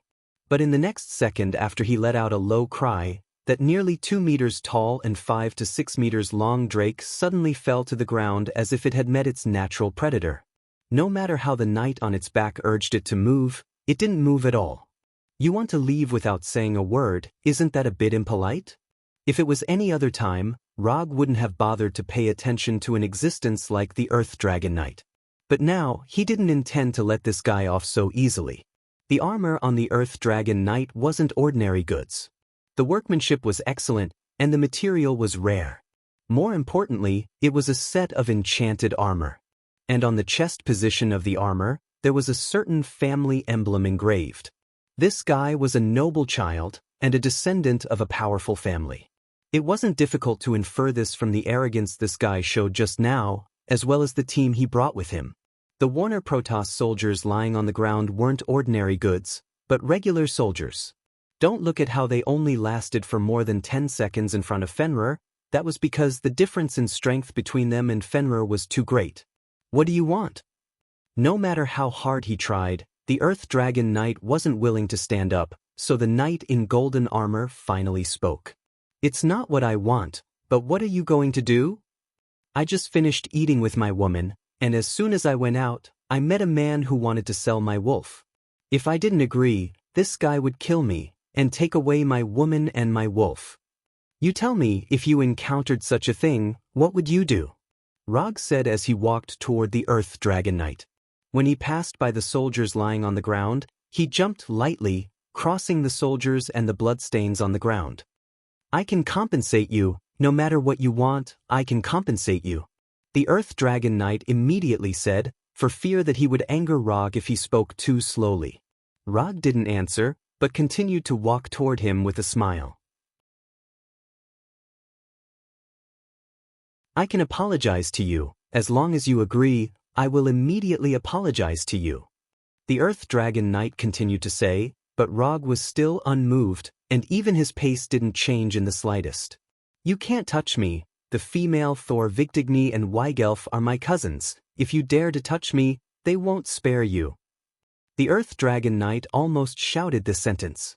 Vigtigny and Weigelf? Rog stopped moving forward, and looked at the Earth Dragon Knight with a smile. Is there no one else in Warner Protoss? How come it's these two sisters again? Seeing that Rog finally stopped, the Earth Dragon Knight finally breathed a sigh of relief. It seems that it's okay, I'm saved. Thinking of this, the arrogant look of the Earth Dragon Knight slowly emerged on his face.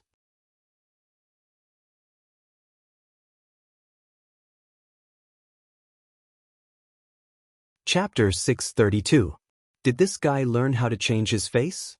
Looking at the Earth Dragon Knight's arrogant expression, Rog shook his head helplessly. No matter which world it was, there would always be such self-righteous guys. So the twins Thor are your cousins. Interesting. But I'm a little curious. Do they know that they have a cousin who is running amok outside? Vigtigny and Weigelf could be regarded as the Warner Protoss that Rog knew the most. Although some unpleasant things would happen every time they met, they were still considered acquaintances no matter what. What do you mean by that? The Earth Dragon Knight realized that things didn't seem to develop as he imagined. In his opinion, Rog would be more or less respectful after knowing that Vigtigny and Weigelf were his cousins. But now, it seemed that things weren't going as he imagined. Nothing. I'm just a little curious. If I remember correctly, the two sisters are very reasonable people. They definitely won't bully others with their power. After hearing Rog's words, the Earth Dragon Knight gradually put away his arrogant expression. Even until now, he still didn't know who Rog was. but from Rog's tone he seemed to be very familiar with Vigdigny and Weigelf. Could it be that he's a cousin's friend? The Earth Dragon Knight couldn't help but have this thought. No, it shouldn't be.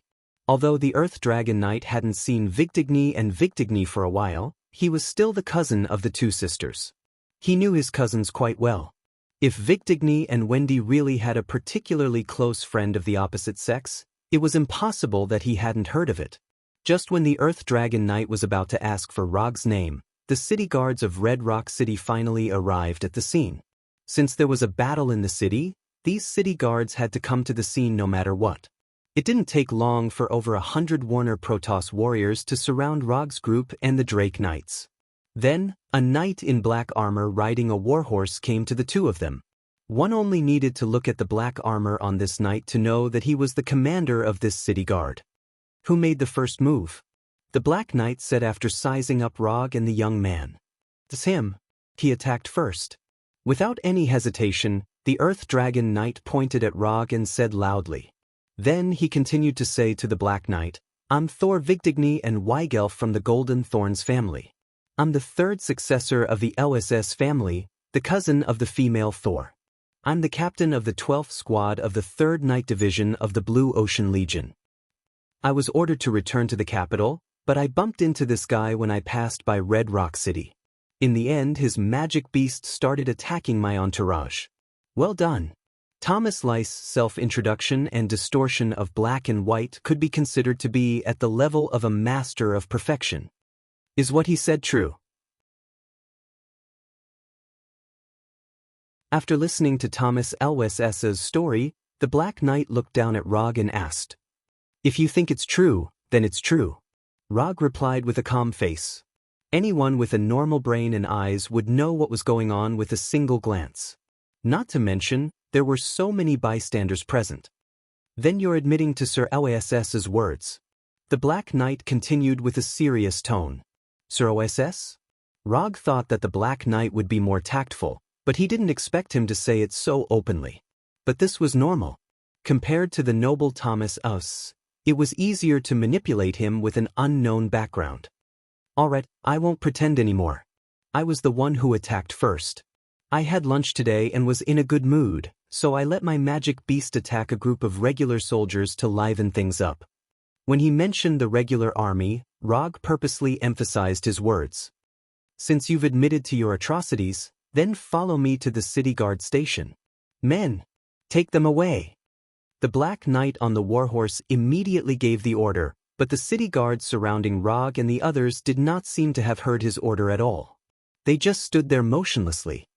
What are you waiting for? Do it. The Black Knight's tone became displeased as he shouted. But even so, the city guards under him didn't move. Don't waste your energy. Without my permission, they can't even move a finger. Rog looked up at the Black Knight and said slowly. Then, he continued to walk towards Thomas Lyce. All right, I advise you not to draw your sword. You can't bear the consequences. The Black Knight's right hand had just grabbed the hilt of his sword when Rog's voice sounded again. But obviously, this Black Knight was not the kind of person who would be obedient. He suddenly pulled out the sword from his waist and squeezed the horse's abdomen with his legs, driving the warhorse to attack Rog. Wind release, great sickle weasel. In an instant, a storm was born out of thin air, and the sickle weasel-like wind blades slashed through the Black Knight's body one after another. Boom. This sudden storm only lasted for a short 2 to 3 seconds before it came to an abrupt end. The Black Knight who was riding a tall warhorse towards Rog fell to the ground with the warhorse, and his right hand holding the sword rolled a few times on the ground. As the initiator of all this, Rog didn't even look at the Black Knight whose right hand was cut off and went directly to Thomas Lyce.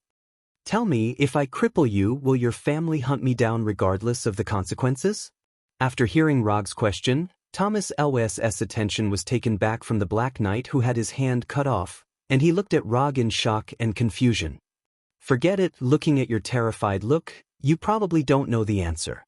After that, Rog raised his right hand and made it into the shape of a pistol. Water release, water iron cannon technique.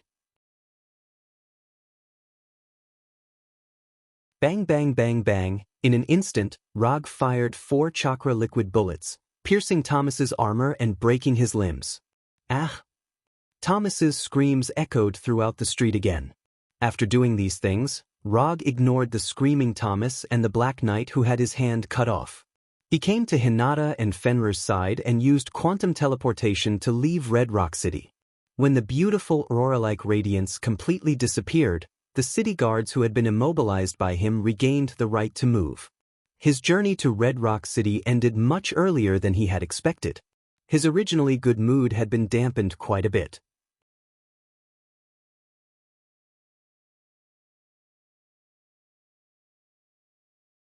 Chapter 633. Warner Protoss's Royal City, the City of Honor. At this time, a week has passed since the episode in Red Rock City. During this week, Rog took Hinata and Fenrir to several well-known cities under the rule of Warner Protoss and had a pleasant physical and mental journey. And Warner Protoss's Royal City, the City of Honor, was the last stop in his plan. After breaking all 4 of Thomas's limbs, Logue received a bounty from the Lays family of the Golden Thorns as he wished. And he wasn't the only one who was wanted. Hinata and Fenrir were also on the list. Although the wanted notice of the 3 of them spread to all the cities under the rule of Warner Protoss, it didn't cause any trouble for his trip. Transformation Jutsu once again proved its value. Rog turned himself into the appearance of Jiraiya. Of course, it was the young Jiraiya, not the old lecherous and wretched guy. And Hinata, at his request, turned into the 5th Hokage, the legendary Sannin, the young Tsunade Haim. As for Fenrir, he used the Orc Transformation Jutsu to turn into a tall red toad with black stripes. As for its own toad form, Fenrir appropriately expressed its own opinion. But because of the language barrier, his suggestion was temporarily put on hold. So, a different traveling group appeared in Warnerheim. A white-haired young man with a proud blonde girl sitting on the back of a huge red toad, traveling to various well-known cities in Warnerheim. At first, Rog was a little worried that the huge red toad Fenrir transformed into would be a bit too unusual. But it turned out that in a country with a long history and has opened the universal era, huge creatures are not unusual. Apart from having to pay a higher entrance fee for Fenrir, the red toad that Fenrir had transformed into didn't encounter any problems. Are you sure you don't want to see the 2 sisters Vigdigni and Weigelf? I heard that someone captured them more than once? Since Hinata heard the names of Vigdigni and Weigelf from Tomas, their names were mentioned almost every day by Hinata. Especially after knowing that Rog defeated and captured them twice, Hinata teased Rog from time to time. What's more, in a city she traveled to before, Hinata also bought several popular novels that had no factual basis at all. The story of the 4th Hokage and the twin girls Thor, too. Becoming a ninja starts by defeating the female Thor. Ninja don't wave. Rog didn't expect that Warner Protoss's novels were no worse than Earth's. And unlike the novels on Earth, Warner Protoss's novels not only don't have the so-called 404, but the important plot also comes with its own illustrations. This is too much. Warner Protoss's Cultural Supervision Department's workload is seriously not enough. Since Hinata bought these novels, Rog found that he completely lost the right to explain. No matter what he said, Hinata would look at him with the kind of, "Oh, so that's how it is," look. After trying several times, he gave up the intention to explain. "Do whatever you want, I didn't do it anyway. Rog, am not afraid of a crooked shadow. Then, if you don't mind, I'll go to their house tonight? Since it's useless to explain, then he'll do the opposite." Rog doesn't believe that Hinata will really agree to let him stay at Vigdigni's house for the night. "Okay, if you want to go, then go." Looking at the young Tsunade Haim, Hinata gritted her teeth and said with a smile, Rog felt that he seemed to have gone a little too far on the edge of death. "Hey, look, there's a bald head outside." Rog, who has experienced many battles, of course, won't be so easily fooled and immediately changed the topic. After enjoying a luxurious lunch in this famous tavern in the capital, Rog and Hinata left the tavern and took Fenrir, who had nothing to do in the Mount parking area. The waiter of the tavern certainly didn't forget to prepare food for Fenrir. It's just that what was placed in front of him were some toad meals that were in line with his current identity. After strolling around King City's commercial district for the whole afternoon, Roger and the others finally returned to the hotel. Even if he has the strength close to the Heavenly Father level, shopping is still a bit too painful for a man. Now, Roger felt that he was more tired than fighting with Thanos. And Hinata, who also shopped for an afternoon, was full of energy playing with her spoils today. Just when Rog was thinking about whether he should go to the hotel bar for a drink, a knock suddenly sounded on the door. After opening the door, he saw a hotel waiter in a fine uniform. "Mr. Jiraiya, hello, sorry to disturb you. There will be a small auction tonight at the auction house next door. If you don't mind, you can go and take a look with the madam. This is the invitation to the auction." After that, the waiter handed a black invitation and auction booklet to Rog with both hands. "Okay, I got it."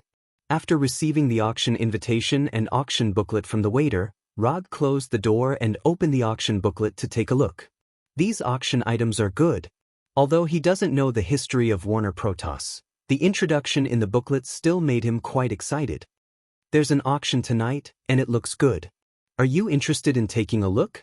After returning to the bedroom, Rog handed the invitation and booklet in his hand to Hinata, who was trying on clothes. "You decide, I'm fine with anything." Compared with the auction, Hinata was obviously more interested in the clothes and jewelry she just bought. "Then let's go and take a look. Anyway, I have nothing to do." Rog glanced at Hinata, who was trying on a black deep V-neck backless dress, and returned to the living room board. At night, Rog, who changed into the traditional Warnerheim clothes, and Hinata came to the auction house next to the hotel and walked into this particularly large and famous auction house. The name of the auction house is very ordinary, called the Lost Treasure House. However, behind this ordinary name, the auction house had a legendary history. It is said that this place once auctioned the weapon of a Warner Protoss god, as well as the divinity of a powerful god.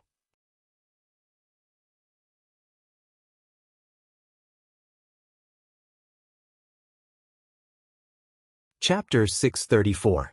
Whether it's the weapon of the God King or the divine spark, both are existences that can only be found by chance. In fact, so far, Rog only knows of two God King weapons. One is Odin's Gungnir, and the other is the Storm Battle Axe that has not yet been created. Needless to say, the power of the Gungnir is undeniable. Odin can make a name for himself in the universe because of the Gungnir. As for the Storm Battle Axe, although it hasn't been born yet, in other parallel universes, it blocked the attack of the All-Gem Infinity Gauntlet and cut off the head of Thanos.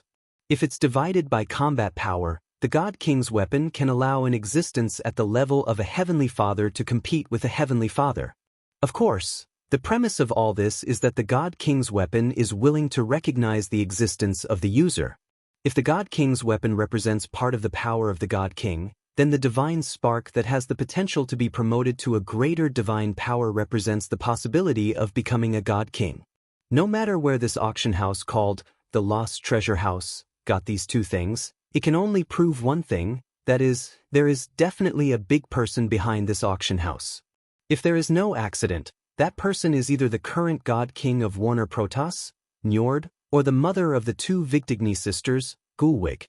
Apart from the two of them, Rog can't think of anyone else in Warner Protoss who can do this.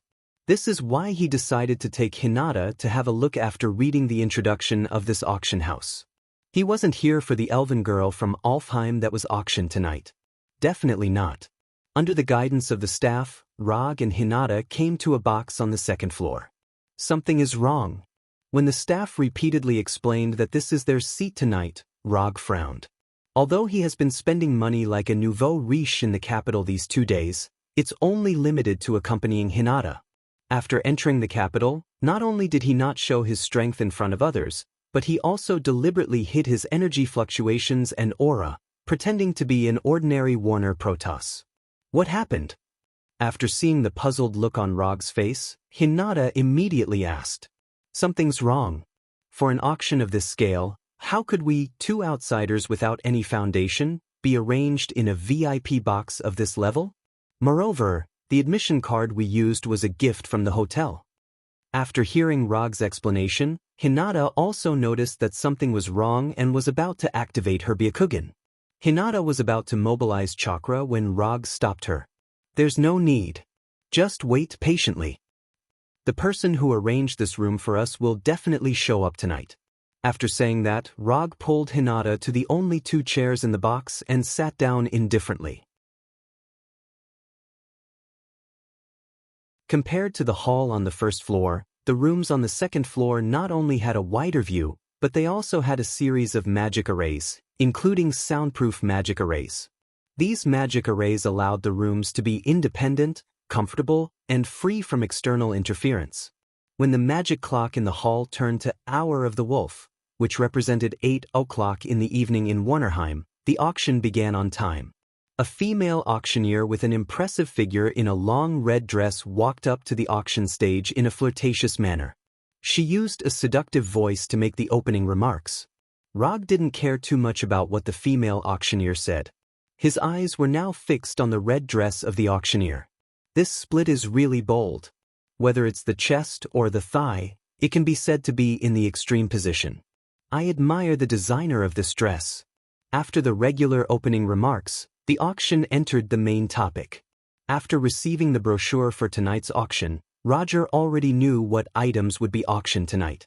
There were a total of 3 items that he was slightly interested in tonight. The first one was the elven girl from Alfheim. The second one was the sword in the stone. It was said that a certain Warner Protoss adventurer had brought it back from Earth. As for whether or not this sword in the stone was the one in his memories, Rog was unable to confirm. The third item was a silver surfboard. In the auction booklet, there was not much information about this silver surfboard. On a certain night, this silver surfboard fell from the sky and landed in Warnerheim. It was picked up by a farmer couple. Later, the auction house bought this silver surfboard from the farmer couple. According to the auction house's tests, this silver surfboard, which was as smooth as mercury, could give the user a certain degree of physique enhancement and the ability to fly. Other than that, there was no other information about it. When he saw this silver surfboard in the auction booklet, Rog thought of a person he had never seen before. The Silver Surfer, or rather, the Silver Shadowman. In terms of appearance, this silver surfboard did look like the Silver Shadowman surfboard. However, if this was really the Silver Shadowman surfboard, then the ability of this surfboard was definitely not as simple as what was written in the auction booklet. Warner Protoss may not know who the Silver Shadowman was, but Rog knew all about him. The Silver Shadowman, whose real name was Norin Ride, was an astronomer on a planet outside the Milky Way galaxy. When this planet was chosen by the great planet devourer, Norin Ride, who was not yet the Silver Shadowman, used himself to serve the planet devourer. In exchange for finding other suitable planets, he begged the planet devourer to let his home planet go. The planet devourer accepted Norin's offer and gave him a powerful cosmic energy. Thus, the Silver Surfer was born.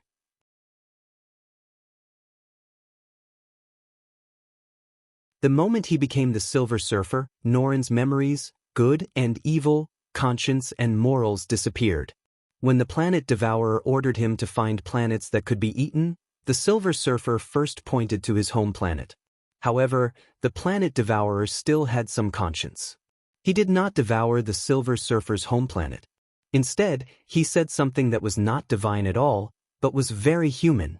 I made a promise with a respectable person that I can't eat that planet. During his time in the universe, Rog heard the name of the planet devourer. However, he did not know if it was because of good luck or bad luck, but he never met this famous Uncle Tun. While Rog was thinking about whether the silver surfboard auction tonight was the Silver Shadowman surfboard, the elf girl from Alfheim was pushed onto the auction stage.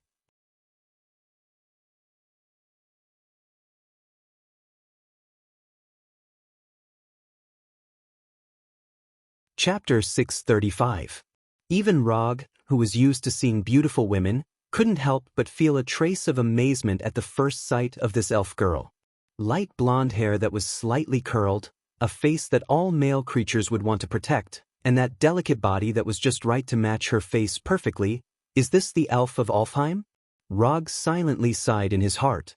Not only did he feel this way, but the people sitting in the hall on the first floor also made a burst of exclamations.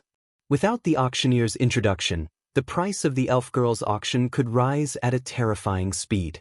In less than a minute, the price of the elf girl's auction rose from 10,000 magic crystal coins to 120,000 magic crystal coins. Magic crystal coins are the highest level of currency in Warnerheim. The exchange price with ordinary gold is roughly between 1 to 10,000. Of course, this exchange price is not stable and will fluctuate freely around 10,000. Like now, when the war broke out on the front line, the exchange price is about 1 to 12,000.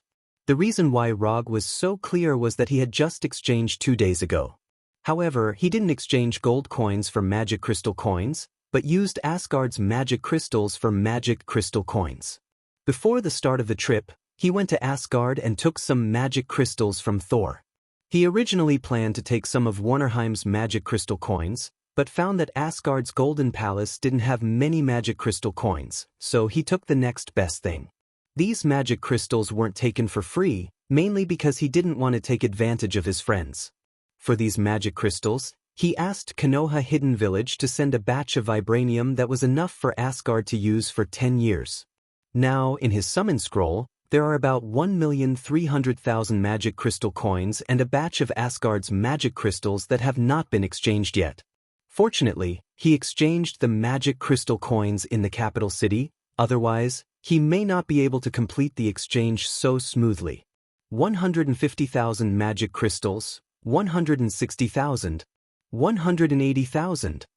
The price of the elf girl's auction was still rising, but so far, the bidders were the guests on the first floor. Could it be that the guests on the second floor were all so noble? Rog curiously looked at the surrounding rooms. Due to the magic array, he could not see through the one-way magic barrier. He could only guess that there were guests in those rooms.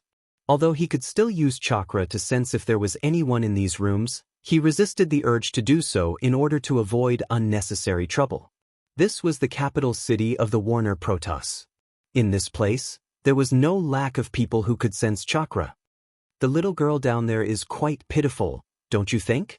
Rog glanced at Hinata and said casually, "Little girl? She's an elf. She's at least a few times older than you, maybe even 10 times older."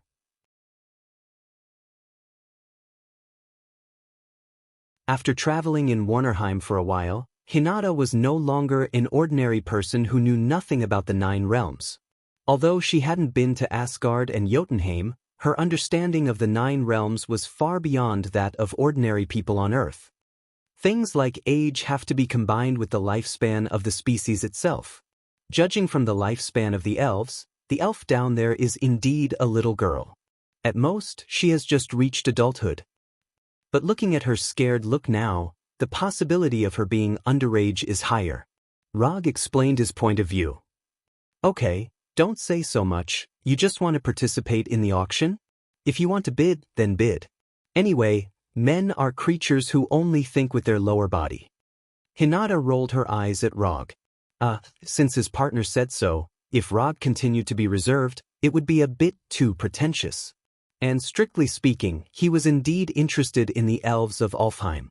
Among the 9 realms, except for the higher underworld that once imprisoned the goddess of death, only the elven kingdom Alfheim he hasn't been to. Therefore, it's normal for him to be interested in the elves. After all, curiosity is something that every living creature has. 300,000. After looking at the people bidding on the first floor, Rog directly raised the price to 300,000. Increasing the price by 10,000 to 20,000 was not in line with his style. Auctions were meant to be a bully. The magic array in the room transmitted his voice, causing the originally intense bidding war to pause for a moment. But soon, a competitor appeared on the first floor. 310,000. This was a man who was so fat that he needed to occupy the space of 2 people. With the physical fitness of Warner Protoss, being fat to this extent can be considered a talent. 400,000. Rog bid again. If he just raised the price to 300,000, it was just a bit overbearing. Therefore, there was only one meaning to his current bid. That is, this elf girl, he must have her. The fat competitor on the first floor looked up at the box where Rog was. He raised his right hand and put it down, and raised it again. After repeating several times, the fat competitor finally chose to give up. 400,000 magic crystal coins. This price was far beyond the normal price of an elf.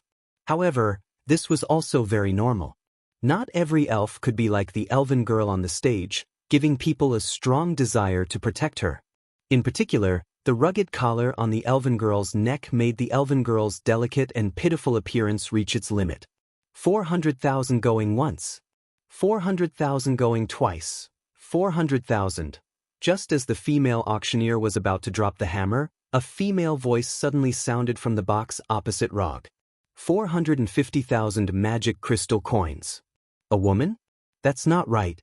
It's just an elf girl. Why is a woman like you joining in the fun? Just as Rog was about to continue bidding, he suddenly stopped. Something's wrong. Something's really wrong. Although the female voice just now was hidden by the magic formation, Rog still felt that he had heard this voice somewhere before. Victigny or Weigelf? The only women he knew of from Warner Protoss were the two sisters. Could it be the two sisters? After thinking for a while, he finally made the decision to make a bid. However, before bidding, he adjusted his voice using a sound transmission magic array. 500,000. After reporting his new price, he turned off the sound transmission magic array. As long as the other party continued to raise the price, no matter how much, he would give up. The elf girl on the auction stage was indeed very attractive, but it wasn't enough to make him risk everything to bid for her. He didn't forget that there were still the sword in the stone and the silver surfboard. You're tuning in to the Han Lee's Immortal Journey YouTube channel. Don't forget to subscribe and join us on this journey to catch the most captivating stories.